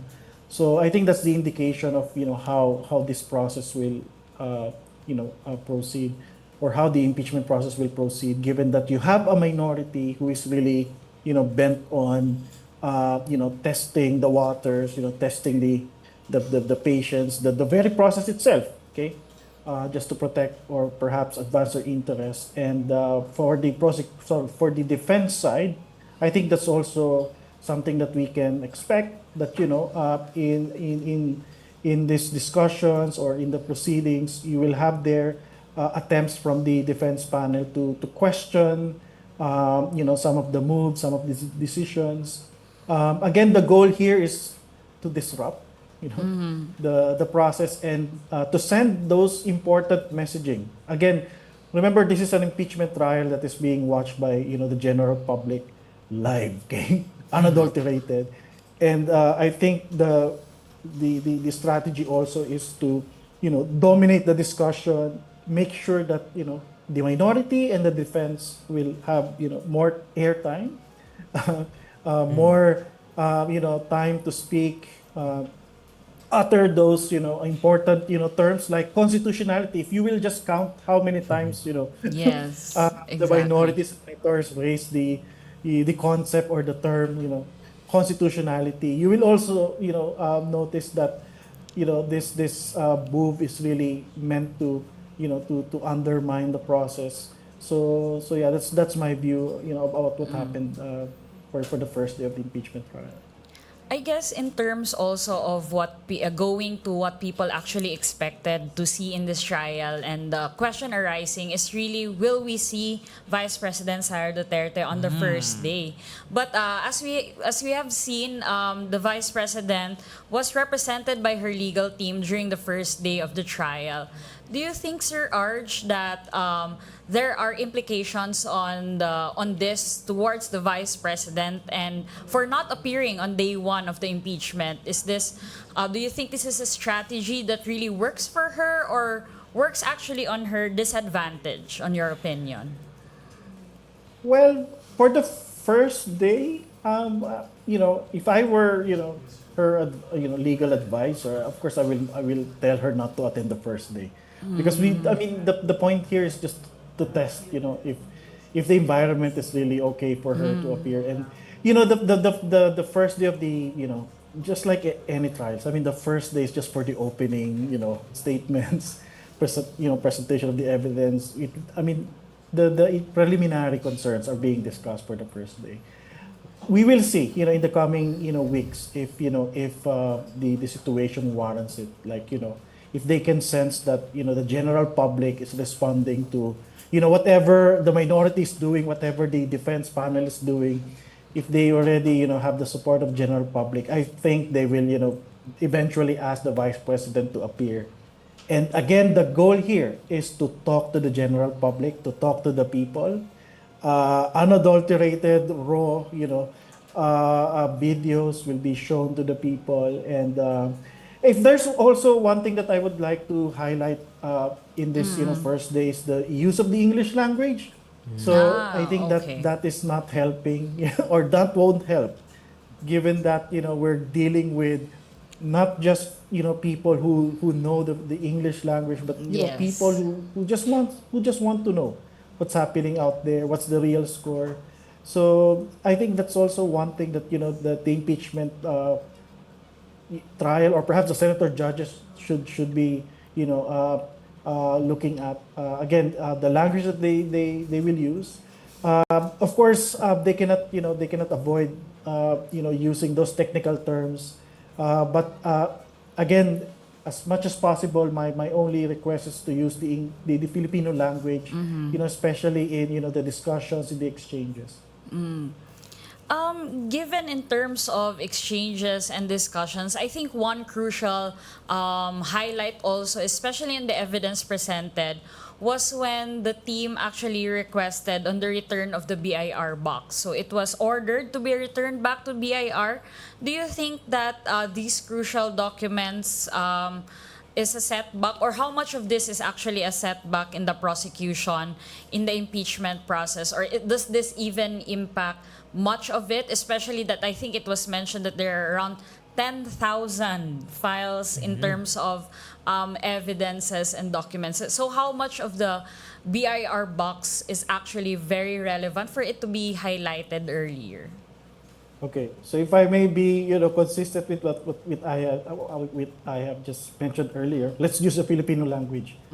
Malaking bagay yung ebidensya na meron doon sa BIR documents. And I think, it's going to be a challenge or a difficulty on the part of the prosecution. To substantiate some of their claims. So, yun yung aking view.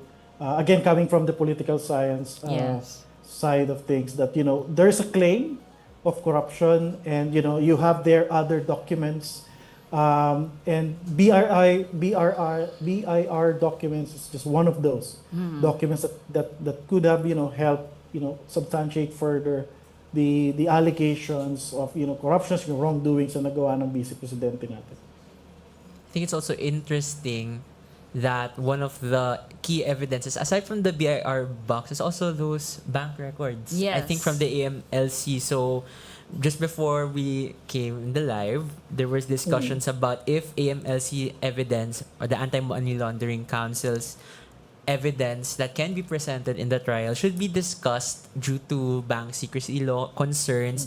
For the general public, I think, Sir Arch, how would we be able to understand this more? Yeah, I guess that the debate there is whether to do it, in public or through executive session. So my view there is that it should be done in the general public space, or in public, because we're dealing with a very powerful individual here, and subject to, of course, the rules that that they may come up with, just to make sure that some of the information will not be revealed recklessly or responsibly. So again, that's my stand. It should be done in public. The people should also hear. The people should also see. Should know what's the real score. So that's the thing that we should be highlighting in this discussion. So it's not just about the VP who is on trial here. It's not just the senator judges who are doing their work as as part of the impeachment trial. But don't forget that we are paying these people, and our money was stolen, and we are here. As Filipino people, holding someone accountable. So. Yeah. And I want to transition what you said, Sir Arch, to the statements made today. I think Yes. as well as the administrative concern, since this is new terrain, not only is this the first case for impeachment against a vice president, this also notoriously went through a lot of legal loopholes and changes during the first attempt in 2025. So it would make sense that during the first day, mag-aayos pa yan ng mga ironing out sa mga tinatawag na kusot.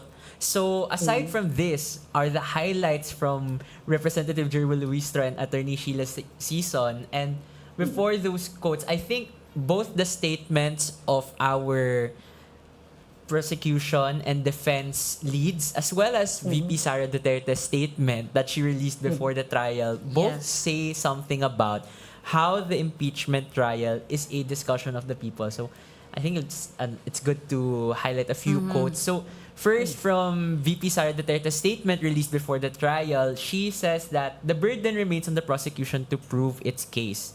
Choosing to appear through counsel rather than testifying personally does not diminish accountability or imply a lack of transparency. So at all times, public officials are best served by keeping their personal opinions to themselves. So a lot of quotes about public transparency. Yes, and actually that was also highlighted in the first opening statement of Representative Luistro in terms of how this impeachment trial is really actually about holding accountable, even because even if ordinary people are actually doing some minor things or mga maliliit lang na bagay ang ninanakaw, we're actually holding them accountable. So this process is really just about also holding accountable, and letting, parang gusto lang nating malabas yung mga sagot as to how much of these allegations are true. There's no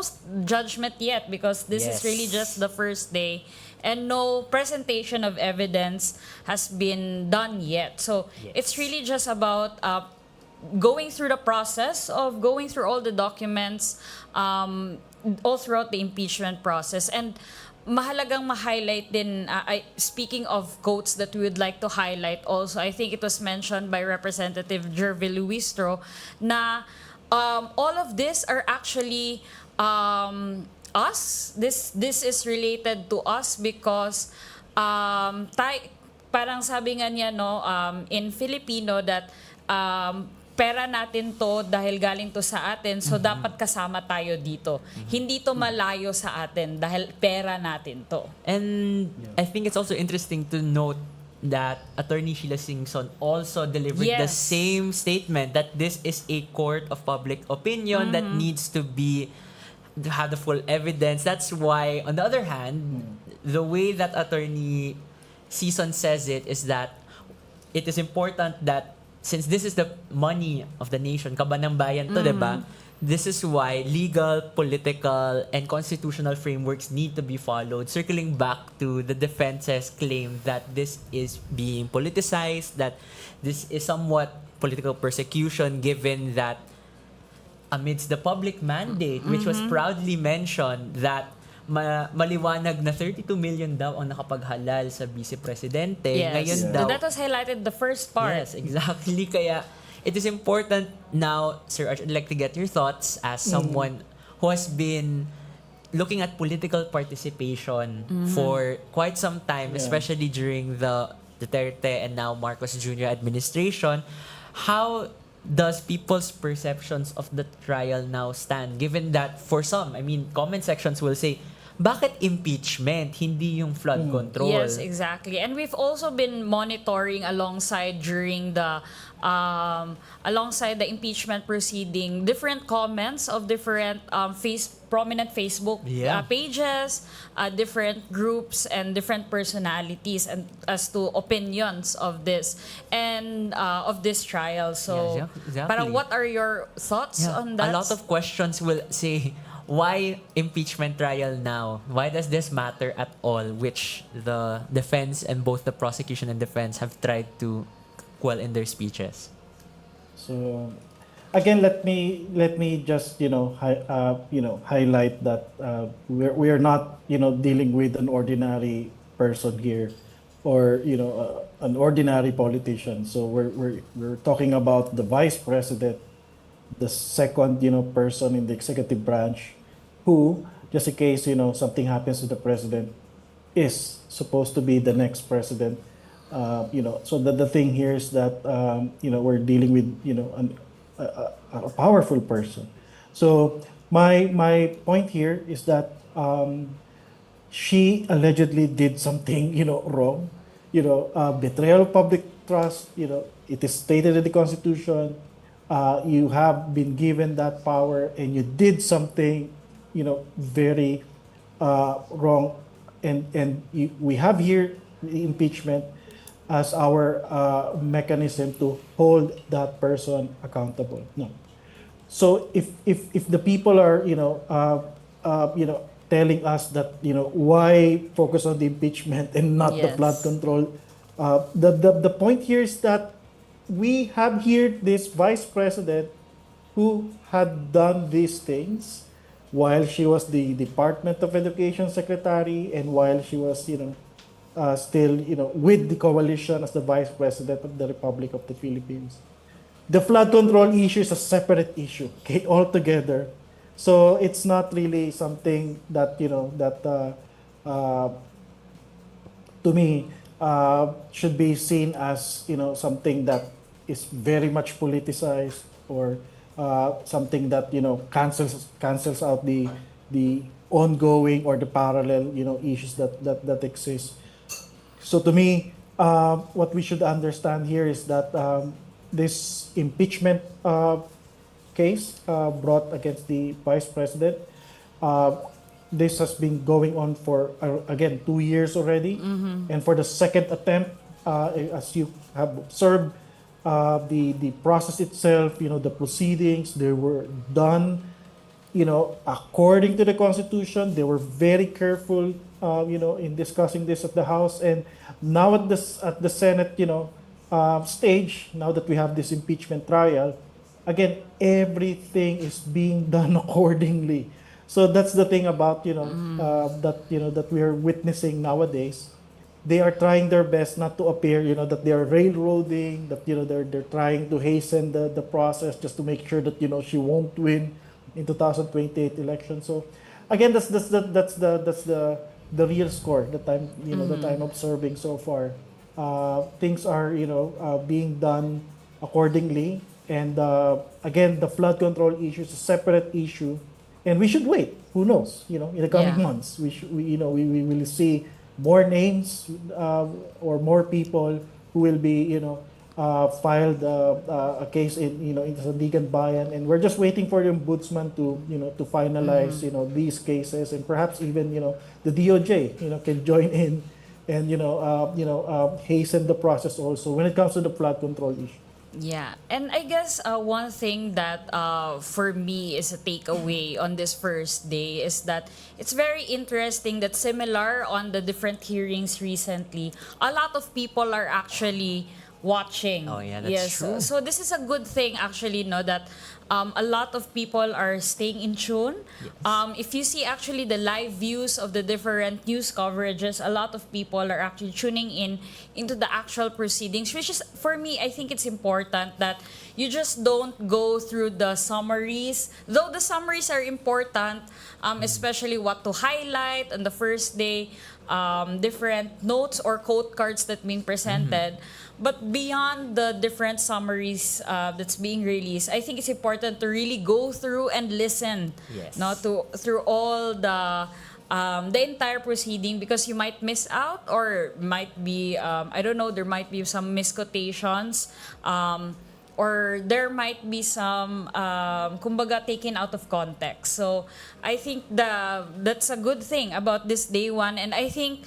And I hope that people will really, especially to our listeners, will really listen fully and question more. Actually, question more and take The trial. interest more in this I entire think this trial. is the first time, says that the Senate floor was open to the general public in Yes, an impeachment exactly. trial. Oh, I want to be there, but I need to be quiet. So I don't think that could be a Yes. thing. Just before we ask what to moving on, because Yes, there's still day 2 yes. tomorrow, and up until Wednesday, day 3, which we will be with, we'll announce it shortly. But just one more question, Sir Arj, because one of the lead defense's main points during her opening speech was the concern that impeachment would be a mechanism for accountability, but at the same time, it could be abused by people in power. So it, according to lead defense attorney Season, that means that the impeachment mechanism could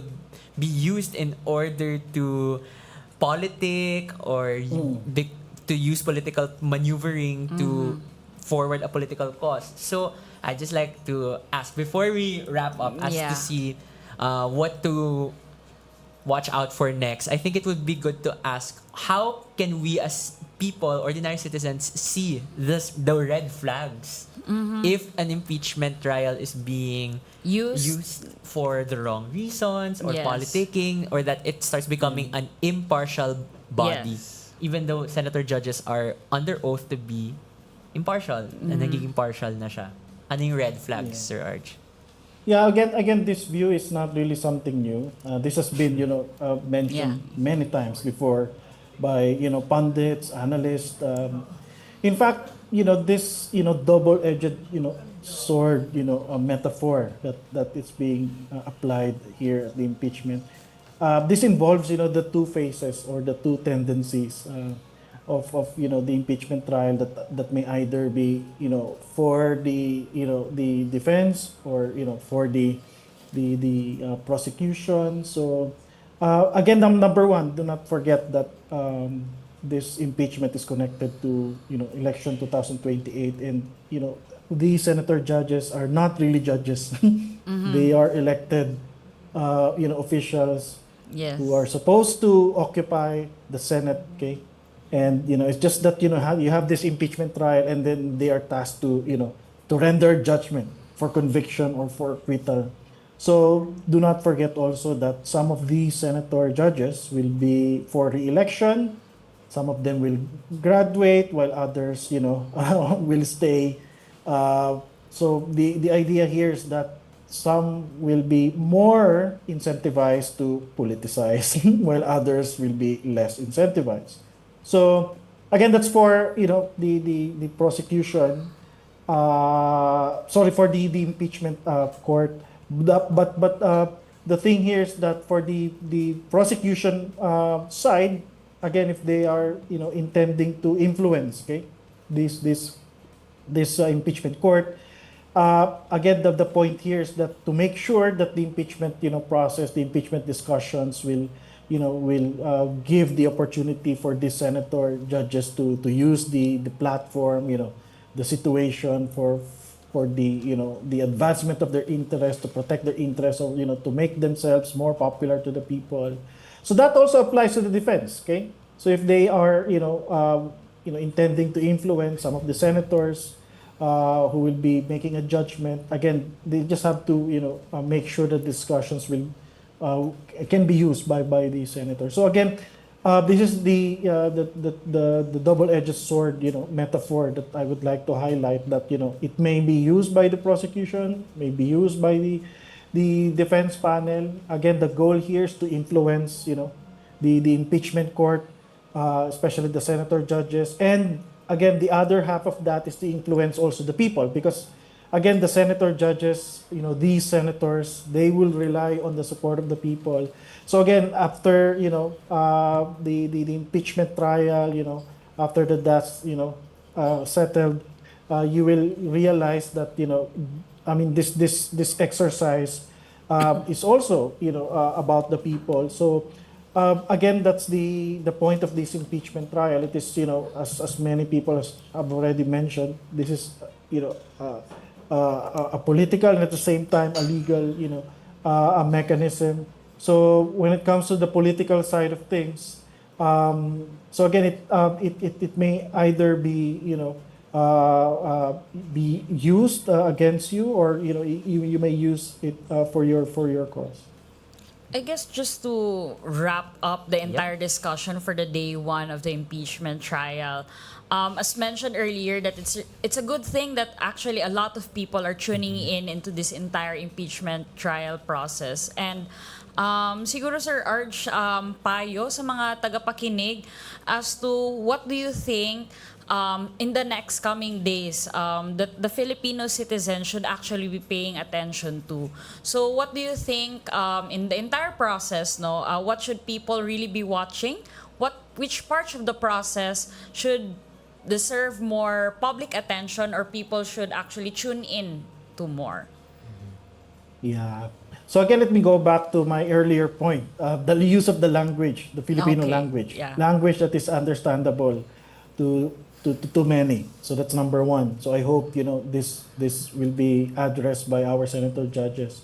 This brings me to the second point, that with this use of more understandable or intelligible language, the people will now have more access, more opportunity to really understand what's happening. And I think in the coming days, this will be crucial, because as the discussions become more serious, as the documents, evidence will become more accessible to the public, the job of everyone is really needed here. It's not just the ordinary people, even us, academic institutions, Radyo, Katipunan, the church. So we are all needed in this in this public exercise. Okay, this should be seen as a public exercise, not just impeachment as a political exercise. We are also expected to participate here. We are also expected to listen, to understand, what they're talking about. Academic institutions like us, academics, we should be, explaining, those complex, processes. We should remember those theories that can help us make sense of the situation. And the general public also should give their feedback. They should give their, yes, or let us know their opinions. So this is very crucial. And if I may remember, I mean, the role of the social media is very crucial also here. So let's have this, meaningful exchange. Real people should not stop talking, should not stop, engaging. And of course, this Radyo Katipunan platform should not stop covering. Okay, we should also use, engage other media institutions, share our information, share our expertise, and this is our moment, and Josh. This is our moment as a country to be more mature. Because imagine, this is our third, impeachment trial, proper that we are experiencing, third time. So I hope we will commit lesser mistakes. Okay, we will commit more, stronger moves. I mean, as a country. When I say more, stronger moves, it means that, we should be, deciding more maturely, intending to strengthen our institutions. So what I have witnessed today, the first day, of the impeachment trial, is really a hopeful one, in the sense that I have seen, senators, veteran senators, seasoned senators doing their job, guiding, other senators. There were attempts, to disrupt or, to have these intermissions. But again, I was happy to see those, seasoned senators doing their job and helping, the process to proceed smoothly. So I guess we should, we should hopeful. Okay, sorry, not guess. I really hope that we should be hopeful about this, process, and and pray that, this will end smoothly, okay, regardless of the outcome. Yeah, and I personally agree with that, especially on the point of moving forward. I hope not just a call for all the citizens, but especially to all institutions, that I hope this would also be stepping stone in opening up more spaces for conversation, actually, no? And I guess I've seen a lot in the Facebook also that there are hosting of watch parties, and I think opportunities like this is important for people to have actually spaces to discuss amongst themselves as to their opinions, or even their voicing out their questions in the entire impeachment proceeding. Yes, exactly. And I think it would be best to wrap up this live coverage of the Radyo Katipunan Public Affairs programs with a reminder from Sir Arch that it is an important time right now to hope that our institutions will prove itself to be functioning, working, and that we continue to and be handles involved. this with integrity and transparency. Exactly. And that starts with our involvement as citizens. And as we end our discussion and the first day of the Vice President on trial, we'd like to thank our guest, Sir Arjun Aguirre, Associate Professor of the Department of Political Science. Assistant, my apologies. Assistant Professor of the Department of Political Science in the Ateneo de Manila University, for his time and his insights that have further enriched this exchange. And as we wrap up this first day of the coverage of the VP on trial, we'd like to announce that Radyo Katipunan will continue its coverage through its public affairs program. So that's Kwentuhang Bayan, Lunagin Mo Baby, and as well as the other programs and social media postings that will be on the Radyo Katipunan social media accounts. So that's at Radyo Katipunan on Facebook, Instagram, and X. For our end on Kwentuhang Bayan, the official radio show of Simbahang Lingkod ng Bayan. We will continue to be discussing the Vice President Sara Duterte trial, especially on implications, different opinions, and this Wednesday. Yes, And of course, Wednesday. we'd like to invite also other our listeners to stay tuned on the different public affairs episodes where they will also be discussing different opinions and implications of the entire proceedings. This is a very long trial. Yes, This is just exactly. day one. So we'd like to invite everyone to also stay tuned in the different Radyo Katipunan episodes for this. Exactly. So Yes. So that wraps up our entire discussion for this afternoon. This has been Sara Duterte and Josh Valentin. And this has been Radyo Katipunan special live coverage on Vice President impeachment trial.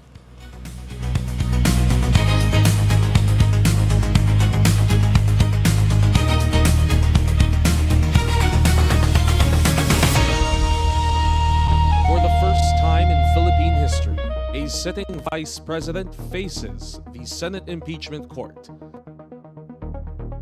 Together with the public affairs programs of Radyo Katipunan and the Radyo Katipunan News and Information team, this is VP on Trial, the Radyo Katipunan 87.9 FM special coverage, live